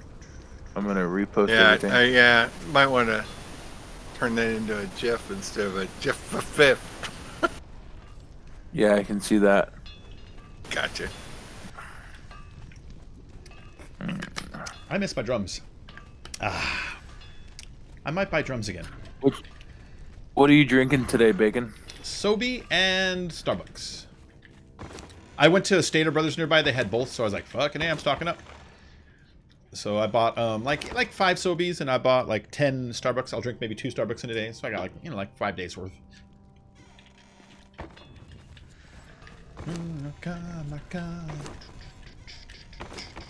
Merlot, by the way. Here I come. What about Merlot? Merlot That's what I'm drinking. or Cabernet? That's what. Do you like Merlot or Cabernet? Merlot, actual Merlot. Or you like Peanut? I like Peanut Noir. Peanut Noir. Peanut Pinot Noir. Noir. You want some Peanut Noir? You want some Merlot? I like Merlot. It's I'm not really a wine good guy, to me. but that's my own fault. It's this. When I was in high school, and I had a friend whose mom would buy us liquor if we asked her to, a big jug of Ernest and Julio Gallo, the one with the little ring hook, was $5. So I would have $6, and I'd buy one of those, the White Zen usually, and I would buy a 2 liter of 7-Up, and I would get shit-faced until I ran out of 7-Up, and then I'd drink the rest of the wine. Oh, by myself. and you were so full of sugar. Oh, well, as a teenager, but It's yeah, like drinking Mountain Dew with alcohol. yeah. And I tried that Merlot once. is I tried that very once when I was a subtle, teenager. It was and too much. it's not like you can chug Merlot. You know, you gotta sit there and stuff it. I can chug Merlot. Better man than me. I don't want to chug Merlot. Ew. Oh. You can, but you shouldn't. The burps sound awful. I feel so full. Yeah. I don't need to eat for 3 days. Yeah, exactly. Oh, Merlot. You know, I was a waiter for a long time, so you have to learn, like, at the very least, you need to learn Merlot, Cabernet, Chardonnay, and White Zin, and the difference between those, because those are the ones you're going to find at, like, Tony Roma's and Denny's and Red Robin, Red Lobster, and those kinds of places. Oh, yeah. That's going to be your standard. If you go up to, like a nicer place, but not, like, necessarily the most quality, you're going to need to, like, expand that to Pinot Noirs. You have to expand that to, let's see, what's a white? A Sauvignon Blanc. You're going to get a... like a red zin. I'll be honest, I barely ever sell red zin because people are too confused. They don't know what it is. I'm not kidding. People who come in and pretend to know about wine, be like, "Oh, I went on a wine tour. What wines do you have?" I'll be like, Zinfandel. I'll be like, "I don't like zin. It's premature and pink." It's like, no, it's actually red and it's aged perfectly. You're used to drinking crap, and you just exposed that to me. Yeah, Stop Zin. Yeah, stop pretending to be a wine connoisseur when you have an opinion on white Zinfandel, okay? Jesus Christ, that's like saying I'm a steak expert. I worked at a Denny's liquor is store for pretty good. 7 years, and I heard people try to teach me about wine, and I've been to 150 wine tastings and read about it all online and shit, and it's just everybody. I'm gonna take this white Zin home and I'm gonna let it sit on a shelf for 3 years. And I go, oh, you like vinegar? Yeah. So you're just gonna skip the alcohol phase, just go straight to vinegar? No, I mean, what good is that? What good is that? You're gonna spend $28 on a bottle of wine, and you really like to drink vinegar. Okay, so I get it. I'm going to bring it down to a more on the ground level for people out there who don't drink wine and are like, I don't know what the fuck you mean by all this. Okay, so white Zinfandel is that pink wine, right? It's the pink one that's really sweet. And Zinfandel is red and more like full-bodied. I wouldn't describe it as sweet. Oh, yeah. It's like a Merlot or Cab. Yeah, exactly. Yeah. It's a red wine. And the reason they're like that is because someone a long time ago in the process of making Zinfandel says, I don't want to wait for this to finish, and took it out early. The sugar didn't convert into alcohol, and it came out very, very sweet, and it didn't permeate all the colors into it. That's why it's pink. And so really, you're just kind of drinking like the fast food version of wine. Okay. Well, and they mixed it with Pinot and whatever they had, anything else that was but it's a white supplier. It's Corona. It's the Corona of wines. Yeah. Yeah. So I just posted the pictures of the exact ones that I really want, because there's... And Bacon, I would recommend you take a look at them. The bottom one is... Because I'm weird, I want the bottom one the most. Yeah, I see them. Oh my God. Those are bizarre. I think the top one is my favorite. I like the color scheme on it. That green red with the white. It's got the British racing green. I like the third. I really like that one, but I wouldn't want to take it out because I wouldn't want to get it damaged. Oh, that's the kind of car Versus, you take to car shows, or you take it on your anniversary with the missus to dinner. Like, or if you have a lot of money, it's like, okay, well, maybe I take it on Sundays and I'm gonna buy another one and breaks in 5 years. But see, the two in the middle, I would take the top one to like the local brewery and fill it up with beer. And the third one I would take grocery shopping just to see people's reaction. Oh man.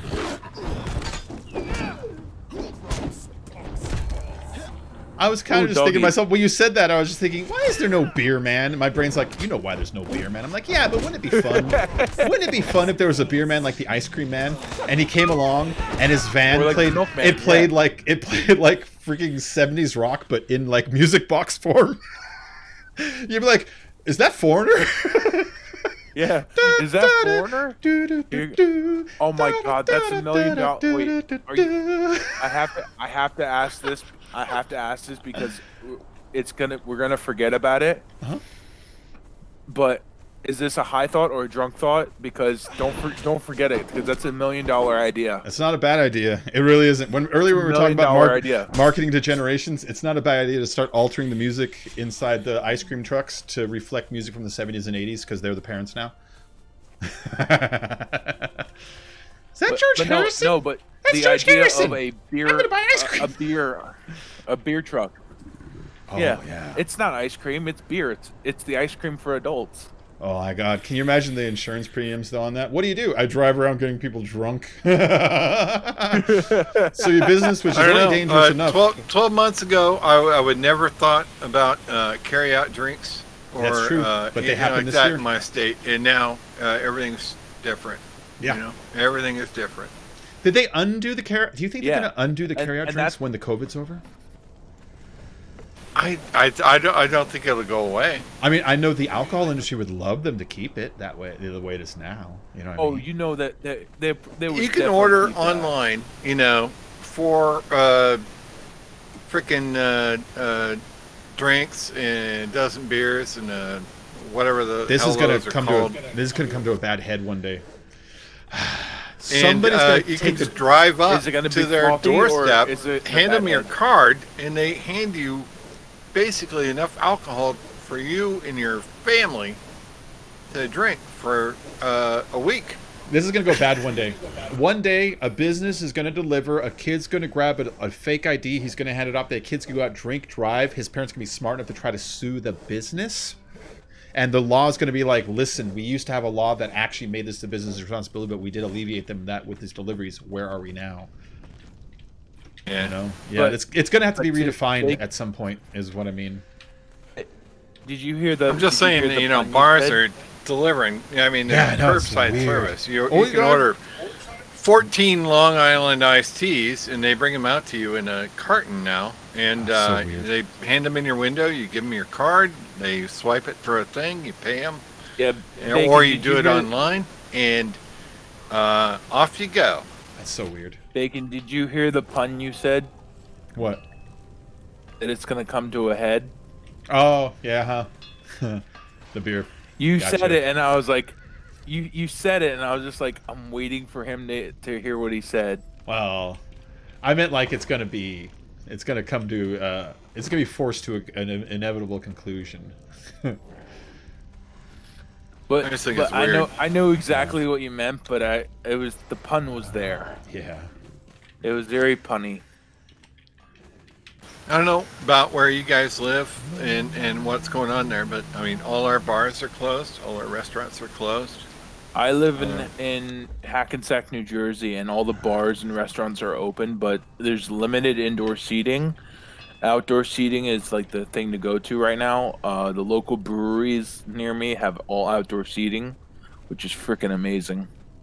Well, in New Jersey, I would have to ask you, which exit you off of? 168. There you go. Garden State Parkway, 168. Bergen County. Bergen. Okay. Oh, Bergen. Maybe you can help me with some of my legal troubles. Oh, is that the district? Yeah, I was on the 494 going into Lincoln Tunnel and had a New Jersey transit bus. Ooh, pin me against the concrete wall. I will say from living in New Jersey, and I don't care if people come at me for it, but New Jersey transit bus drivers suck. He sat in the squad car with me and looked at the police officer and told him, I didn't look before I changed lanes. It's all my fault. Oh. And I still got sued. What? You know why? The business who is ultimately being held responsible probably literally said, he does not represent our company in legal statements. At that point, our lawyer should have been notified. You know, they probably just held enough for goddamn I literally sat in the squad car and watched him look the officer in the eye and tell him it was his fault. And then the state itself is like, you know, it doesn't hurt if we turn an eye to this. Yeah, But- because it's New Jersey. Yeah, some Transit. What are yokel they from gonna do? Iowa driving down the New Jersey Turnpike, you know. Fact. Yeah. Well, Jersey. turned out pretty good on my side. So, Oh, good. but being sued I for forgot I had a whole $580,000. Jesus. bacon. So, I'm little completely wake up thinking of call you right now. to a guy in his 30s. I'm completely thinking of bacon right now because I forgot that on my Pinterest page, which I haven't been on in like 6 years or so, because I don't use Pinterest anymore. I have a whole category of just Mini Coopers. And since I now know that you like Mini Coopers, I'm looking at the ones that are really weird and fucked up. And I'm like, what was I doing, and was I high when I took this? There we go. Because there's some really weird ones, like, oh, do you want a Mini Cooper that's turned into a monster truck? Yes. I'll take it. Exactly. Yeah, exactly. That's what I'm like. Yes, I do. I don't care how dumb that is. Or how about, I'll like- take it. Or how about I saved it. I saved this one under Mini Cooper, but it's a smart car that they turned into a crane. Oh, no. I would not want that. No. Just because Yeah. every time I see a crane collapse, it's always the exact same problem. You're top heavy. You're not bottom heavy enough. Yeah, exactly. You need to have a wider base with more weight on the bottom. I don't know why engineers keep designing these things where they don't have the ultimate calculation in the end of, listen, if I lift a thing, it's going to be wrong, make this bottom heavier. I don't understand why they don't ever fucking do that. But I just watched a crane collapse yesterday. I'm looking, it's like, dude, that crane is like 200 feet up, and that, like, you know, the whatever you call the cab, it's like, the thing is like, it's like 6x6. This was never going to hold it for very long, and it's carrying like girders and shit. It's not strapped down, doesn't have those extension arms out. It's, you know, I see it all the time, so I would not want a Mini Cooper that had a crane on top. That thing's just going to tumble over. I just posted it so you could see it. I just posted it so you could In see it. its defense, its wheels are very, very, very pushed out to the corners of its trapezoid-shaped base, and that really helps secure it. But I still would not trust it. Now, with the Ford that I just posted, do you see the smart car? I would drive that. Oh in no, a no, I'm heartbeat. not going back between looking at those right now. I Okay. fuck up my stream every time I do it, so I'm not gonna be looking at pictures right now. I'm not going to do that to you like I did yesterday. I apologize. No, that's okay. Yeah, when I do it, I have to toggle over, and then my stream image stops and the sound stops, and my computer jams up for a minute. I don't like doing it too often. Yeah. Once in a So while. it's like the one I just posted. It's a smart car, but if you picture this in your mind, take away the whole bottom wheel section of a smart car and put a tank on the bottom. Yeah. That's what they did. They turned it into a smart car with treads. You know, okay, so the smart cars, Kitten crud. Kitten crud. the design of the smart Turn for cars, that. they're very sturdy when it comes to like being crushed. When it comes to like accident ratings, they're Oh yeah, tip-top their superb. accident rating is super Yeah, high. they're superb because that shape, it's a little nugget, you know? So it's like, yeah, throw tank treads on that. Yeah, exactly. It's like, why not? Yeah. Which is weird because up until now, the logic was always like create crumple areas, create this kind of like dead area that can collapse and absorb energy. And we've gone from that to create a nugget that is just a solid block, which seems like it would just send the shock through the body, but I guess not. No, and that's like, I really like the design of that. And there's so many like different things. Like my favorite style of car, if I have to choose a favorite style, if I could get any car in the world, is the old 1940s streamlined cars, where they're super streamlined, like the one like in Hydra from like Captain America, with like the Hydra vehicle, where it's like that super streamlined, like bullet train style car. Yeah. I what were those I would called? drive one of those in a like heartbeat. a Studebaker? I have a picture of it right here. It's called. It was the Red Skull Coupe, but it was based off of a Mercedes G4. Oh, okay. It's an But my absolute favorite Oh, card. that's okay. So, in was that Captain America that you're talking Yeah, about? in Captain America. So in The Captain Hydra America, vehicle. the Nazis used to be the bad guy, but they had to erase all mentions of Nazis from it, so you can get an international audience, so your movie doesn't get banned in Germany, for all kinds of reasons. And that's why Hydra is really kind of no longer Nazis in that movie, but they always were. The Mercedes made engines for the Nazis in World War II, so that was a bit of a nod for them to give the car to have it be a Nazi-produced car. Right. At the time as the basis for the Hydra vehicle. It's pretty good. I like that. My dream car, if I could ever have it, is, I wouldn't call it streamlined, but I would at the same time. They made only like 100. Well, they made a bunch of them. There's only like 100 known to exist in mint condition. It's the GMC Futureliner. I don't know. It's a big. Think about if they took a bus and a semi truck and stuck the bus under. Yeah, it doesn't look pretty. It literally. I'm gonna save this picture so I can post it later. But it was designed to show off the propulsion engine for like the early model, like jet engine, basically. Okay. And it was brought to attention during the reason when they released them was for the World's Fair. Okay.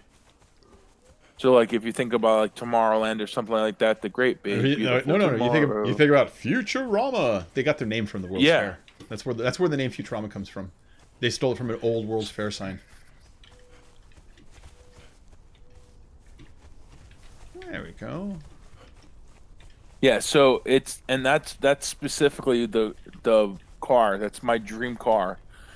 To buy one, the last time one went up for auction, the last time it was sold for like close to $3 or $4 million when it went up to auction last time, because there were so many that were not original. This was an original. Nothing has been restored. It was sitting in a warehouse. They found it was mint condition. It sold for $3 to $4 million, and I'm like, are you freaking kidding me? But it's my dream car, because I'd turn that thing into an RV. Ooh, I smell dinner. I'm gonna be getting off soon here. I just got a huge whiff of bacon.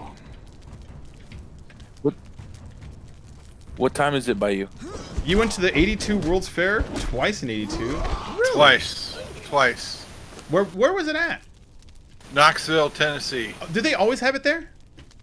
No. Okay. It's been in Chicago, Seattle, New York, Chicago. Because the only place I ever know about the World's Fair, whenever if I'm referencing it and I want to make a pop culture reference that would kind of help me like dress my story up, I always say, the World's Fair, it's under the Sun Sphere in Knoxville.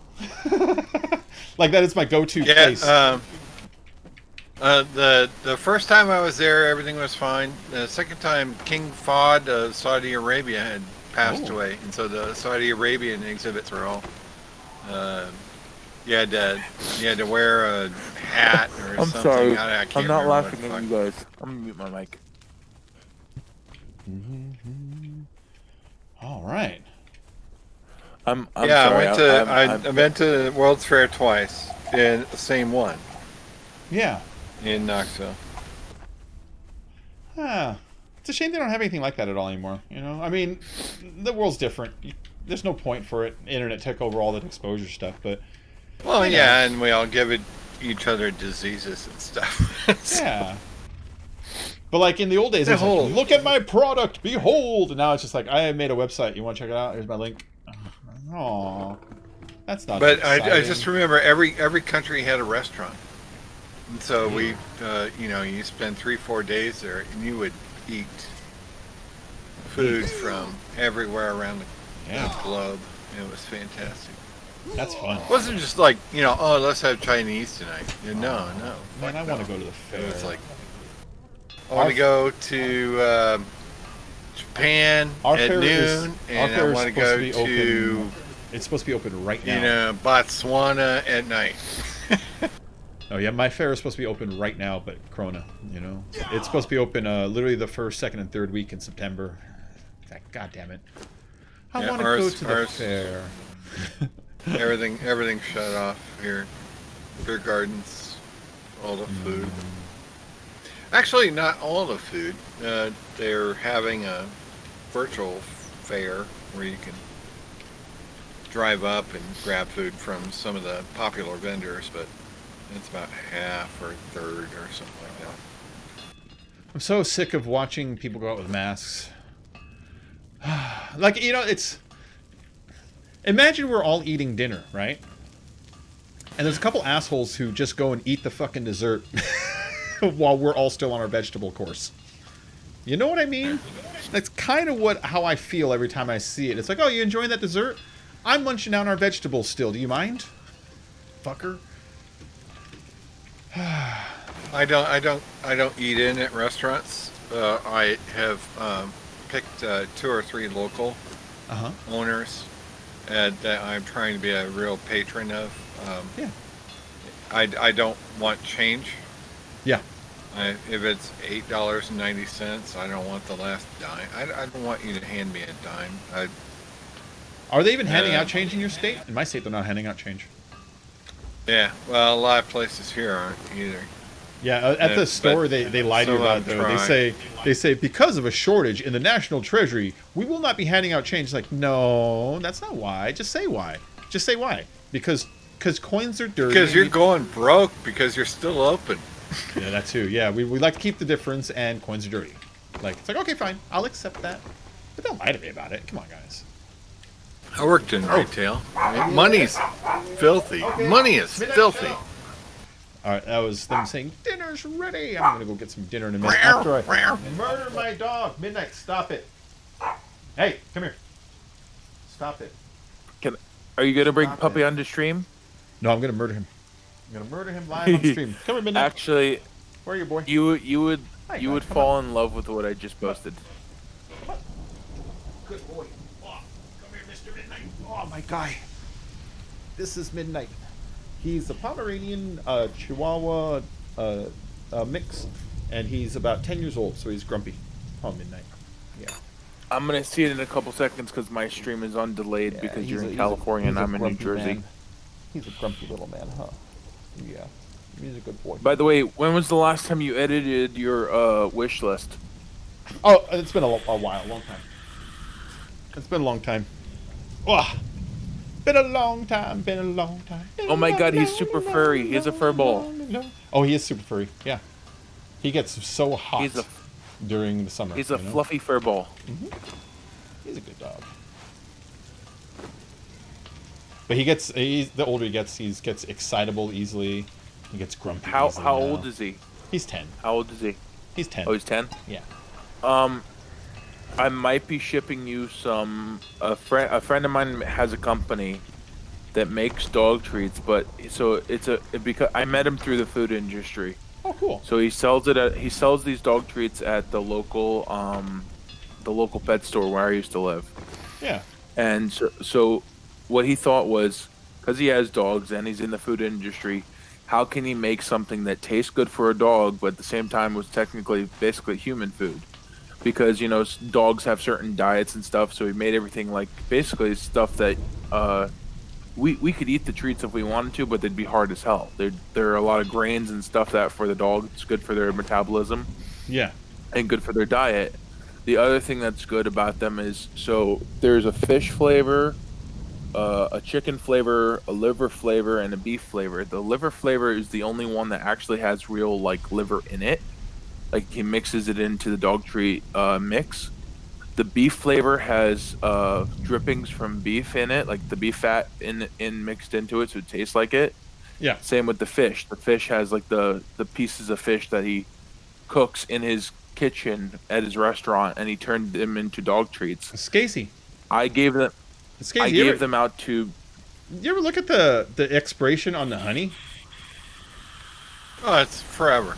167 hours. Yeah. It doesn't expire. Jesus Christ. 167 hours for one honey? For one honey, yeah. And so according to the if you screen put that up I'm looking one, at, it looks like you have 3. Oh, thousands. We got thousands because we got a bunch over here, We've got these 2 producing, and then we got some of these boxes. All right, well, I'm going to go because my dinner's ready. I can smell bacon, which tells me there's a burger out there waiting for me. Go eat. Go. Yes. Hey, Bacon. Yeah. By the way, Bacon, Mm-hmm. do you mind if I call, instead of calling you Bacon, do you mind if I call you by your name? Don't do that in stream. Okay. Yeah. Since you're in California, you're 3 hours behind, right? Something like that. All right, so it's like 7 o'clock by you. Yeah. He does not Okay, yeah, like 'cause to it's- know. He does not like other people to know his real name is Susan. It's Susie Sue. Well, didn't like a while back when we were doing 7 days, didn't you like post your Facebook page and tell people to follow you? Hold on. My notification just went off for a billionth of a second. Hold on. Look, that's different, man. I want to be known as Scazzy. Hassan! I want to know Hassan, Bacon wants to be known as Bacon. And Deathfang wants him to be known as Deathfang. That's why we chose our names. That's how it works. Our friend Hassan has just donated through the Streamlabs. I'd like to thank you very much, Hassan. How are you doing today, man? I haven't talked to you in a little while. I hope you've been good. I have been doing semi-shitty. Our air conditioner was broke for 5 days, and so we're just roasting when it was 130 degrees in here. And then it started working and all the fires started, so I keep getting like dizzy from all the smoke and ash in the air because it's too... it's crazy here in California right now. It looks like you're watching a movie about Mexico. And if you've ever watched a movie that takes place in Mexico, you'll know what I mean. You ever notice how movies about Mexico, they always put this yellowish green filter over everything? You know? The sky is always this orangish, yellowish color. That's what it looks like outside right now. Everywhere. It's awful. It's awful. Miss you guys. Dude, yeah. Well, sucks. Yeah, always feeling sleepy. Yeah. Yeah, dude. I had a nasty couple weeks, but the air today is a lot better than the last couple. It's been a lot better than the last couple. Yeah, man. Nah, we'll catch up again soon. Don't worry about it. You know where I'm at. I was just about to get off because I'm gonna get myself some dinner. It's been on stream for like 4 or 5 hours, and I'm pretty hungry now. The new DLC, Hassan, is basically going to be a new land. We need to delete characters or start new characters in a new server. Someone else described to me, you know how Ark will add new lands? Like that. Like you have to start over. It's a different start point and a different world completely. They're not attached. So it's like playing almost like Conan 2 in a way. I don't know how else to say it. It feels almost like this is the next map, but we're going to put it inside this client, you know? So however you want to call that or however you want to interpret that, that's what it's going to be. It sounds very exciting. But that's like next week, I think. Bacon, I'm going to head off. Talk to you later. Okay, Neil, I'll talk to you later, man. Thanks for popping in. I'll catch you later. I sent you the link for remember a while back I told you about the portable air conditioner? Yeah. I sent you that link. I just found that link for you. Oh, cool. I'm good, though. You know, we're getting through the summer already and the air's working. You know what I mean? It's like a backup air conditioner. Oh, that's cool, though. That's cool, yeah. My friend has one maybe they're good to me. Maybe they're good for just my little room here, you know? Yeah, that's what I'm saying. Yeah. It's tiny. It's literally like 6 inches by 6 inches square. That's cool. All right, I'll talk to you later, guys. I'm gonna go, everybody, because I'm really hungry and I can smell that bacon. It smells so good. I like thank everybody for joining today. Hassan, let's play again soon, man. I haven't talked to you in a little while, man. 1818. Let's go back. We'd have to delete our characters to go back to 1818. Oh wait, 1818. No. 1818 might start a new one. 1818. Start a new one. They might be limited to specific lands per server. You know what I mean? Well, then we'll pick a different one. Yeah. 1823, 18 whatever. Say hi, Deathfang and Skazy. Hassan says hi, Skazy. Deathfang is playing 7 days right now, so he's playing that late game without pets. Hey, Hassan. He doesn't like capturing people, I guess. All right, I'm going to go, everybody. Thank you all for joining. I had a great time. I'll be back later on tonight, also tomorrow night. Yada, yada, yada. Hit subscribe, hit notification bell. It's good to see you, Hassan. I'll catch everyone later. Have a great night. Bye.